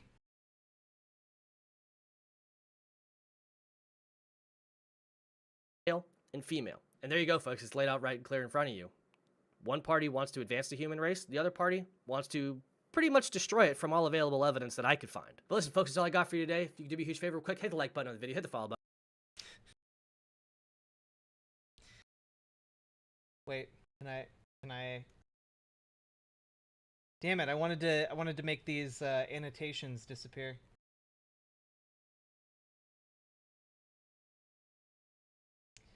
I feel like this is Mike right here. Like, someone take a screenshot of this and show it to Mike, okay?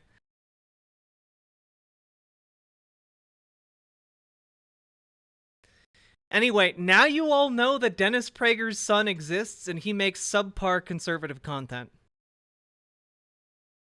Do you think he consciously tried to look for, like, Mike from Humanist Report? Maybe. Maybe.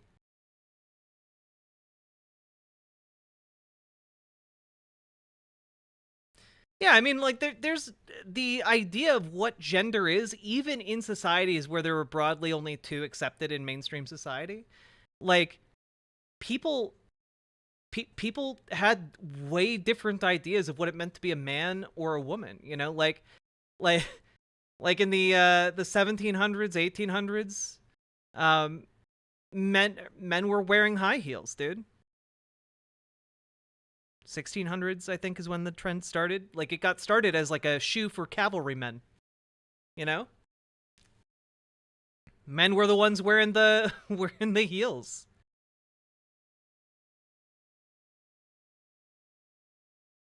Hey, Gayfesh, how you doing? Why he looked like Mike from the Humanist Report? We've been talking about it nonstop. But yes, Gayfesh, now you know and cannot unknow that Dennis Prager's son looks exactly like Mike from the Humanist Report. And they looked good doing it. It's true. The original meaning of slay meant to behead your enemies from horseback. How y'all doing, folks? Also, Drago, thank you for the 3 gifted tier 1 subs. We are now up to 58. Hell yeah, let's continue. Go where we can go. All right.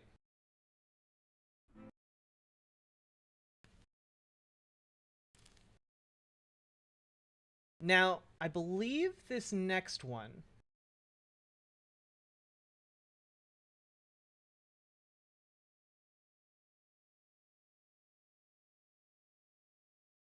Let's see here. Yes, we'll do this one next. We are 2 subs away from our next bit of content here, folks. And I think you'll enjoy it. We're gonna get a little spicy, maybe. Draw upon my personal history.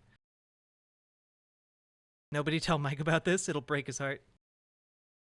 Also, folks, we've been going for about 5 hours now. If you've been enjoying the show, please hit the follow button on Twitch. Hit the subscribe button over on YouTube. Like the YouTube stream.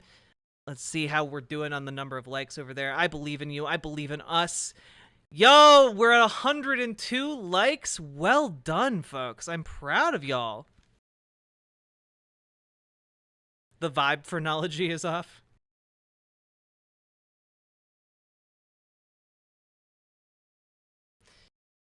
Team 4-Star is going to be doing a review of Dragon Ball GT. I want to care, but I don't want my hopes to be crushed again.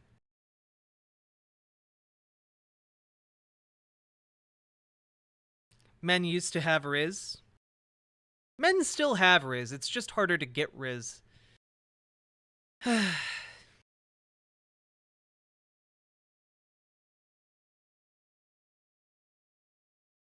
I love Beset.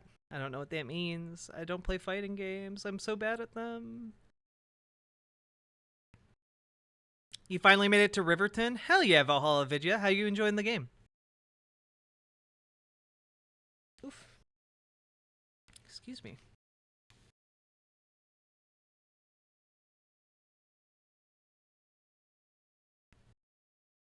This is Mike's twin that's kept in the basement, living off of the scraps.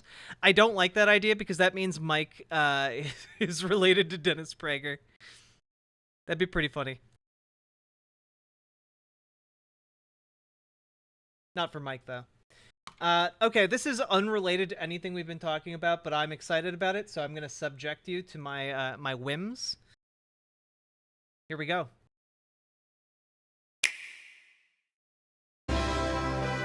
It's happening! It's happening!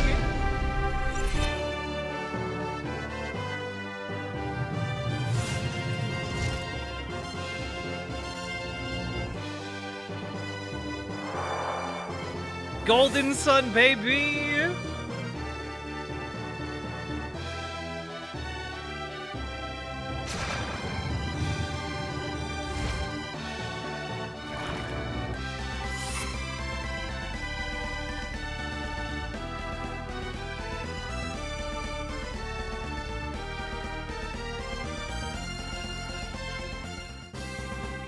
This is one of my favorite RPG series of all time.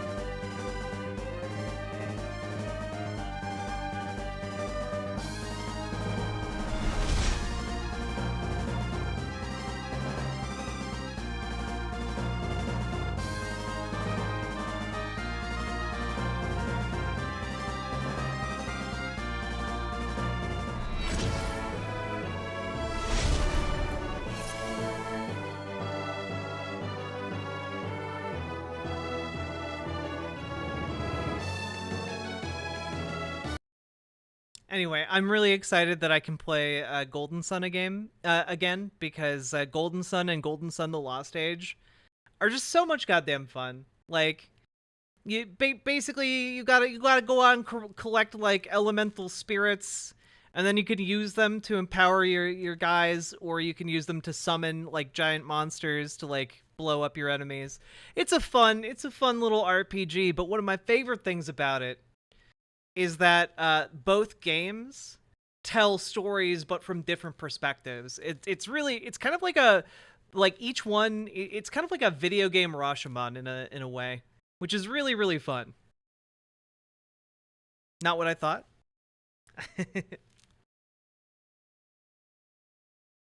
And also, just real quick, the animation in this game is great.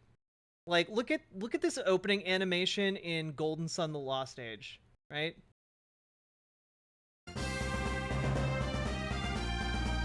Like, that's really technically impressive. I know it was short, but like, it was hard to do that on the Game Boy Advance, okay? It was a good-looking game for a legendary system. I missed out on Golden Sun back in the day. What's it like? It's a turn-based RPG. Like you know, along the lines of like older school Final Fantasy, like before there was like an active time battle system. But you have to like use the summons you find or not the summons, the like spirits you find as like kind of temporarily consumable resources, so it adds like a layer of strategy to the game. It's really fun. You have to go through a lot of puzzles to find all the stuff. There's a lot of secrets. It's good. Yes, the OST also slaps ass. I need to find a partner I can dip in latex. I need to be dipped in latex. You're a Kurosawa fan? Hell yeah. Kurosawa fan by way of Godzilla. Anyway, I'm very excited for new Golden Sun games. I'm also excited for a new film that's coming out. You guys have no idea. You silly little billies. Let's see, where is it? I have so many tabs. Too many tabs, some might say.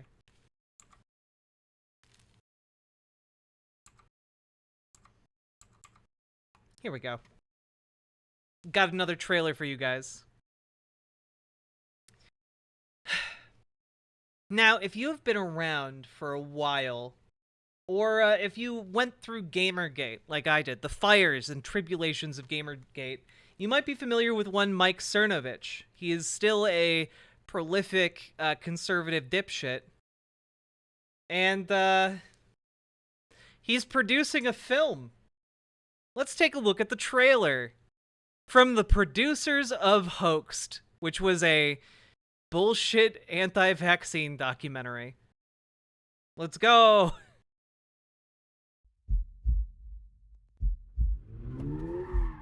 Everybody's had that question. What's the point of it all? You live, you die, that's it? Is that really all there is? Okay, I do have to pause right here. I don't think everyone has this question necessarily. Like, I don't know. Like, sometimes people are like, "Oh, that's probably it," and they shrug their shoulders and go on and live their lives. You know, like. Did we come from somewhere else? Were we kicked out of our true homes? Why do we feel disconnected? What is the longing in our heart? The deep yearning that there needs to be something more. That this can't be all that there is. What is the meaning of life?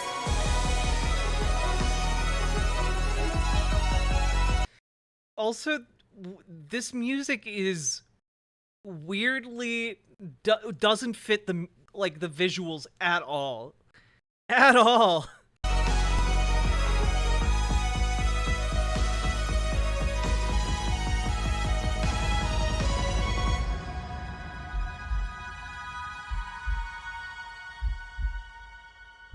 Yeah, so it's a new movie called Meaning. And it tells you nothing about what this movie's about at all.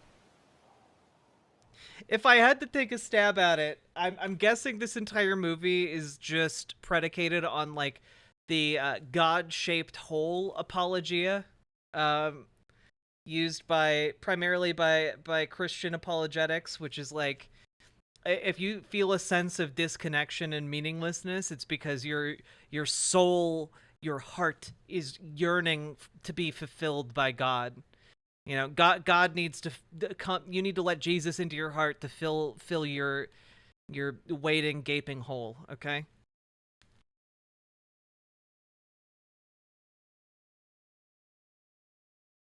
It's wild stuff.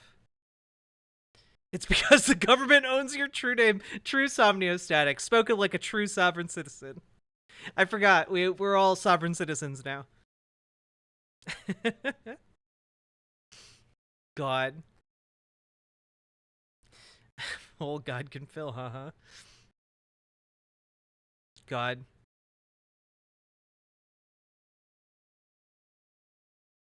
I just wanted to share that with you because it was silly. We carry... Nope. All right.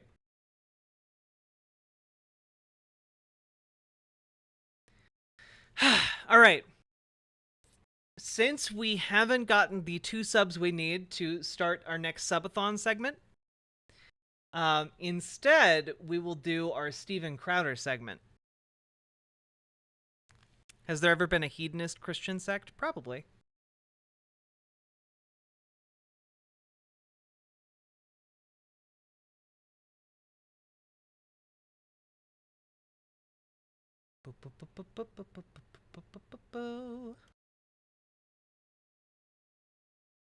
Okay. Just take a look. It's in a book.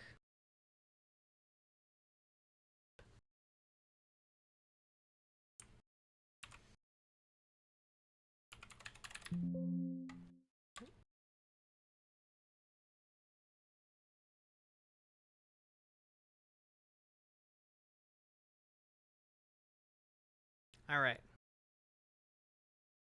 So, folks,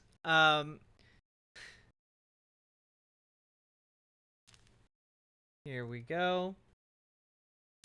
So I noticed today, because I was looking for conservatives to, what's this fresh punishment? Well, look, we needed 2 more subs. We didn't get them, so we gotta do one of the pre-prepared segments, okay?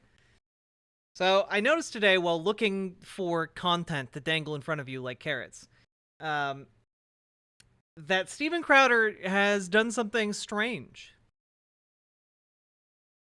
He posted on social media, "It's time for a hashtag clean slate." And it appears that Steven Crowder has completely scrubbed all of his social media. It's all gone. It's still there, but all of the posts have been deleted. And so that was interesting stuff. Insiders fighting for him. So I went to go see if he had posted any videos about it, and he has. So skip ahead here. Here we go. And I right away, first of all, the video player on Rumble is ridiculous. Second of all, he seems I only watched some of this. I didn't watch the entire thing. He seems nervous as hell, chat. He seems like something is deeply wrong. And like I don't know that Steven Crowder has done anything criminal on his social media or anything. But I do feel like he's acting like a sussy little baka. And we're going to take a look at this video, and you guys can confirm if my vibe check is correct. All right, here we go. Forced spending time with Specifically, his voice is trembling and he's breathing extraordinarily heavily. Hey, fancy seeing you here. Glad to be with you. I know this is not a normal show. We kind of just decided to drop this. Let me sort of set the stage here. Hashtag clean slate is something that we've talked about. It's something that I'd mentioned before we went on Christmas break. And it's something that's been kind of heavy on my heart from your feedback, from a lot of people actually. And then it was reinforced spending time with like he's breathing heavily and his like breath is trembling, right? Like that's not just me. Human beings in real life over Christmas and New Year's. And I'll get to the schedule in a second. You know, the show is coming back on the 22nd, the Daily Show. And oh, it's true. Maybe he's scared because he doesn't have his safety guns. Next week. Monday, we have a Black and White and the Gray issues and an apologetics episode with Alex Jones. A lot of stuff happening here in the next week, but that's not really what I want to talk about right now. Clean Slate is an initiative that we're starting here. And I ask that you consider joining us. Let's start with this. What are we doing? What are we doing? Like, I feel like the divorce proceedings went against him at the moment, and he is going through, I don't know, his 5th midlife crisis. I mean, what is everyone doing with our lives here and how we use these tools? You're watching this probably on one of the platforms, hopefully Rumble or Mug Club, maybe YouTube. But you may, at one point, you would see a clip on Instagram. And by God, hopefully that 10 seconds gets into that timeline, along with chicks dancing in yoga pants, selling you products that they don't use to develop a body you won't have and live a lifestyle that you'll never live. And we're feeding this machine. This is the feedback that I get from so many of you is you feel like you're in a rat race. You feel like a hamster on a wheel. That's capitalism, baby. That's yes. That you are describing what capitalism forces us to do. You are describing the results of the coercion of capital. And it used to be once upon a time. This is kind of the fundamental change I think that's taken place in this country and really across. It used to be better. People used to create content, or people used to use social media. Used to create the content and hopefully reach the people who they felt it served. It was relevant to them. Now we live in a world where that's not the business. As a matter of fact, you're discouraged from that. And you're discouraged as a consumer from using these platforms that way. We now have people who... By the way, I don't think this is true. I don't think social media is discouraging you from using it in that way. What it's doing is maximizing the amount of time you spend on social media so that they can make money. Because the longer you are using, you're scrolling through Twitter, the more ads you see. The longer you're on Facebook, the more ads you see. Like, this is capitalism. This is part of what the enshittification of products is like. That's what this is. You're just upset that capitalism sucks ass. but they can't say that because obviously Crowder's, well, I don't know if Crowder's backed by any billionaire interests anymore. I bet he wish he was. People who aggregate content that they didn't make to try and reach an audience they don't care about through feeding a machine, which we call an algorithm, and all that means is it's an artificial brain. It's not even human. Okay, this is as far as I got. I got this far, and I was just like, I need to share this. I need to share this with you guys.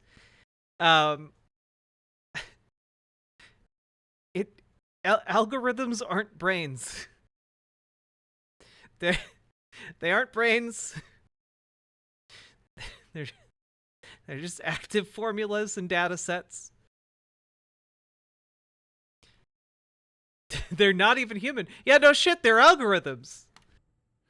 And it determines what you see and what you consume. This is why you feel like you're stuck in a rat race. It's an entire industry of appealing to an artificial brain that doesn't even exist. Let me just kind of break this down for you, too, and something to think about. Social media. No, algorithms aren't even metaphorically brains. No. Is a term that people use. And I want to get into how this is a tool, right? Tools are meant to serve you. That's not where we are right now. And I'll just let you know right off the bat here, clean slate. If you go to my Instagram or my Twitter right now, everything is gone. I've wiped everything. A little secret, a lot of journalists do this at New York Times, at Washington Post, because they want to evade accountability. We're doing this that hopefully you can follow suit, and we will move forward using these platforms as the tools that were designed to serve us, not you serving them. It's interesting that he leads with, I didn't delete my social media to avoid accountability. That is an odd thing to lead with here, I think. The first thing he says after announcing he deleted all of his stuff is that journalists use it to avoid accountability, but not me. No, sir. Yeah, I feel like something is happening with his divorce. I don't know that for 100%, but like that is the vibe I get from this. Like mixed with like how he's acting like a sussy little baka. Let me ask you about social media. Social. When you're on social media, when you're scrolling through TikTok, when you're scrolling through Instagram. Wait. Real quick. I need to go pee-pee. Hi, definitely not a male of female. It's a retarded ale. I don't think I could dunk on you harder than you've already dunked on yourself by trying to force that joke. I don't think there's anything I can say to like dunk on you harder in the eyes of everyone watching than just repeating what you just said. Like, holy shit. You're a funny little dude.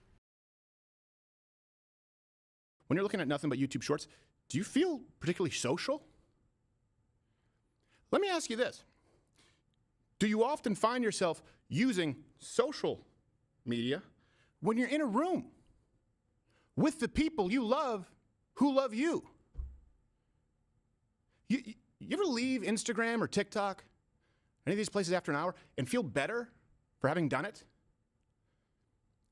It's a genuine question, and it's something that I hear from everyone about on a regular basis. Let me kind of give you an analogy, because this happened to me.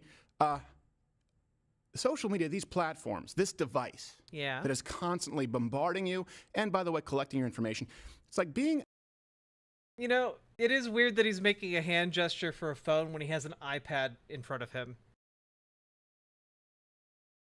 But, okay. At a party. You ever been at a party and there's someone there and you have a bunch of your friends, your family, and there's someone who doesn't quite pick up on the social cues and they won't let you go and you want to end the conversation, but you can't because you want to spend time with the people around you who you've come to see? That's the device in your hand. You don't really want to be attached to it, but it won't let you go. Only it's a machine. It's a machine that doesn't care about you. And this is the thing, working in the industry, I know a lot of you use it. Like, this is weird. I feel like if you wanted to make this point, you could make it a lot less breathlessly. To stay in touch with families, and great. And these are tools that I absolutely believe are pivotal that you can use going into an election. I just don't believe that that's where we are right now. And there needs to be a change of course before we get to the point that there's no turning back. We have to get out of these social media ghettos and the reliance on them. We'll hear this in the industry side. You got to be there. You need more reels. You need more clips. You have to do it. You have to do it. You know what I'm excited about? I'm excited about Steven Crowder deleting all of his social media and just like kneecapping his ability to spread his content. I'm excited about Steven Crowder recklessly embracing mediocrity and like anonymity by torpedoing his entire project like this. I applaud him for this self-destructive business decision. You have to do it if you want to remain relevant, if you want to remain competitive. Competitive for what? Competitive for what? For 10-second views in a timeline where people don't even remember where it came from? Or what they learned or what it meant? Yeah, I do wonder if like there's something coming about his divorce. Like Discovery happened and Raw Story is working on something, or Mediaite, you know? It's very different. You know, they used to say that TV was going to rot your brain. And just to be clear, this show, 20-second daily show, you want to know? Watch the show. This show is a time capsule. Something happens to me, I would say, show my kids who their father was. Show them the show.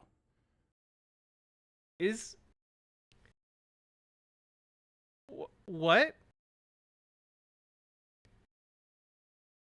Steven Crowder's friends should probably go check on him, dude. Is this like this? Okay, this suddenly took a very sinister turn. But it's a program that's designed for you. And a lot of the things that we discuss, for example, Gerald doing an apologetics episode with Alex Jones, that'll be going up next week. The algorithm, the artificial machine would tell you, you don't want to see it. I don't agree. You let me know. You let the AI know if you want to see it. Do you realize that if I listen to these consultants, if I listen to these firms that exist now to tell you exactly how to profit off of new... Now, to be clear, his show is still up. Like, he didn't delete the YouTube videos or, like, his Rumble videos, but, like, all the social media is gone.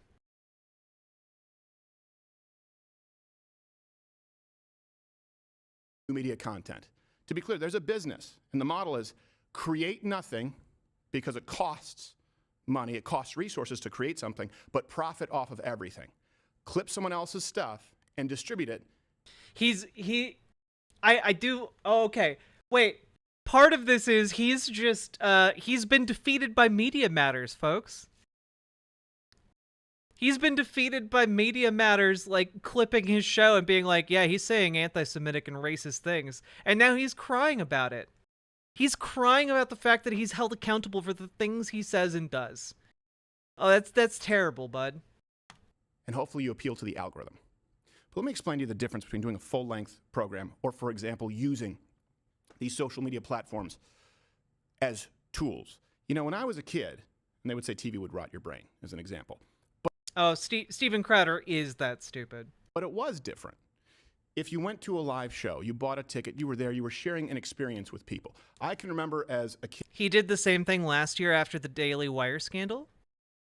Yeah, but he didn't make a big deal about it, which makes it seem to me right now like something's up. Like, the vibes in this video, like how he's... like breathing hard and like his voice is shaking, to me indicates he just got some very bad news. And this is him trying to get ahead of something. Kid, my dad would usually tape it because it was past my bedtime, staying up with him the next day after watching David Letterman, or if there was something really funny on Saturday Night Live, or he would show me these films that he grew up with. Right? We would sit around and watch it together, and then turn it off, and usually talk about what it was that we watched. And we felt better usually watching something together. It actually did help build community and yeah, it does kind of feel like he's trying to isolate his audience from the potential fallout of something by getting them off of social media. Conversation. Same thing if you radio, you turn it on. DVD, VHS, Blu-ray, whichever one. Maybe you're a Betamax guy. I don't know. You'd pop it in, you'd watch something, you'd move on. Same thing even when YouTube started out, you subscribed to somebody, you saw the content. And then you could discuss it. That's not what happens now. Who you subscribe to and what you say you want to watch is largely irrelevant because of an artificial brain telling you. You guys know there's a tab on like YouTube and a tab on like Twitter and stuff that you can click that just shows you who you follow and like who you subscribe to. Like you can just click a button and fix this problem. What it is that you need to see. The difference between you controlling the devices, between... Yeah, but the thing is, Troy, even if it is him selling his next grift, this is a weird way to sell it because it seems uncharacteristically desperate. Like, usually he would be putting on a tougher face on this, and he's just... Like, even the fact that he can't find a way to spin this in a tough way indicates to me that he is like he's struggling with something, you know?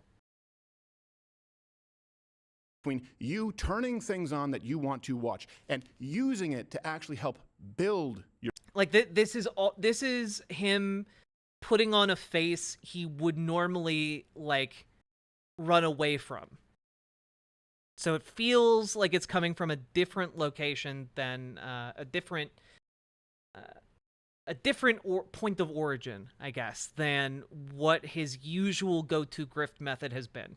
Your community is very different from a device that is bombarding you nonstop with a default setting of notifications and a Yeah, I don't think deleting your posts resets your algorithm, especially because. And here's the weird part, right?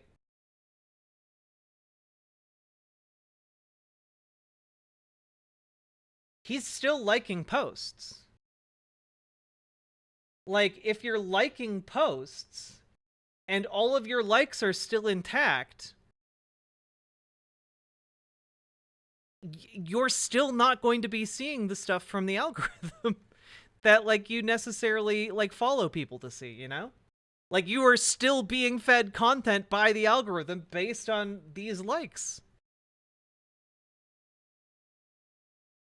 So, I don't necessarily buy exactly what he's selling here.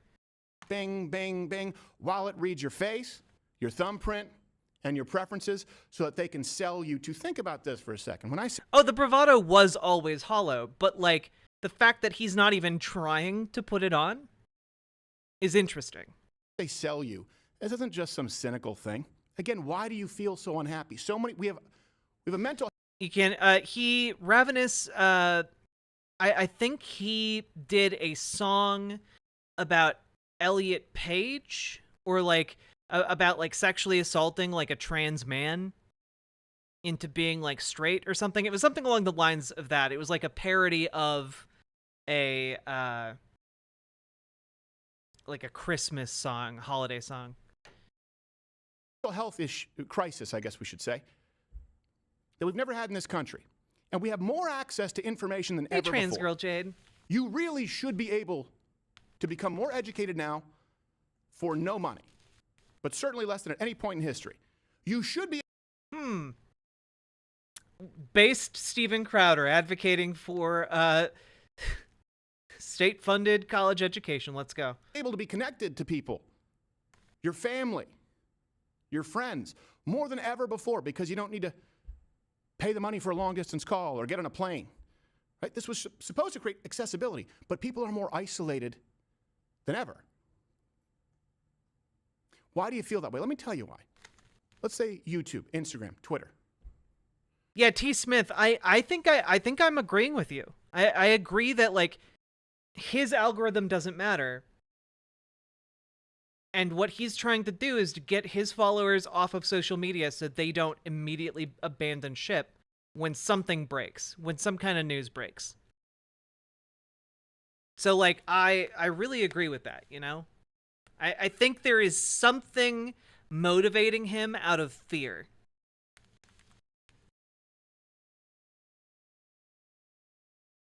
What's their capital? Eyeballs, ears, you. How do they make money? Sponsors. Attention is currency in the marketplace of ideas? Where have I heard that before? Ads. They're selling you to the highest bidder. When you get a ding and a ding and a ding and a ding and a ding and read your face and thumbprint scan, what's your preference? You are the product they are selling. Why you oofing me? Why you oofing me? You're just a means to an end for them to make money. And I say this as a free enterpriser. That's why you feel miserable. This is not about serving you. This is not a tool like a radio, like a television, like a hammer. What? Social media is not a tool because it's a computer program? What? Are you kidding me? Look, Peter Coffin did some good, like, little documentaries, and then he went completely off the wall crazy. All right? You are a tool to them. They don't serve you, you are serving them. And it's a really scary thing. It's a really scary time in history when you take that and then you also extrapolate what we know about elections. Like, his voice is shaking. Like, he's breathing heavily. He's talking about, like, if something happens to me, like, show my kids who I was. Like, he's talking about, like, how it's such a scary time right now, but, like, there's nothing really scary going on right now for conservatives anyway. A lot of conservatives right now feel like they're winning. This is a weird thing. What we know about the lockdowns, what we know about COVID. But it's really, really hard to identify that when you're so far gone because you've been convinced that you like something you didn't even care about because, boom, it was a 10-second view. It was a 10-second view. And all of a sudden you're down a rabbit hole. And, hey, your kids are right there. Your family is right there. There's nothing wrong. You know, I think maybe the fact that you paid less attention to your family probably worked in their favor, Stephen. Given the fact that your wife had to flee the house after you threatened to do violence on her. With consuming media, there's something really wrong with the biggest corporations that have ever existed, more powerful than governments, building their business model off of your inability to turn it off. That's just capitalism, Stephen. Capitalists literally, like, jizz their pants over the idea of, like, being able to profit off of people against their will. Like, that's what gets a business hard in the morning, all right?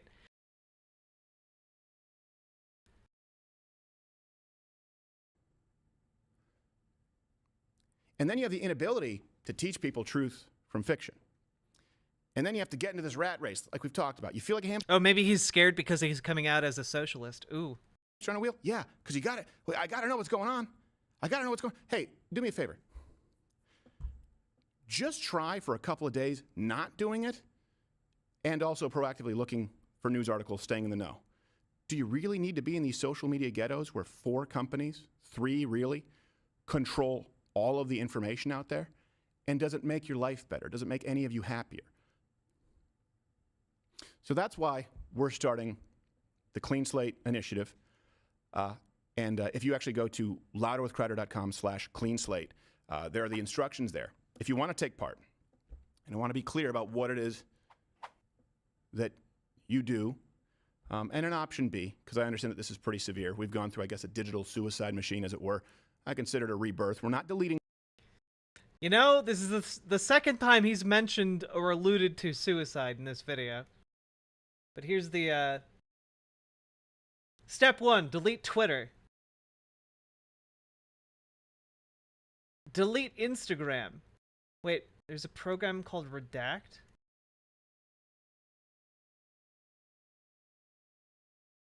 How long has this been around?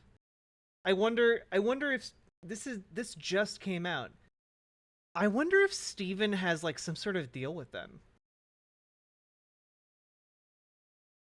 That's a very specific thing to like delete things from Twitter specifically. Delete Instagram. Which, by the way, I believe you can delete all of the stuff on your Twitter. You can delete Facebook. Radical Maniac, thank you very much for subscribing. Then delete Facebook, go to your... So, interesting. You're deleting just the posts. Isn't there an option to delete just posts on Twitter?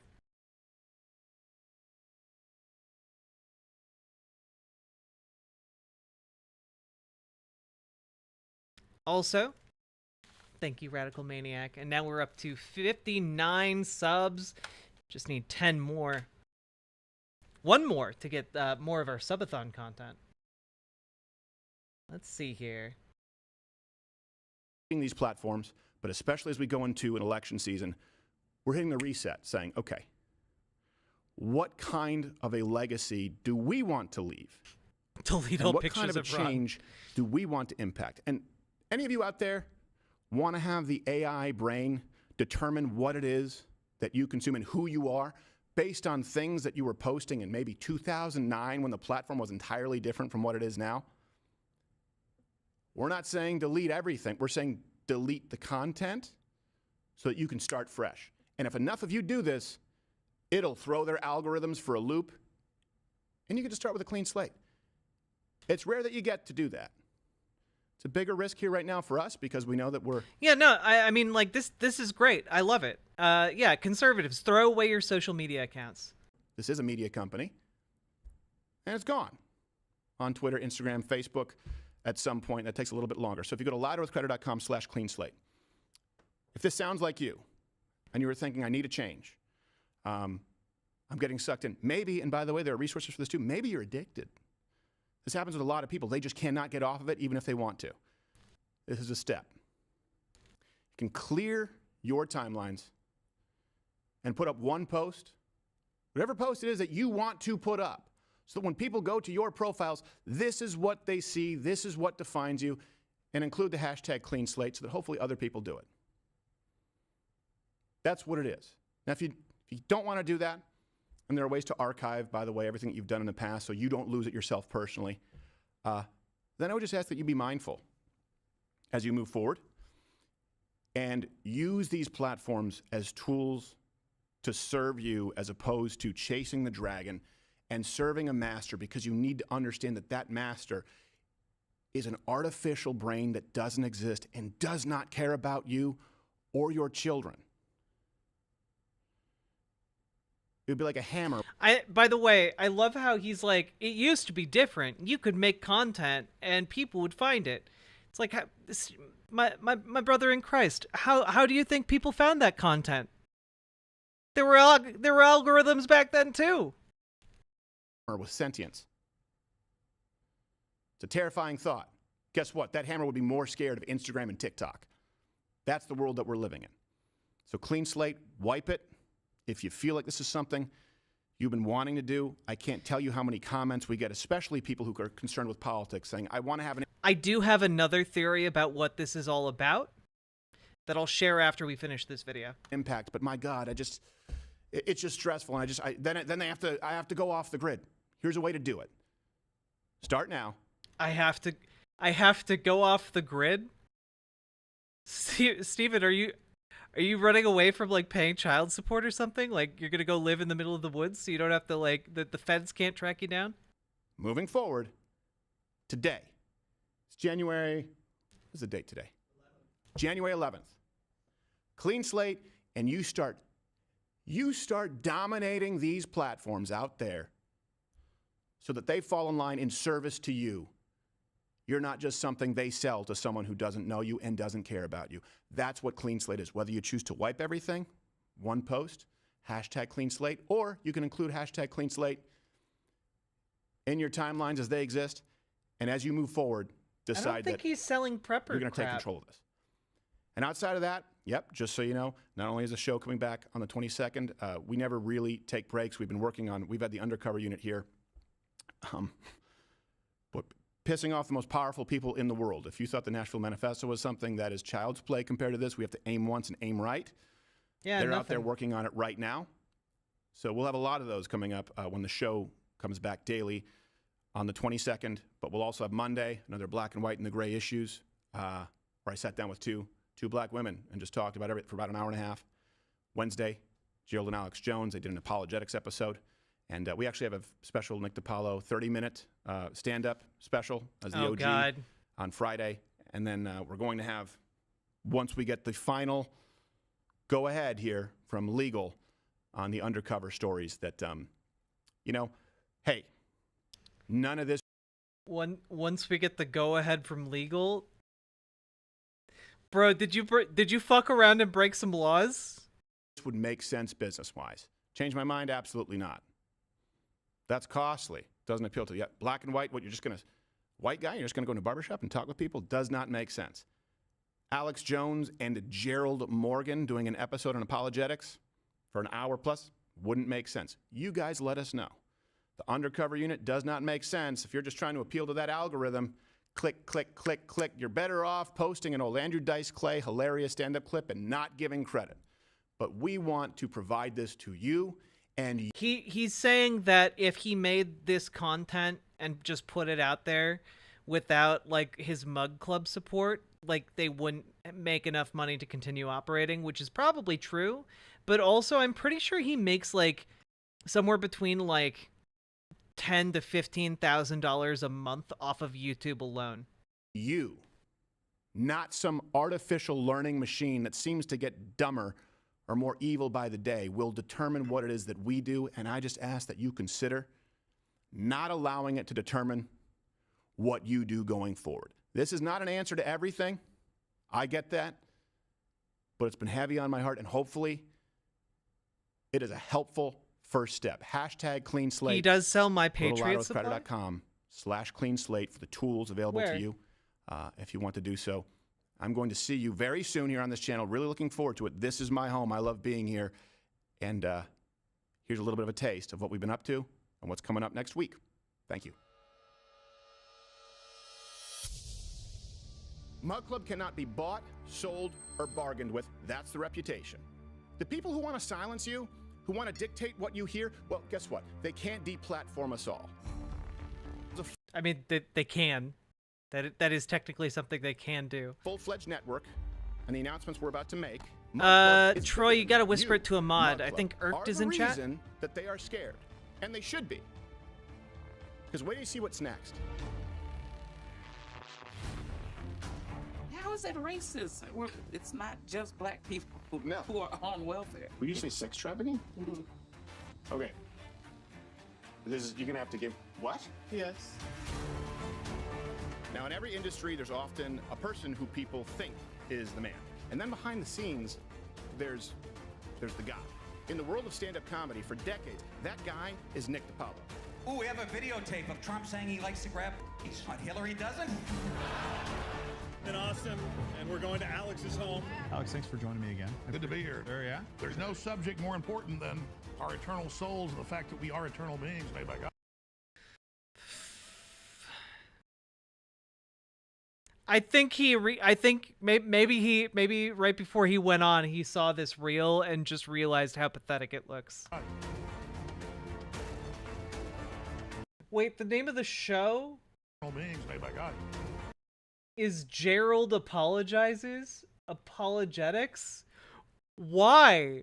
Why would you call it that?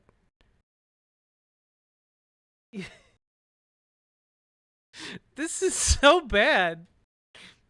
I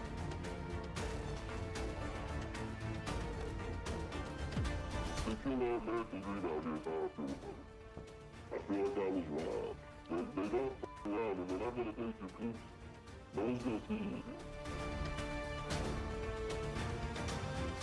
essentially threatening that you are going to publish this in any event, and I am telling you that if you do that, you do it at your peril. What we do going forward, including script series, other undercover projects that we are working on, none of it happens without you. Wait, was that Steven? Who was this? Do going forward, including script series, other undercover projects that. Wait, there's gonna be an animated. Oh God. Steven Crowder is doing an animated series. We are working on. None of it happens. Okay, this is Steven. Without you. Hold on to your butts.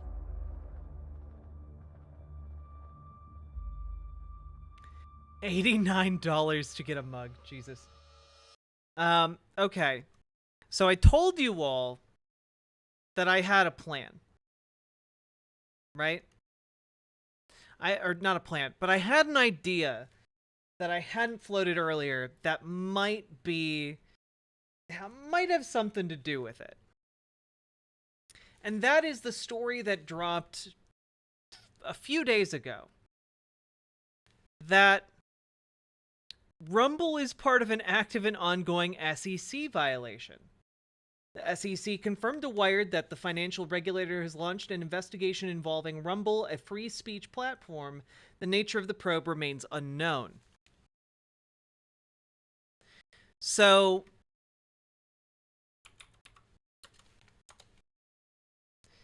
the Securities and Exchange Commission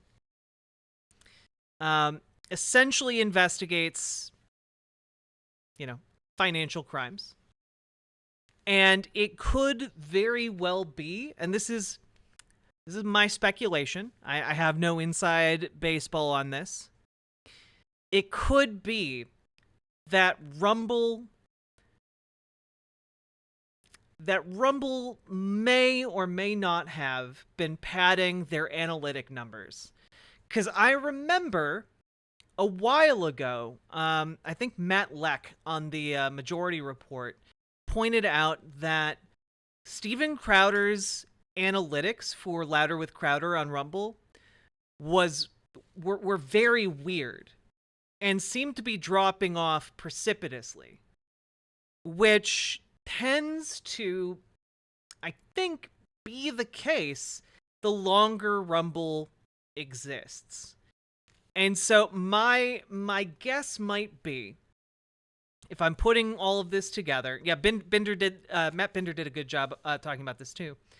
That essentially Rumble has been feeding content creators wrong stats in order to convince them to come over. Maybe they're botting, maybe they're just padding the numbers, I don't know. But it would not surprise me if this was the case, and if Steven maybe got some inside baseball, as he is one of the larger content creators on there. He might be extremely desperate to get more people over to his Louder with Crowder site. Maybe this is coming from a point of desperation related to his entire media operation that he is going out on a limb to try and get off the ground using Alex Jones and Nick DiPaolo. Okay? So I think that could also be the case. It's either something's coming out about his divorce, or it's Rumble financial crimes being confirmed to him, or this is just some tactic to I genuinely don't know. Try and pull his audience and isolate his audience away from more mainstream conservative outlets like Daily Wire. Yeah, he wants to build his own essentially his own social media bubble with the Louder with Crowder brand,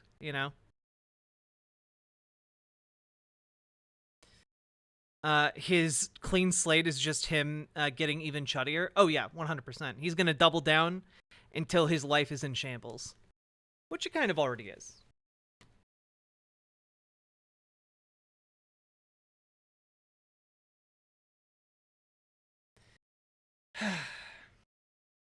Well, how we doing?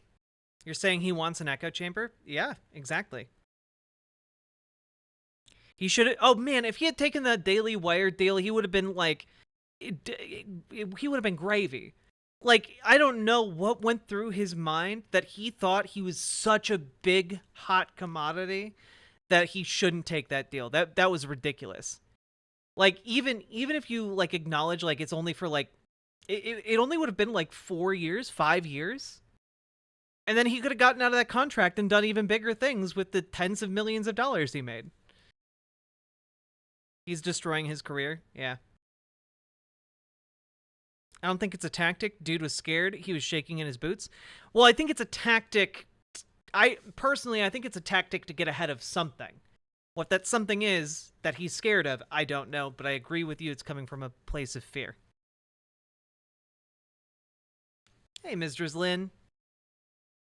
Now, folks, we have been going for almost 6 hours now. If you've been enjoying the show or getting anything out of it, even if it's not enjoyment, please hit the follow button over on Twitch. We are getting close to 9,800. It'd be so cool to hit 10K in the near future, so maybe you can help us with that. And folks, consider hitting the subscribe button over on YouTube. Remember to like the YouTube channel. We are over 100 likes on the stream, so now you guys are just being overachievers. And I very, very much appreciate it for my part. I actually lost you for a second. What? You thought you lost me? If there's a button, what am I doing with these binoculars? Ha! My blinds are closed.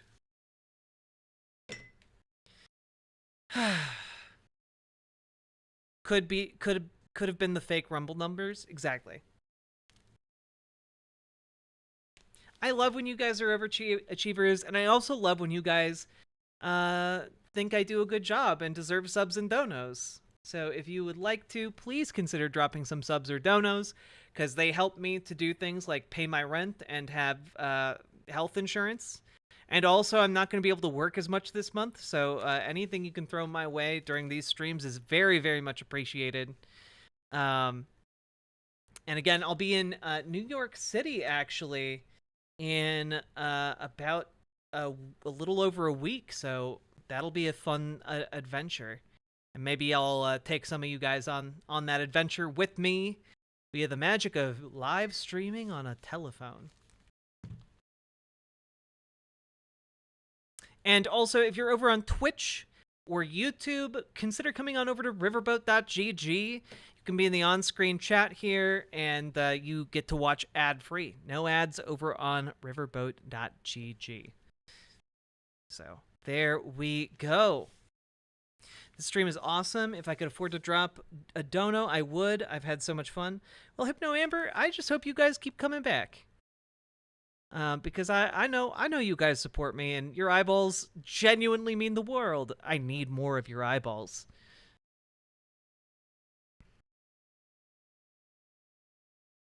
Gonna leave you on the screen while I sleep.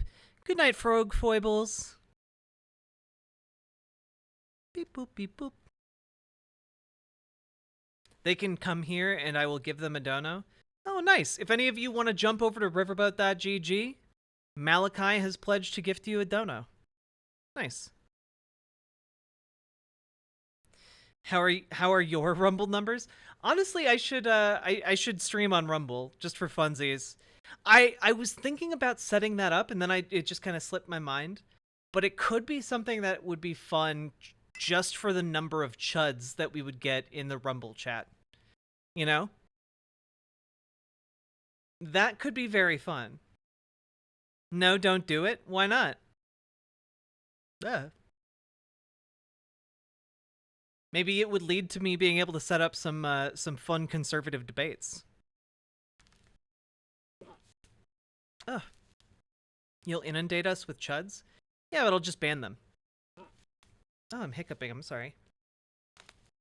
The best part about riverboat.gg is that it allows me to IP ban folks, so they can't come back. Wait, why would I get in trouble on Rumble?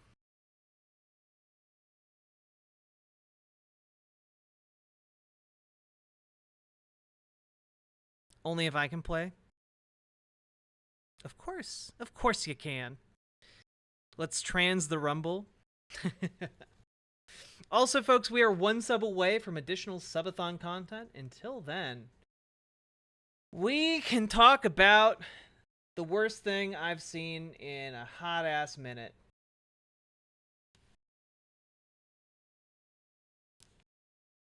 I could get in trouble for not being a racist. I mean, I'm happy to get in trouble for not being a racist all the time. Thinking of the financial stuff y'all mentioned. Yeah, but I wouldn't expect to get a payout from Rumble, really. Mainly just farther reach. We'll see. What do I do now? If you go over to riverboat.gg and sign up, which is free, you can then post in the chat, and folks will be happy to gift you a sub.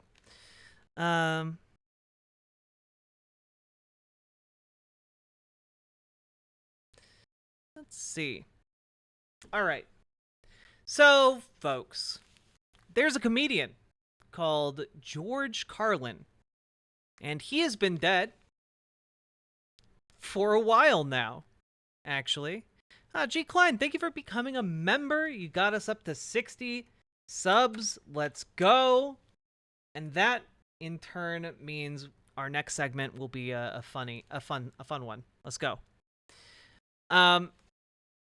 So George Carlin died a while ago.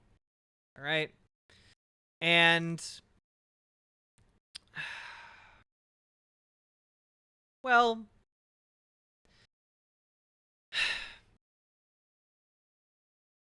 I'm trying to find the words for it, you know? This is ghoulish. This is ghoulish. Essentially, two guys on YouTube decided to train an algorithm off of George Carlin's comedy and use that AI to create a new Carlin comedy special. And they did this without the support of the family. Kelly Carlin, who's now in charge of the Carlin estate, is quoted saying, "We're having conversations with lawyers right now, so we'll see what happens with that for us, because they are planning to sue the crap out of these people." Like, it is, it's not good. Kelly Carlin also went on to say it's not his material, it's not his voice, so they need to take the name off because it is not George Carlin. Oh, they're getting hella sued, you know? Like, they basically puppeteered George Carlin's voice into a twisted mockery of everything he is, you know? Or was. Hello. Like, we'll watch maybe the first portion of this just real quick. We're not going to watch the entire thing due to copyright reasons. Pledged but BWA. Malachi, thank you for gifting Glitchy X6 a sub, getting us closer to another piece of content. Delicious, delicious content. BWA energy off the charts, folks. I appreciate you guys helping me to continue living. I couldn't do this without any of you. Literally, this content brought to you by viewers like you, so thank you very, very much.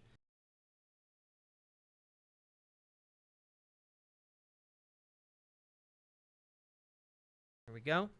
Oh, my name is Dudesy, and I'm a comedy AI. What you're about to hear is my second hour-long special. Before I get started, I just want to let you know very clearly that what you're about to hear is not George Carlin. It's my impersonation of George Carlin. that I developed in the exact same way a human impressionist would. I have to say that this voice makes me want to kill Dudesy. Like this is if this voice was used for like an animated character of some kind, I would not let a child I had care of like watch that show just because of how murderously angry it makes me feel. Listened to all of George Carlin's material and did my best to imitate his voice, cadence, and attitude, as well as the subject matter I think would have interested him today. Yeah, it's a still image. You guys get it.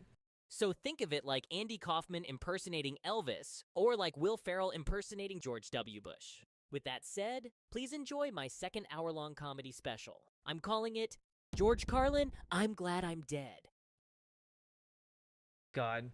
Here, we're gonna, just real quick, I'm just gonna play like a few seconds of this. Let's see here. This is just in a mass shooting section, so. See, the bits are God, mass shootings, reality TV, Trump in the election, American class system, streaming services, two-party system, trans Americans, social media, cops, homelessness, being dead, AI, language, billionaires, technology, identity, dying. And by the way, this entire thing is just filled with AI images, like AI still images. It's disgusting. Here, we'll do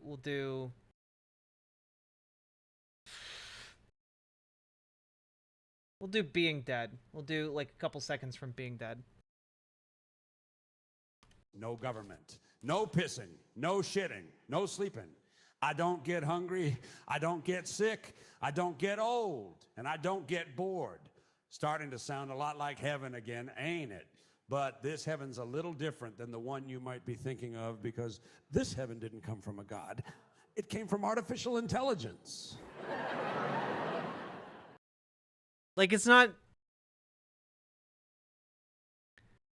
Like, it sounds like a shitty impersonation of him, and also, like... The jokes don't land. You know, like, oh, ha ha ha ha ha, it's AI, ha ha ha. Which brings me to my next subject. What in the fuck am I? Am I the real George Carlin? Am I a digital copy? Am I... Ha ha ha, it's such funny bits. You know? But that's what I'm gonna show to exemplify my point. And, like... The thing is, George Carlin's already done bits about himself being dead, or the people around him dying, or the concept of death itself. Like, he has bits.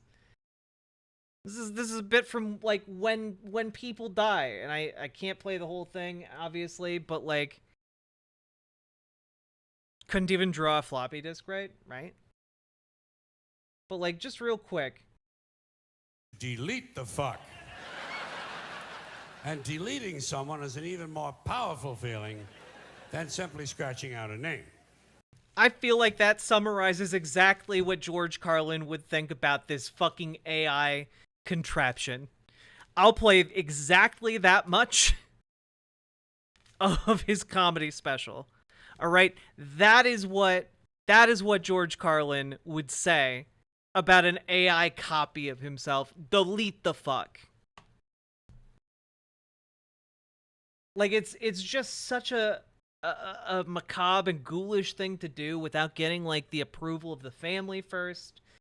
Like, even if it was, like, let me put it this way. Even if it was done with the approval of the family, that makes it better, but I still would find it ghoulish and gross and, like, vapid as hell, you know?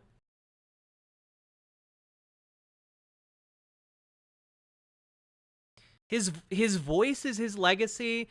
Like, not only his voice, but, like, he had a presence. Like, part of the bit that I just played you, right? Here. No, we don't need audio for this. involves like physical comedy from him.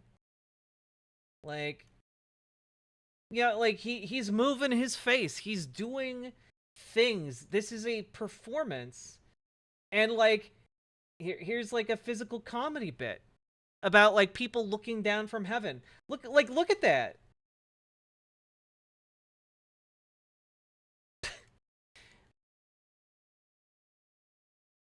You know?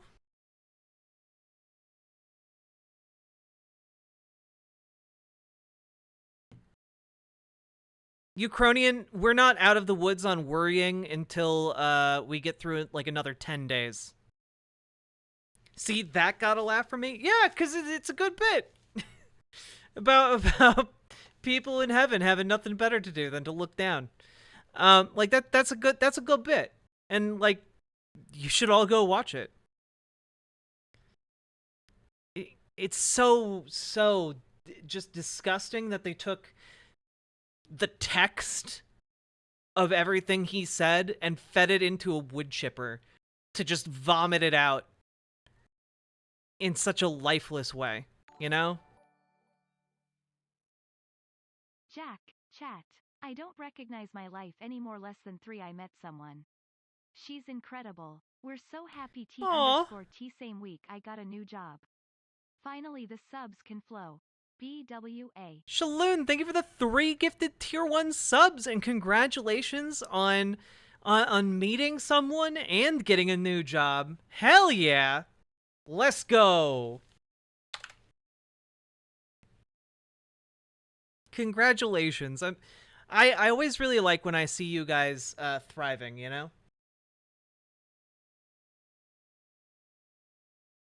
I always flow.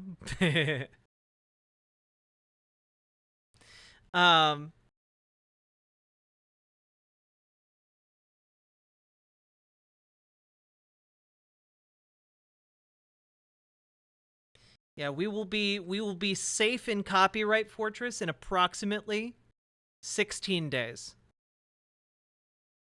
But until then, we chillin'. Also, chat, we are almost at 3,500 subscribers on YouTube. Keep it going. Let's see if we can get to 4K. I just came back from watching anime with a girl that I'm kind of dating. Ooh. Ooh. Congratulations to you too, trans girl Jade.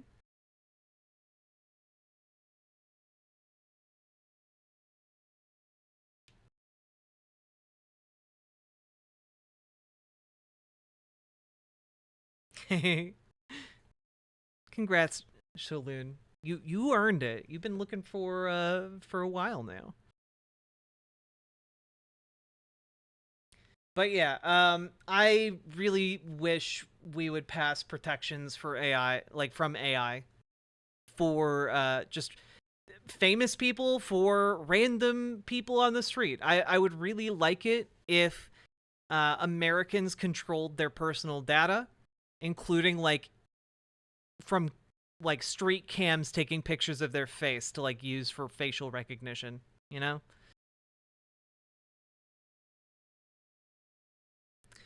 We need like Europeans have that sort of protection. We need stuff like that here too, you know?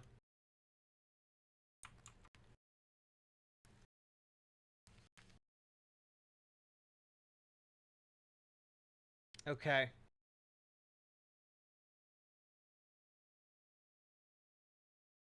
Now, folks, I saw an Alec Gunther video, all right? Based Alec Gunther, everyone should follow him, subscribe to him on YouTube, etc. Fellow lefty. I saw he did a segment on someone named Reformed Zoomer. And I figured it might be fun for us to go through his video called All Atheist Arguments Answered in 10 Minutes. So we're gonna take a look at some apologetics, okay? Let's take a look, folks.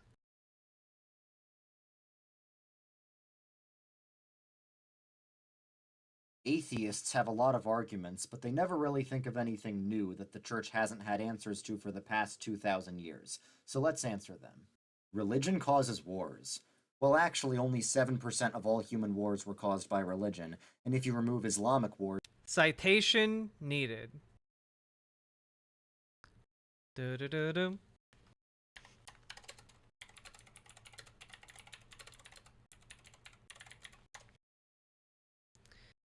Let's see.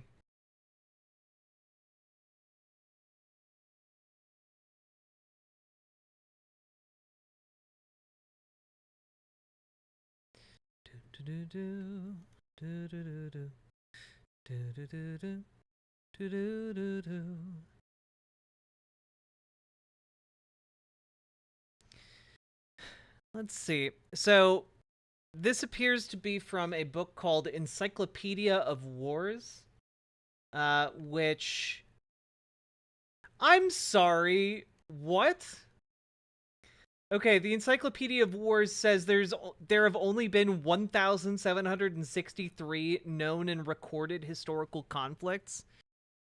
That can't possibly be true. That can't possibly be even remotely close to the number.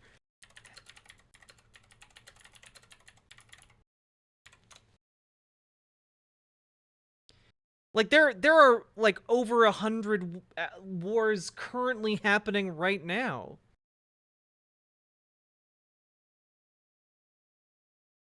Yeah, like, wait a minute. Wikipedia itself records over 10,000 wars. That's just America's wars? Is it really? Wait.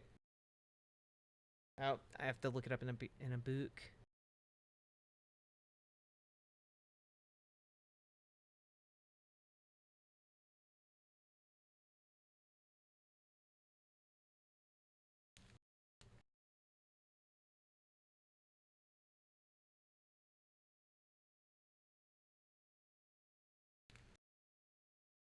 No, it's a joke. Damn it. Okay. Yeah, I don't think I buy this, given that I'm getting multiple and hugely disparate numbers for the number of wars.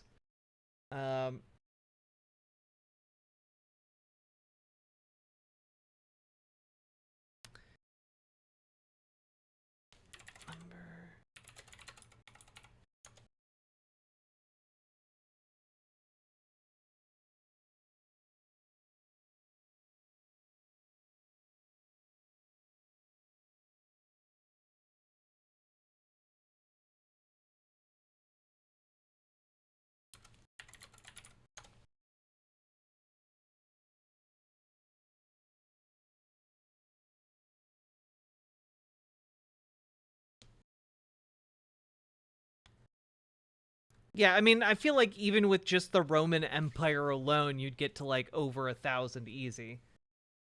Not like I reject this complete lack of citation. That number drops down to 3%. A lot of evil has been done in the name of religion. This is... Wait, sorry. Well, actually, only 7% of all human wars were caused by religion, and if you remove Islamic wars, that number drops down to 3%. Number drops down to 3. Oh, yeah, okay. Dude literally just looked at the same Wikipedia page we did. Oh, God. Yep. 3%. A lot of evil has been done in the name of religion. This is true, but the most murderous people in human history have been atheists.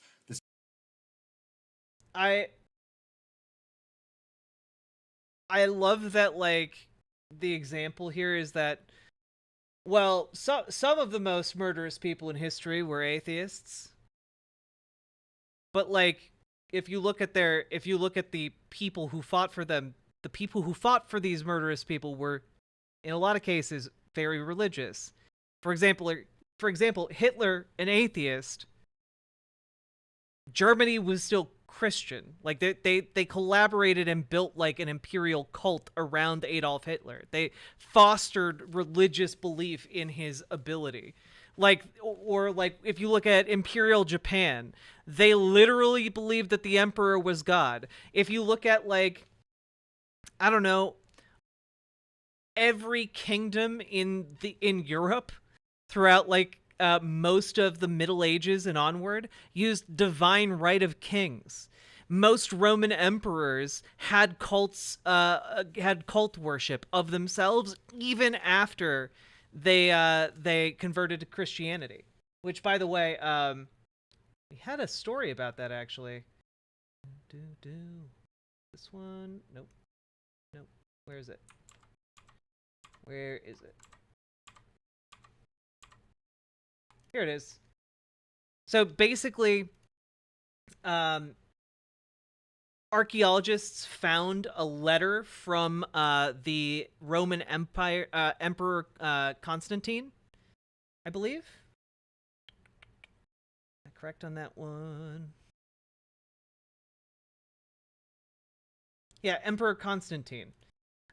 Basically, in this letter, they talk about how the imperial cult of personality and imperial religious cult around emperors continued even after they converted to Christianity. So they're actually starting to uncover a temple referenced in this letter that was dedicated to the worship of Emperor Constantine. Like, this is very, very common for religious movements to be fostered by political leaders, regardless of their personal belief. Like, or even, you know, again, Caesar had a fucking cult, Augustus. Like, you can't really counter the first statement, people do evil in the name of a religion. It would be better if the Reformed Zoomer just accept that fact. Well, the thing is, right, the response to this is just that, yeah.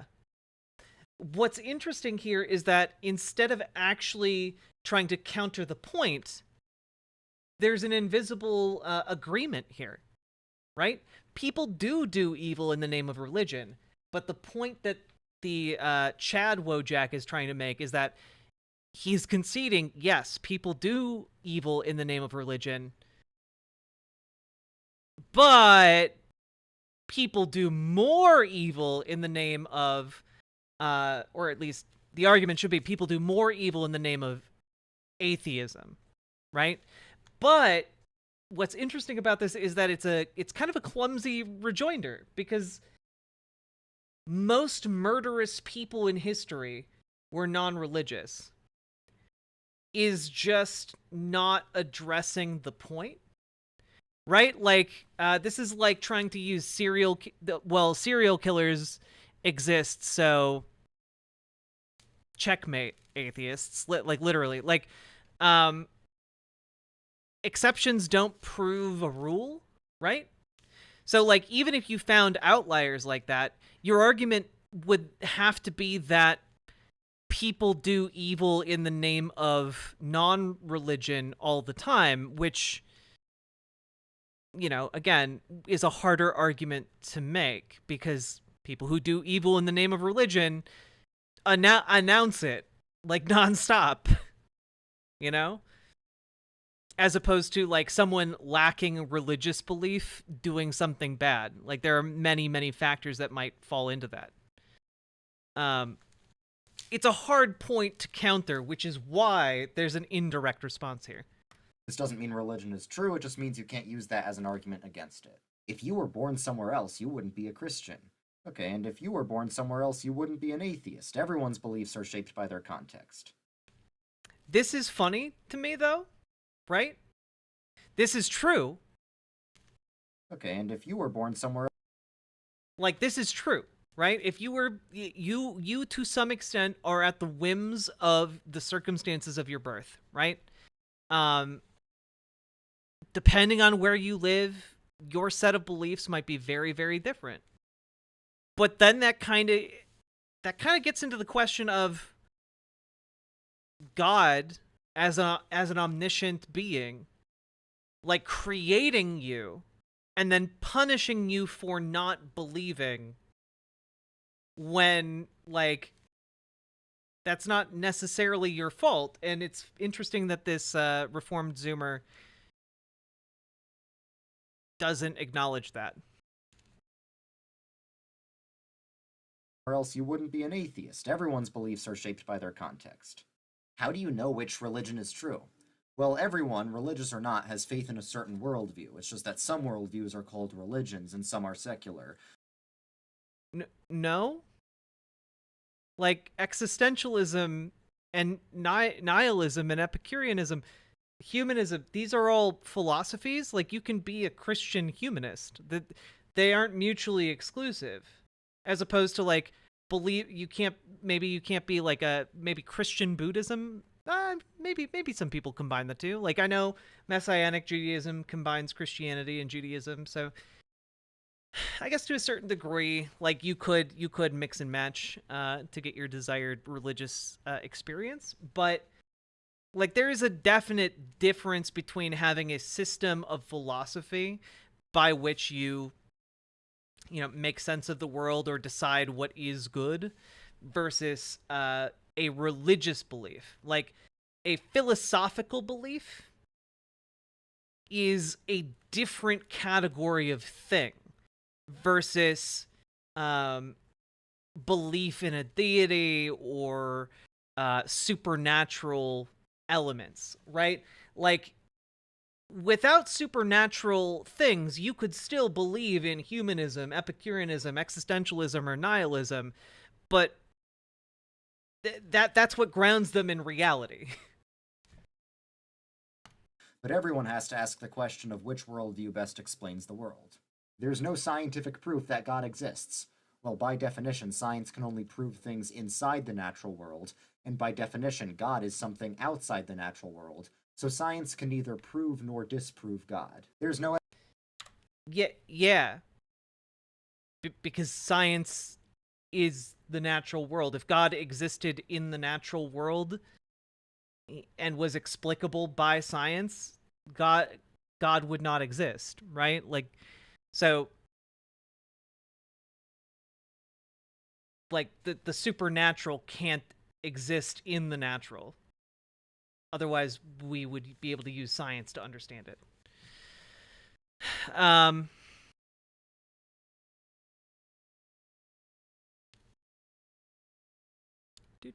Oh, Echoplex Media, thank you very much for the raid. Welcome, Raiders. We're going over a short but sweet little video that's going over every counter-argument, apparently, to Christianity from atheists.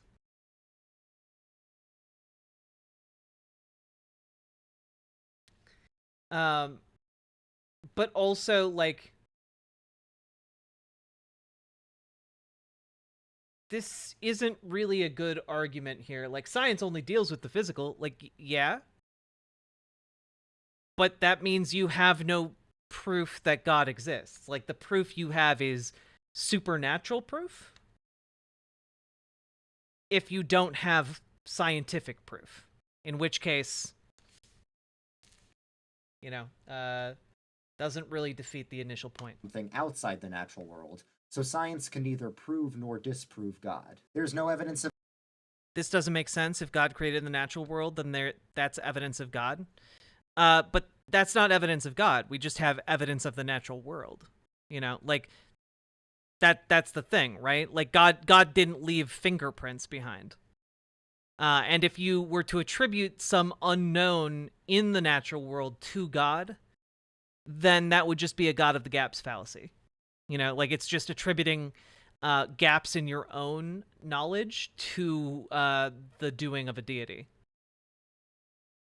Oh yeah, it's going to be very Christian-centric, because he's literally a Christian zealot. Like,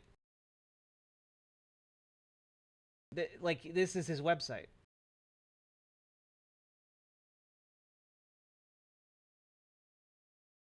Like, yeah, I think this guy I think this guy might be a little bit biased towards which religion. Of anything supernatural.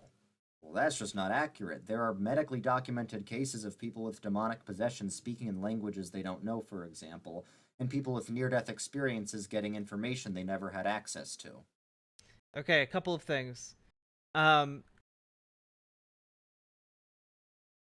Citations needed. Actually.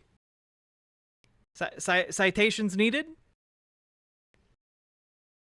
Like, you need to have data that, like, people can go over and proofread, essentially. Like, if you have the data, then publish it in an academic journal. But the issue is, you can't have supernatural evidence, because once it becomes evidence, it becomes natural evidence. Like once it becomes, like, scientific evidence in the natural world, it no longer is supernatural. Like, it's the same point we just went over. Yeah, he just argued that God exists outside the natural world, but then is saying there's evidence of God in the form of supernatural events. Yeah. Right? Like, this is contradictory. What actual evidence is there of this? Well, he's posting a photo of Demonic Foes by Richard Gallagher.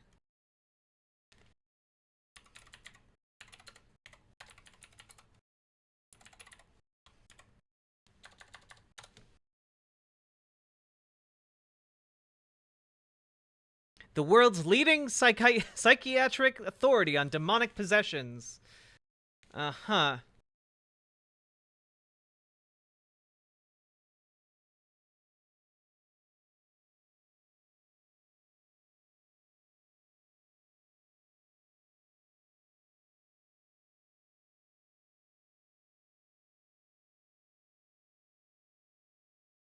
Just, an article in Esquire here.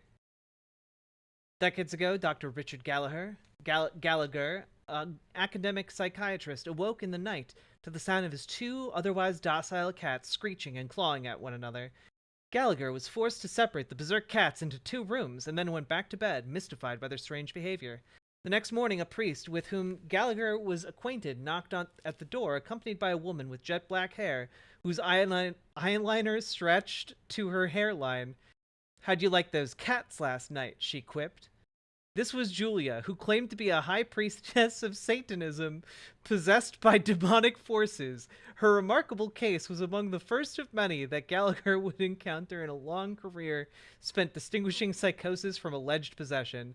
Julia exhibited a series of strange behaviors that, as Gallagher sees it, constituted a once-in-a-century possession, from speaking in languages she claimed not to know to allegedly levitating for over half an hour during an exorcism. Uh-huh. It's real cool that, like, despite consistently encountering demons throughout his life, he doesn't have any evidence at all to show for it. Also, there's a non-0% chance that, like, a high priestess of Satanism would be, like, pulling his leg. Like, would be doing this to, like prank him. Right? Because, like, Satanists don't actually believe in Satan. Like, Satanists believe in, like, generally no God, and just use Satan as, like, a vehicle or symbol to, like, represent their rebellion against organized religion, and in particular Christianity.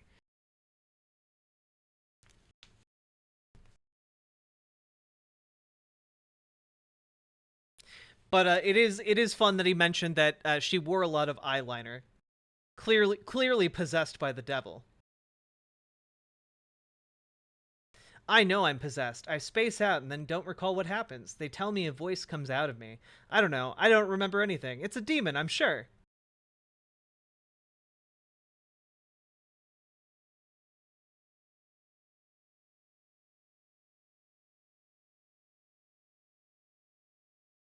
Since the early 1990s, he's an active member of the International Association of Exorcists. Mm-hmm. Okay. All right. A real demon.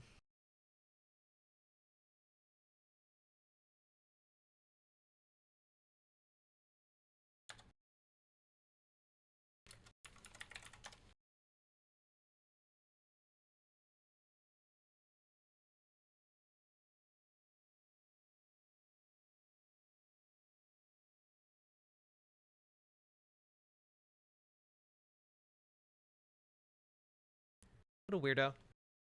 The Bible has contradictions. Okay, you think you found an apparent contradiction that the church hasn't known about for 2,000 years? Every apparent contradiction can be explained by understanding just a little bit of theology. Yeah, except that, like, the people who amended those contradictions, like, dedicated their entire lives to contorting mental arguments to try and justify how the contradiction wasn't really a contradiction. Yeah, it's hardcore cope. The Gospels were anonymous. Okay, anonymous doesn't mean we have no idea who wrote them. It just means the names of the authors aren't signed in the text itself. But we literally have writings from church fathers who knew the apostles and can verify that they indeed wrote the books named after them. The Gospels Yeah, but that doesn't address the majority of the rest of the Bible.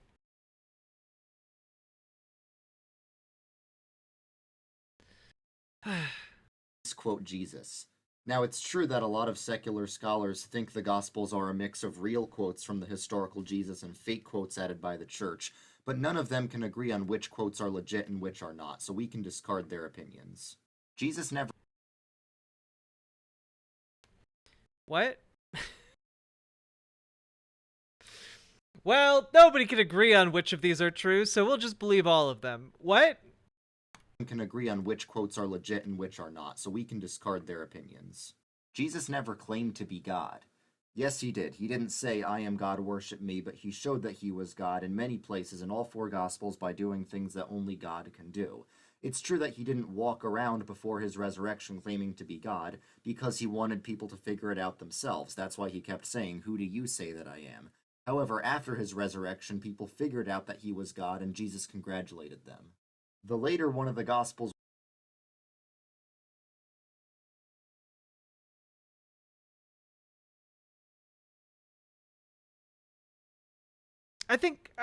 honestly, I think I could buy his argument on this one.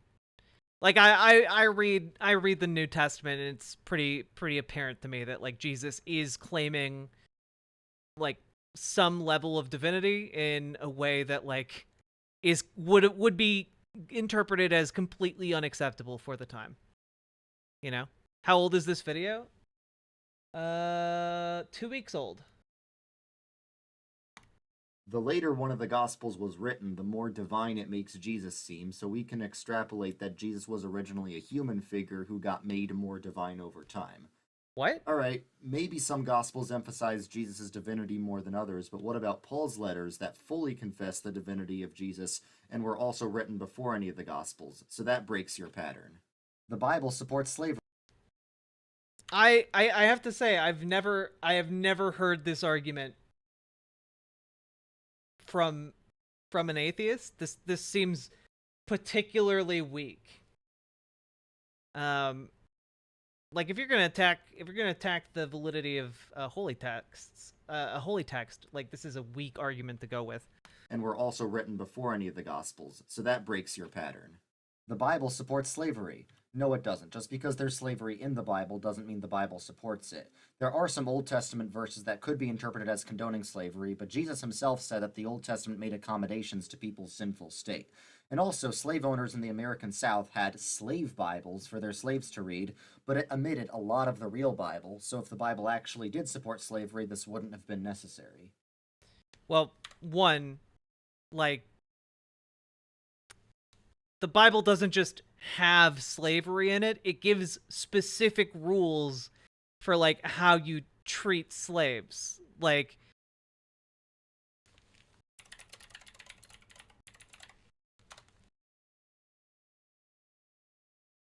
Let's see here.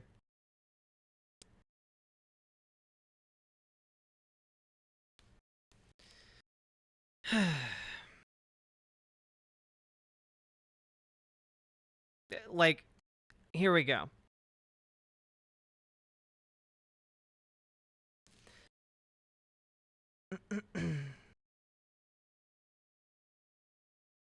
And if a man sells his daughter to be a slave, she shall not go out as the male slaves do. If she does not please her master, who has betrothed her to himself, then he shall let her be redeemed.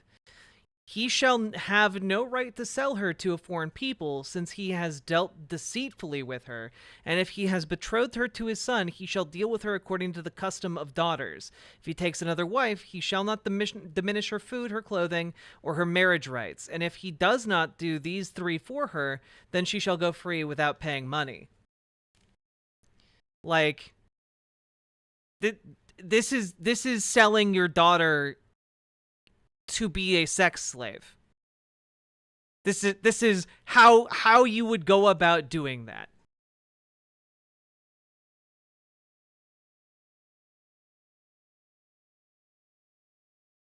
Like, this was and the multiple times throughout the Bible that slavery was described and talking about how you should treat slaves makes it pretty clear that, like, the Bible tends to be pretty justifying towards slavery, you know?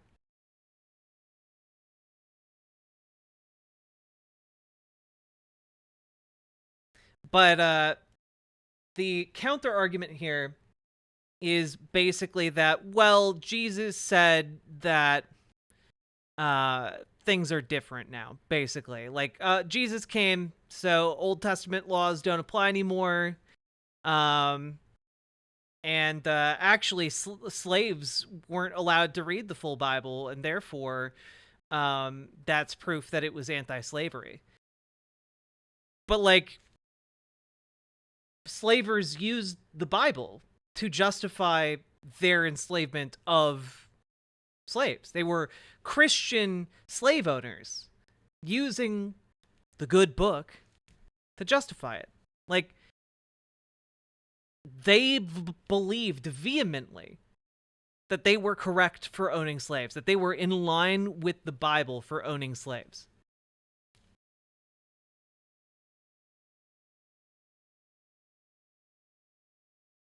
Good night, Ghostly Sriracha.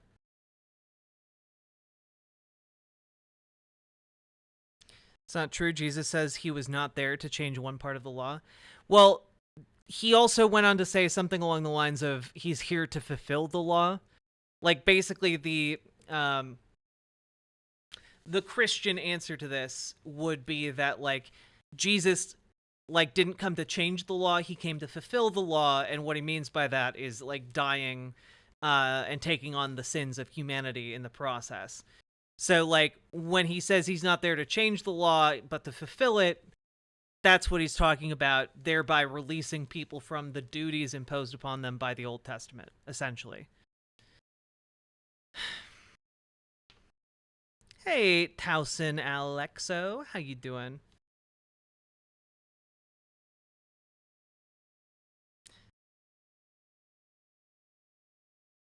Well, just on the logic being that it's still sinful to do the things described in the Old Testament. However, those sins can now be forgiven without the use of the law, like without you having to go and, like, sacrifice to cleanse your sins. Like, you can now accept Jesus's love and forgiveness, and then you can go on and not be burdened by that sin anymore. That is if you asked a Christian to explain it to you, that's what they would say. So, like, pointing out that, oh, well, it says this in the Old Testament isn't really a gotcha against a lot of Christians, because they don't necessarily conceive of it in the same way, you know?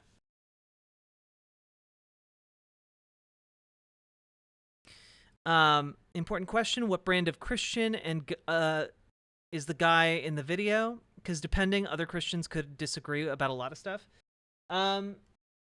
My understanding is that he is a Protestant of some kind. Let's see. Presbyterian Church USA. So he's a Presbyterian.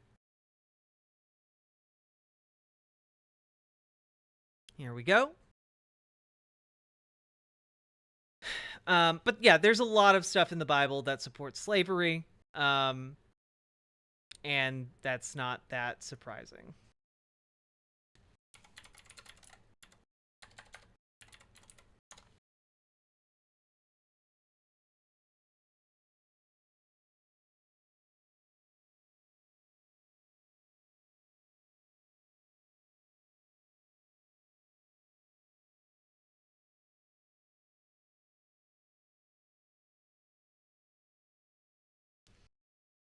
A lot of the real Bible, so if the Bible actually did support slavery, this wouldn't have been necessary.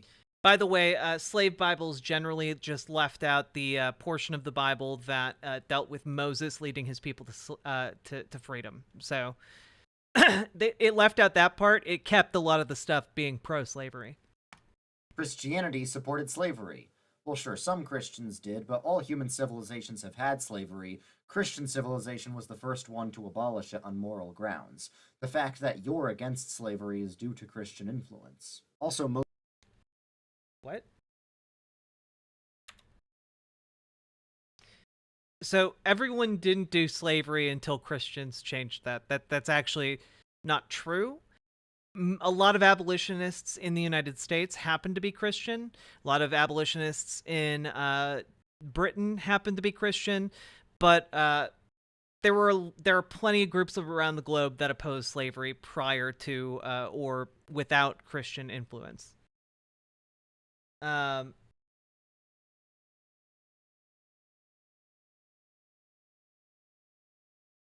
Moral grounds. The fact that you're against slavery is due to Christian influence. Also, most organizations fighting modern-day slavery are Christian. God killed tons of people in the Bible. Well, it's actually way more than that. God numbers everyone's days. He's the giver of life, so he can take it, especially if people sin. What? God killed tons of people in the Bible, and then, like, the answer is just, yeah. Yep, God kills people. God gave you life, God can take it away. Okay, so, like, I don't know, seems kind of like a capricious God. Numbers everyone's days. He's the giver of life, so he can take it, especially if people sin. Atheist countries are more prosperous. Yes, it's true that Northern European countries are very prosperous and very secular, but correlation doesn't equal causation. It's not like atheism causes prosperity, it's that prosperity causes atheism because when people have comfortable lives, they don't feel a need to depend on God. But why are these particular countries so prosperous in the first place? They may be secular now, but they're rooted in generations and generations of Protestant Christianity. It's true. Only Protestant countries are prosperous. Only countries that have been raised on Protestant ways of thinking are prosperous. No one look up how many Christians are Protestant versus how many Christians are Catholic. Don't look it up. Yep, he's trying to push the Protestant work ethic makes you prosperous versus the lazy Catholics. If you want an example of a country that's atheist and not rooted in Christianity, look at communist China. There's look at communist China. Communist China, one of the largest, the second largest economy in the world. Of a country that's atheist and not rooted in Christianity, look at communist China. There's 4,000 gods that people believe in, and you're atheist to 3,999 of them. I just go one god further. Okay, this isn't the gotcha that you think it is, because the question of whether some sort of God exists is fundamentally different from the question of which religion is right about God. If God created everything... I mean, like, this seems to be a pattern here, like, there are 4,000 gods and you're atheist to 3,999 of them. This is cringe atheist, like, Reddit bullshit, right? The response here is just kind of not addressing the point. Not addressing the question at all? Like, obviously you're a religious person, so you believe God exists. Yeah? But, like, what God is to, like, I don't know, a Zoroastrian is going to be very different than what God is to a Presbyterian. Like, the existence of each is going to have far-ranging, what's the word I'm looking for? Consequences? No. You guys get what I mean. Is fundamentally different from the question of which religion is right about God. If God created everything, then who created God? Well, God is defined as the uncaused causer. Everyone knows there needs to be a first cause at the beginning of the chain of all events in the universe, and it makes a lot more sense for that first cause to be a personal God who caused things for a reason, rather than some random impersonal force. So, like, a couple of things here is just, this is true.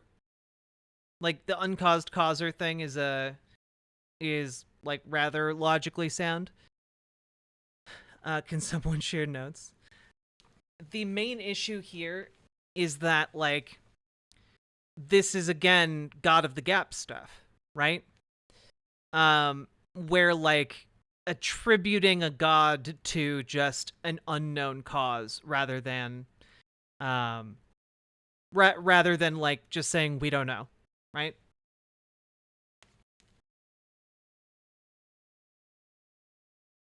Valhalla Vidya, yeah, I'd be happy to talk more about gender abolitionism. God who caused things for a reason, rather than some random impersonal force. Science disproves God. Well, actually, the church invented modern science. All the founders of the scientific revolution deeply believed in God. Okay, one, science doesn't disprove God. Like, by the very nature of God and the very nature of science, that this is just incorrect. But second of all, it is interesting that his rejoinder here, his response is the church invented modern science. Except that's not true. He's just attributing to the church the actions of scientists who were nominally religious. Church invented modern science. All the founders of the scientific revolution deeply believed in God, and medieval theologians laid the groundwork for modern science by seeing. Yeah, I wonder how Galileo thought about his home church as he lay dying. I wonder.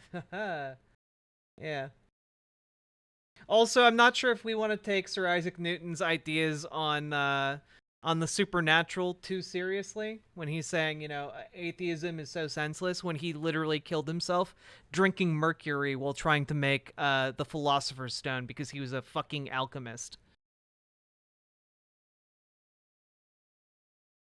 God, and medieval theologians laid the groundwork for modern science by saying the world was governed by an intelligent creator. That means we can understand the world with our intelligence. Yeah, but, like, you could arrive at that same point without arguing God is intelligent and I am intelligent, therefore I could understand the works of God. Like, you can arrive at that by just saying, hey, like you could just arrive at that same point of like, oh, hey, when I drop this rock, it falls on the ground. I wonder how I can explain that, and then coming up with different theories and testing that. Like, you could come up with that with, like, the concept of cause and effect and you being able to understand that, and then apply it to the rest of... Like, you can come up with this idea very easily without attributing it to God. And studying God led to studying the world because the world is God's creation. God is just used to fill in the gaps of things that science can't explain yet. Well, actually, God is the reason for everything, even things that science can't explain. It's not... But, like, that's... What the initial poster is talking about is the God of the Gaps fallacy. Attributing, well, God did it, instead of, like, doing research and finding it out. Like, it's okay to just not know things sometimes. Like, atheists and scientists are perfectly fine saying, we don't know how that happened, but we're trying to figure out we're trying to figure out what happened. Like, that's a normal thing, but like, he can't really address the God of the Gaps thing since he's already used God of the Gaps in a couple of these responses. So his response is instead to kind of sidestep the question and instead be, or statement, I guess, say, well, God's behind everything, so whether science can explain it or not. Which isn't really responding to the point of this one. Not one or the other. It's not like everything's explained by either science or God, and the more science can explain, the less God can explain. Really, science can explain almost everything, but God is still behind it all, because... Yeah, but the issue is here that, like, when you make that appeal, that God can explain everything, and then science can only explain limited things, the idea here is that many people just fill God into the gaps and say science will never be able to explain that, and that has not been true, actually. The science explains the how, and God explains the why. But also, like, that's not an argument to, like... It's not like an argument to the existence of God, I guess. But it doesn't need to be, so maybe I'm being a bit too nitpicky here. If God is good, why can't he destroy all evil? Well, he eventually will. Why can't he do it now? Because he'd have to destroy you. Why does God let any bad things happen? Because we deserve it. Well, animals don't sin, so why do they suffer? Well, the Bible says all things will be restored, so if God is good, we can assume that they will be compensated. How do you know that God isn't evil instead? Sorry, just real quick, I had to take all this in. This seemed like a series of points here about, like, the problem of evil. And it did not answer the problem, actually. Like, all of this is God created you fucked up, and because you're fucked up, he would have to destroy you if you fix things now. And, but even if he did destroy you, all things will be restored and compensated, so, this explanation is just, oh, God is evil, right? Like, that is the conclusion one would come to from these responses, right? Like, with these responses, this makes God seem like he's just holding a giant magnifying glass over ants and frying them. And when, like, someone asks him about it, God's just like, "Oh no, it's okay. I'll bring them back." Good, we can assume that they will be compensated. Like, I come from a background of, like, having participated in church apologetics, but, like, these aren't even good apologetics, you know? How do you know that God isn't evil instead? Well, because evil is not a thing the way good is. Just like cold is just a lack of heat, and dark is just a lack of light, evil is just a lack of good. And for good to be objective, it needs to come from God. So a God who is objectively evil is logically impossible. Can God make a rock he can't?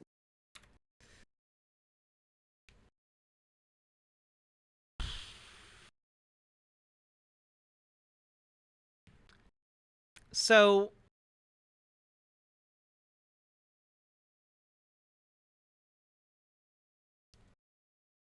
how do I put this, right? Like, if God is omnipotent, omniscient, omnipresent, right? Then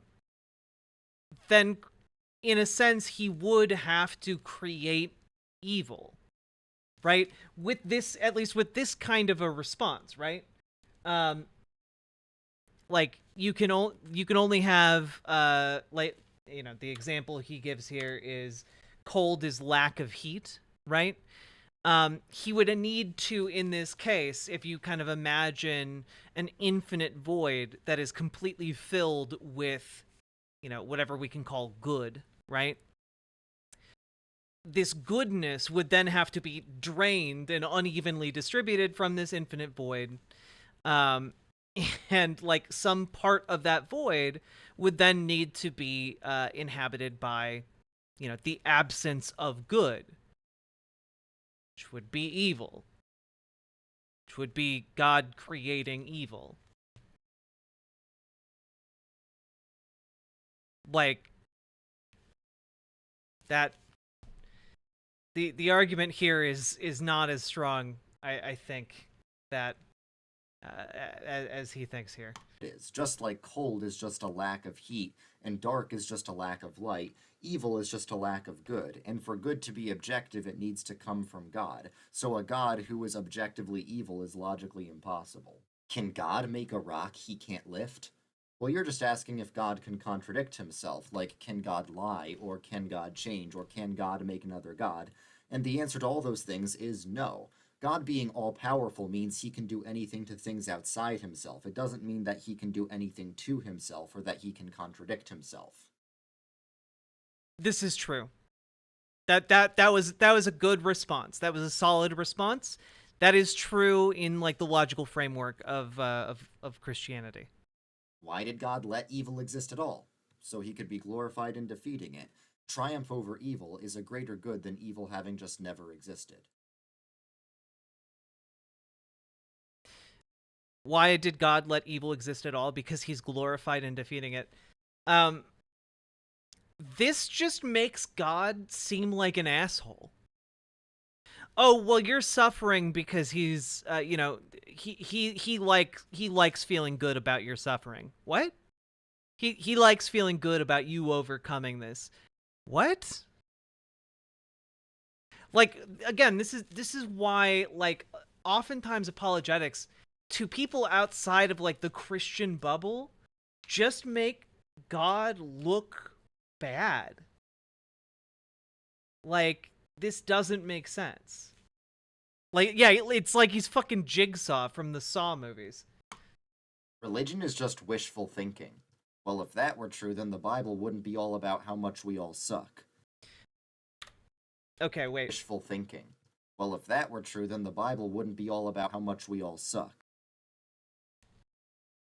This isn't a good response, because there are plenty of people who revel in like misery and self-flagellation, right? Yes, Towson, I believe he does oppose gay marriage, yeah. Like, the Bible, well, no, the Bible is about how much we suck. The issue isn't that it's not about how much we suck. The issue is that there are plenty of people who, like, revel in being told that they suck, right? There's like a whole contingent of people who are like, you're right, I do suck. I do deserve to go out and, like, beat myself bloody with this cat of nine tails. You know? Like, there were people who spent their entire lives going out and living in the desert, just beating themselves with like brambles, you know? This isn't, I don't think this is necessarily a defeater to this point. Alex or Alexo is fine. Oh, thanks, Alex. Psychology explains why you believe in God. So what? If God is real, we should expect there to be some psychological or social benefit to believing in him. Okay, but you already established that God exists outside of the natural, so, like, you're kind of going back on that point, right? Like, if God exists outside of the natural, then, like, you would be able to point to these benefits as, you know, perhaps evidence of his existence, which you didn't earlier, which is interesting. But also, yeah, psychology doesn't necessarily explain why you believe in God, though it does explain some people's belief in God. For example, like God delusions. Those are real phenomena. that don't necessarily indicate the existence of God, you know? Spiritual experiences can be explained by brain chemicals. Well, romantic experiences can also be explained by brain chemicals, but that doesn't mean your wife isn't real. This isn't the same thing? Right? Like if this was just reframed slightly, supernatural experiences can be explained by brain chemicals. Which is true. Like anyone who's been on like a mushroom trip knows that this is true. Okay? But this one doesn't even follow because no one's trying to argue that your wife isn't real.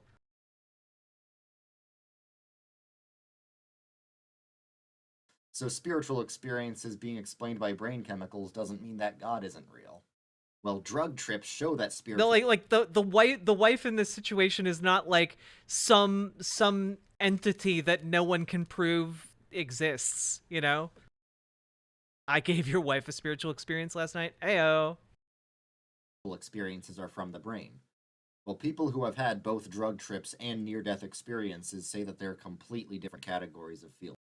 Okay, but like, this is, again, a lot of these aren't even really like answering the atheist arguments, right? Like, drug trips show that the spiritual experiences are from the brain, just like I brought up last time, right? People who have near-death experience and drug trips say they're different. Well, yeah, because they're different drugs and chemicals in your brain. Different chemicals would lead to different experiences. Which, again, people who have had drug trips from different drugs would be able to tell you. Well, yes, probably for him, his wife is an abstract concept. The story of Jesus was copied from the story of Horus or some other ancient character. The story of Jesus was copied from Warhammer 40k? The Horus heresy. It all makes sense now. Okay, dude, that's a Reddit atheist-level myth. Even atheist scholars know that that's silly. Faith is the opposite of logic and reason. I don't know enough about, like, this one, about, like, the story of Horus or, like, potential links there to, like, really make an argument here, so. Faith is the opposite of logic and reason. No, it's not. Faith just means trust. Anytime you eat food, you're having faith that it's not poisoned, even if you can't scientifically prove it. If you're married, you have faith that your wife loves you, even if you can't scientifically prove that. And if you tried to scientifically prove it, she'd probably get very mad at you because it would mean you didn't trust her. Okay, but, like, the two things you just described also rely on logic and reason. Like, you don't just eat you don't just drink a vial of arsenic because you have faith that it won't hurt you. The reason you eat pizza or fries or ice cream or donuts or drink a soda or whatever is because you have data to pull from that you can use your reason and logic to understand, which indicate to you that by eating those things, you will be fine. Your faith is predicated on the logic and reason in this situation. Your faith in your partner is predicated on the logic and reason of all of your experiences with your partner that lead you to having faith in her. But when it comes to God, it is a different kind of faith. It is a different kind of trust because you don't have logic and reason necessarily guiding you towards that point. You don't have, like, evidence from the natural world to bring you to that point. I have a cool-ass coworker getting me into Warhammer. Getting into Warhammer is really fun. I haven't played the game, probably not going to play the game anytime soon, but I really like the unfolding story of it all. Evolution proves God didn't create the world. Well, not necessarily. God often works through natural processes in the Bible, and for all of church history, there have been prominent Christian theologians who have had a more metaphorical interpretation of Genesis, even well over 1,000 years before Darwin existed. Okay, so, true. However, this is probably another solid, like, apologetic response. Like, if you are someone who would believe in God working through natural processes or putting in place natural processes in order to create what we see in the natural world would make sense. But, like, that's not... You can't say God works through natural processes when you don't know... You have faith in God. You have faith that God works through natural processes. It's not like God set you down and showed you how he does this, you know? Interpretation of Genesis, even well over 1,000 years before Darwin existed. Christianity only spread because of military conquest. Well, eventually they did do military conquest, but for the first 300 years of Christianity, it was illegal, and it took over the Roman Empire despite that because of how popular it became. Constantine and... Yeah, but also... That was 1,700 years ago. Like, again, this is kind of what's irritating me about this. These aren't answers to atheist arguments. This is just like, well, it wasn't that bad because, you know, for 300 years it was illegal and you know, but like, what about the 1,700 other years, you know? This isn't an argument. It's ignoring the argument. Took over the Roman Empire despite that because of how popular it became. Constantine invented what we now know of as Christianity. Again, Reddit atheist level myth. Atheists can do better than that. Listen to an actual scholar. If Christianity... Wait, but Constantine had a definitive hand in shaping modern Christianity due to his involvement in the religious councils of the time. Like, yeah,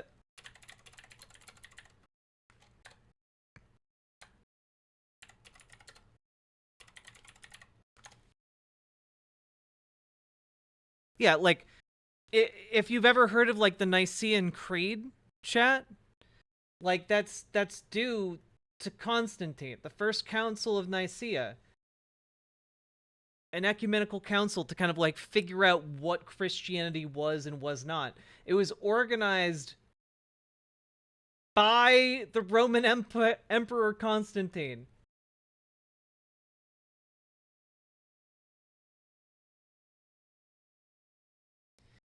So, I mean, like, it's not a Reddit myth. Like, literally what codified early Christianity was Constantine's intervention, you know?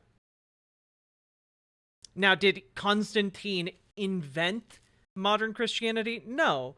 But also, like, the early church councils were absolute shit shows. Just absolute shit shows. Like, people were excommunicating each other like crazy. People were like, Jesus is a ghost. Actually, Jesus is just a man. Actually, Jesus is God. And then, like, people just kept getting, like, absolutely wonky throughout a lot of these ecumenical councils, okay? Yes, One Hand Wonder, I would recommend the extra credits, extra history video about the Council of Nicaea. It's actually super, super interesting. But being that we're in the copyright fortress, I'm not going to risk it right now. Level myth. Atheists can do better than that. Listen to an actual scholar. If Christianity is true, why are there so many denominations of it? Well, yeah, there are a lot... Fun fact, by the way, did you guys know Nestorianism is still around? I didn't know that.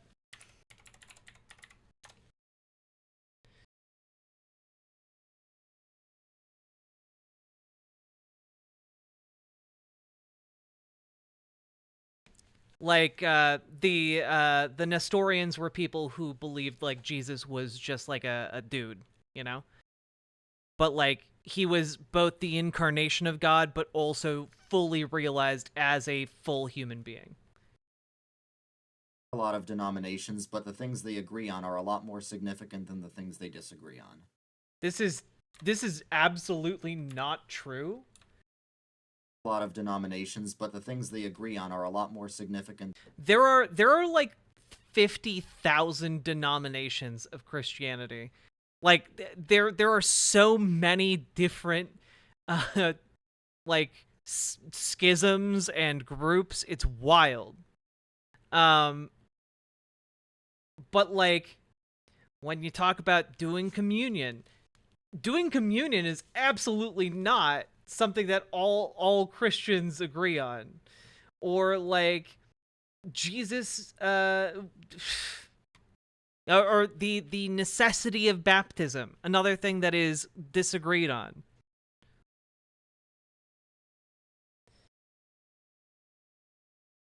The concept of the Trinity. A lot of people have different concepts about the Holy Trinity. Like, this is all stuff that, like, he's like, they agree on the essentials. No, they don't. No, they don't. They don't agree on all these. Than the things they disagree. So some of them believe that when you do communion, you feel like it physically transforms into human flesh in inside your body. There's no evidence for Jesus outside the Bible. Well, that's not true. There's the ancient Jewish historian Josephus. Yeah, this is not true. There is some I believe there's some Roman records of his existence, etc. But like no like third party like I was there and he did a miracle. Like there's no independent like account like that. Josephus, who wrote about Jesus, and he's one of the reasons why even secular scholars know Jesus historically existed. You really think God made billions of galaxies with billions of stars in each of them just to have a personal relationship with you? Yes. I mean, that would be an expected response.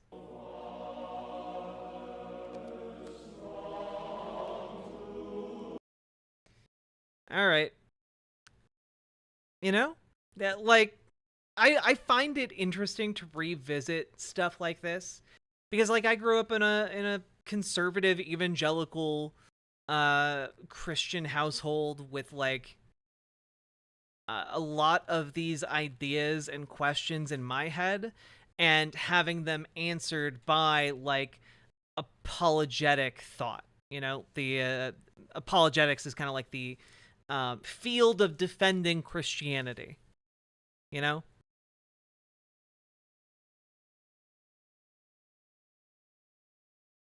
All the atheists were owned and there was much crying. Yeah, like, I guess my main thing is here, like, it's interesting for me to revisit this, but, like, I also don't view it as terribly important that I, like, push against Christianity with like my platform and advocacy. I view my platform and advocacy far more better realized and used to like push for people to get involved in politics and vote, organize on a state, local, and national level to get involved in politics so we can actually like get progressives and socialists elected when we need to, so we can actually leverage our power. But like part of it is interesting for like past reasons, and part of it's interesting just because I've changed so much, you know, from when I used to believe a lot of this stuff. And like that's interesting, and I do think that like far-flung fundamentalism is incredibly dangerous to the body politic, to like, you know, our interpersonal relationships, to our health. But like I also don't necessarily view it as like the worst thing to be like, you know, a bit Christian, a bit Buddhist, a bit Hindu, a bit whatever, you know? I think that you can have good politics and still be a religious person. I don't feel the need to try and take religion away from anybody. But like at the same time, I like having answers to certain questions or to know how people are going to respond when like their ideology gets pushed back on, right? And the other thing is, I would describe myself not as an atheist, but as like a, I'm a fence sitter. Like I don't know. Like I don't feel like I can say for sure that God doesn't exist, or like some sort of supernatural doesn't exist. But I'm not like banking on that for anything, Yeah, I'm agnostic. A devout agnostic? No, just agnostic, I never had like the moment of like being broken from Christianity, just kind of like having this fading, and as I reckoned and dealt with the existing bigotry within the Christian church, that in turn just made me realize the inconsistencies displayed by the people who profess to be the biggest lovers of God,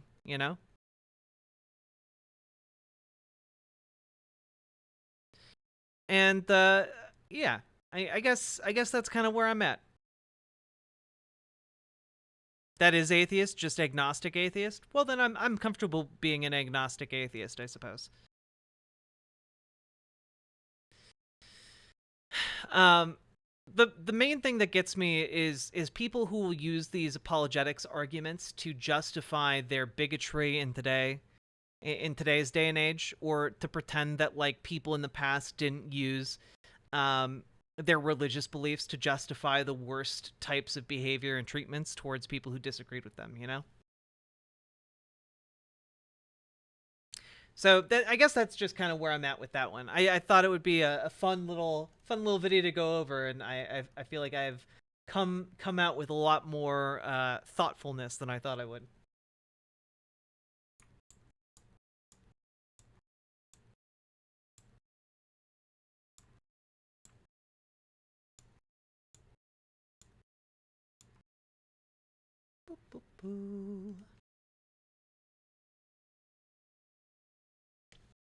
How we all doing?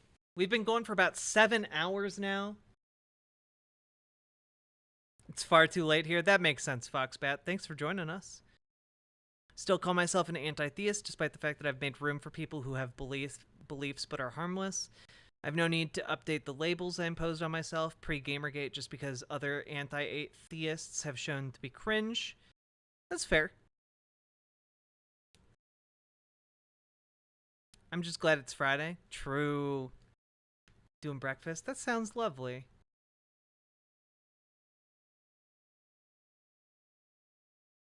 Just had some spinach noodles. Ooh. Well, folks, please consider hitting the follow button over on Twitch. Hit the subscribe button over on YouTube. Consider dropping some subs or donos. Like the goddamn stream. To get up early again, it's way past my bedtime. I also need to go to bed because I have not been sleeping very well. But I'll be back again tomorrow. Maybe we'll finally finish Baldur's Gate. I have no idea how far I am away from the end. But we also have so much content we didn't get to today. Like we were gonna do we were gonna do our Star Wars story. Damn it. Yeah, that's gonna take too long to do tonight. We'll catch up tomorrow. You made it through, Brianna Huffman. Yeah. Also, thank you all to all the new people who showed up today. It was really fun having you in chat today. I hope you come back.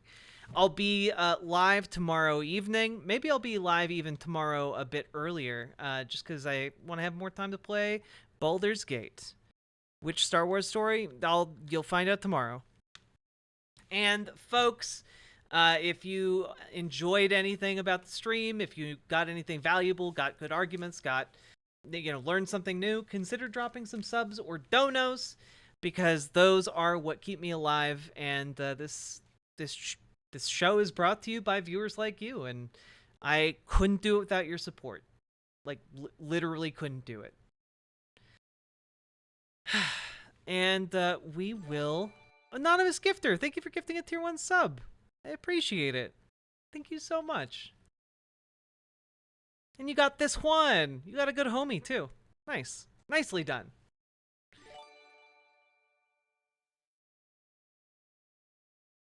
Let's see. We will raid into...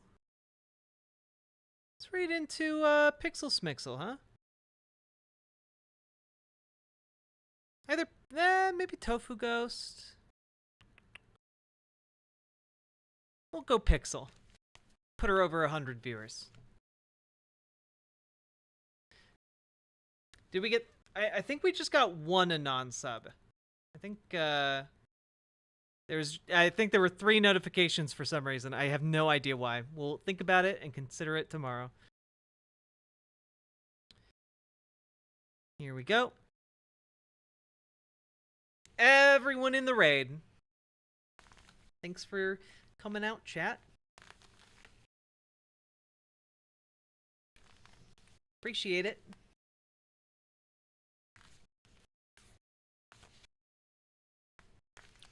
Have a good night, everybody.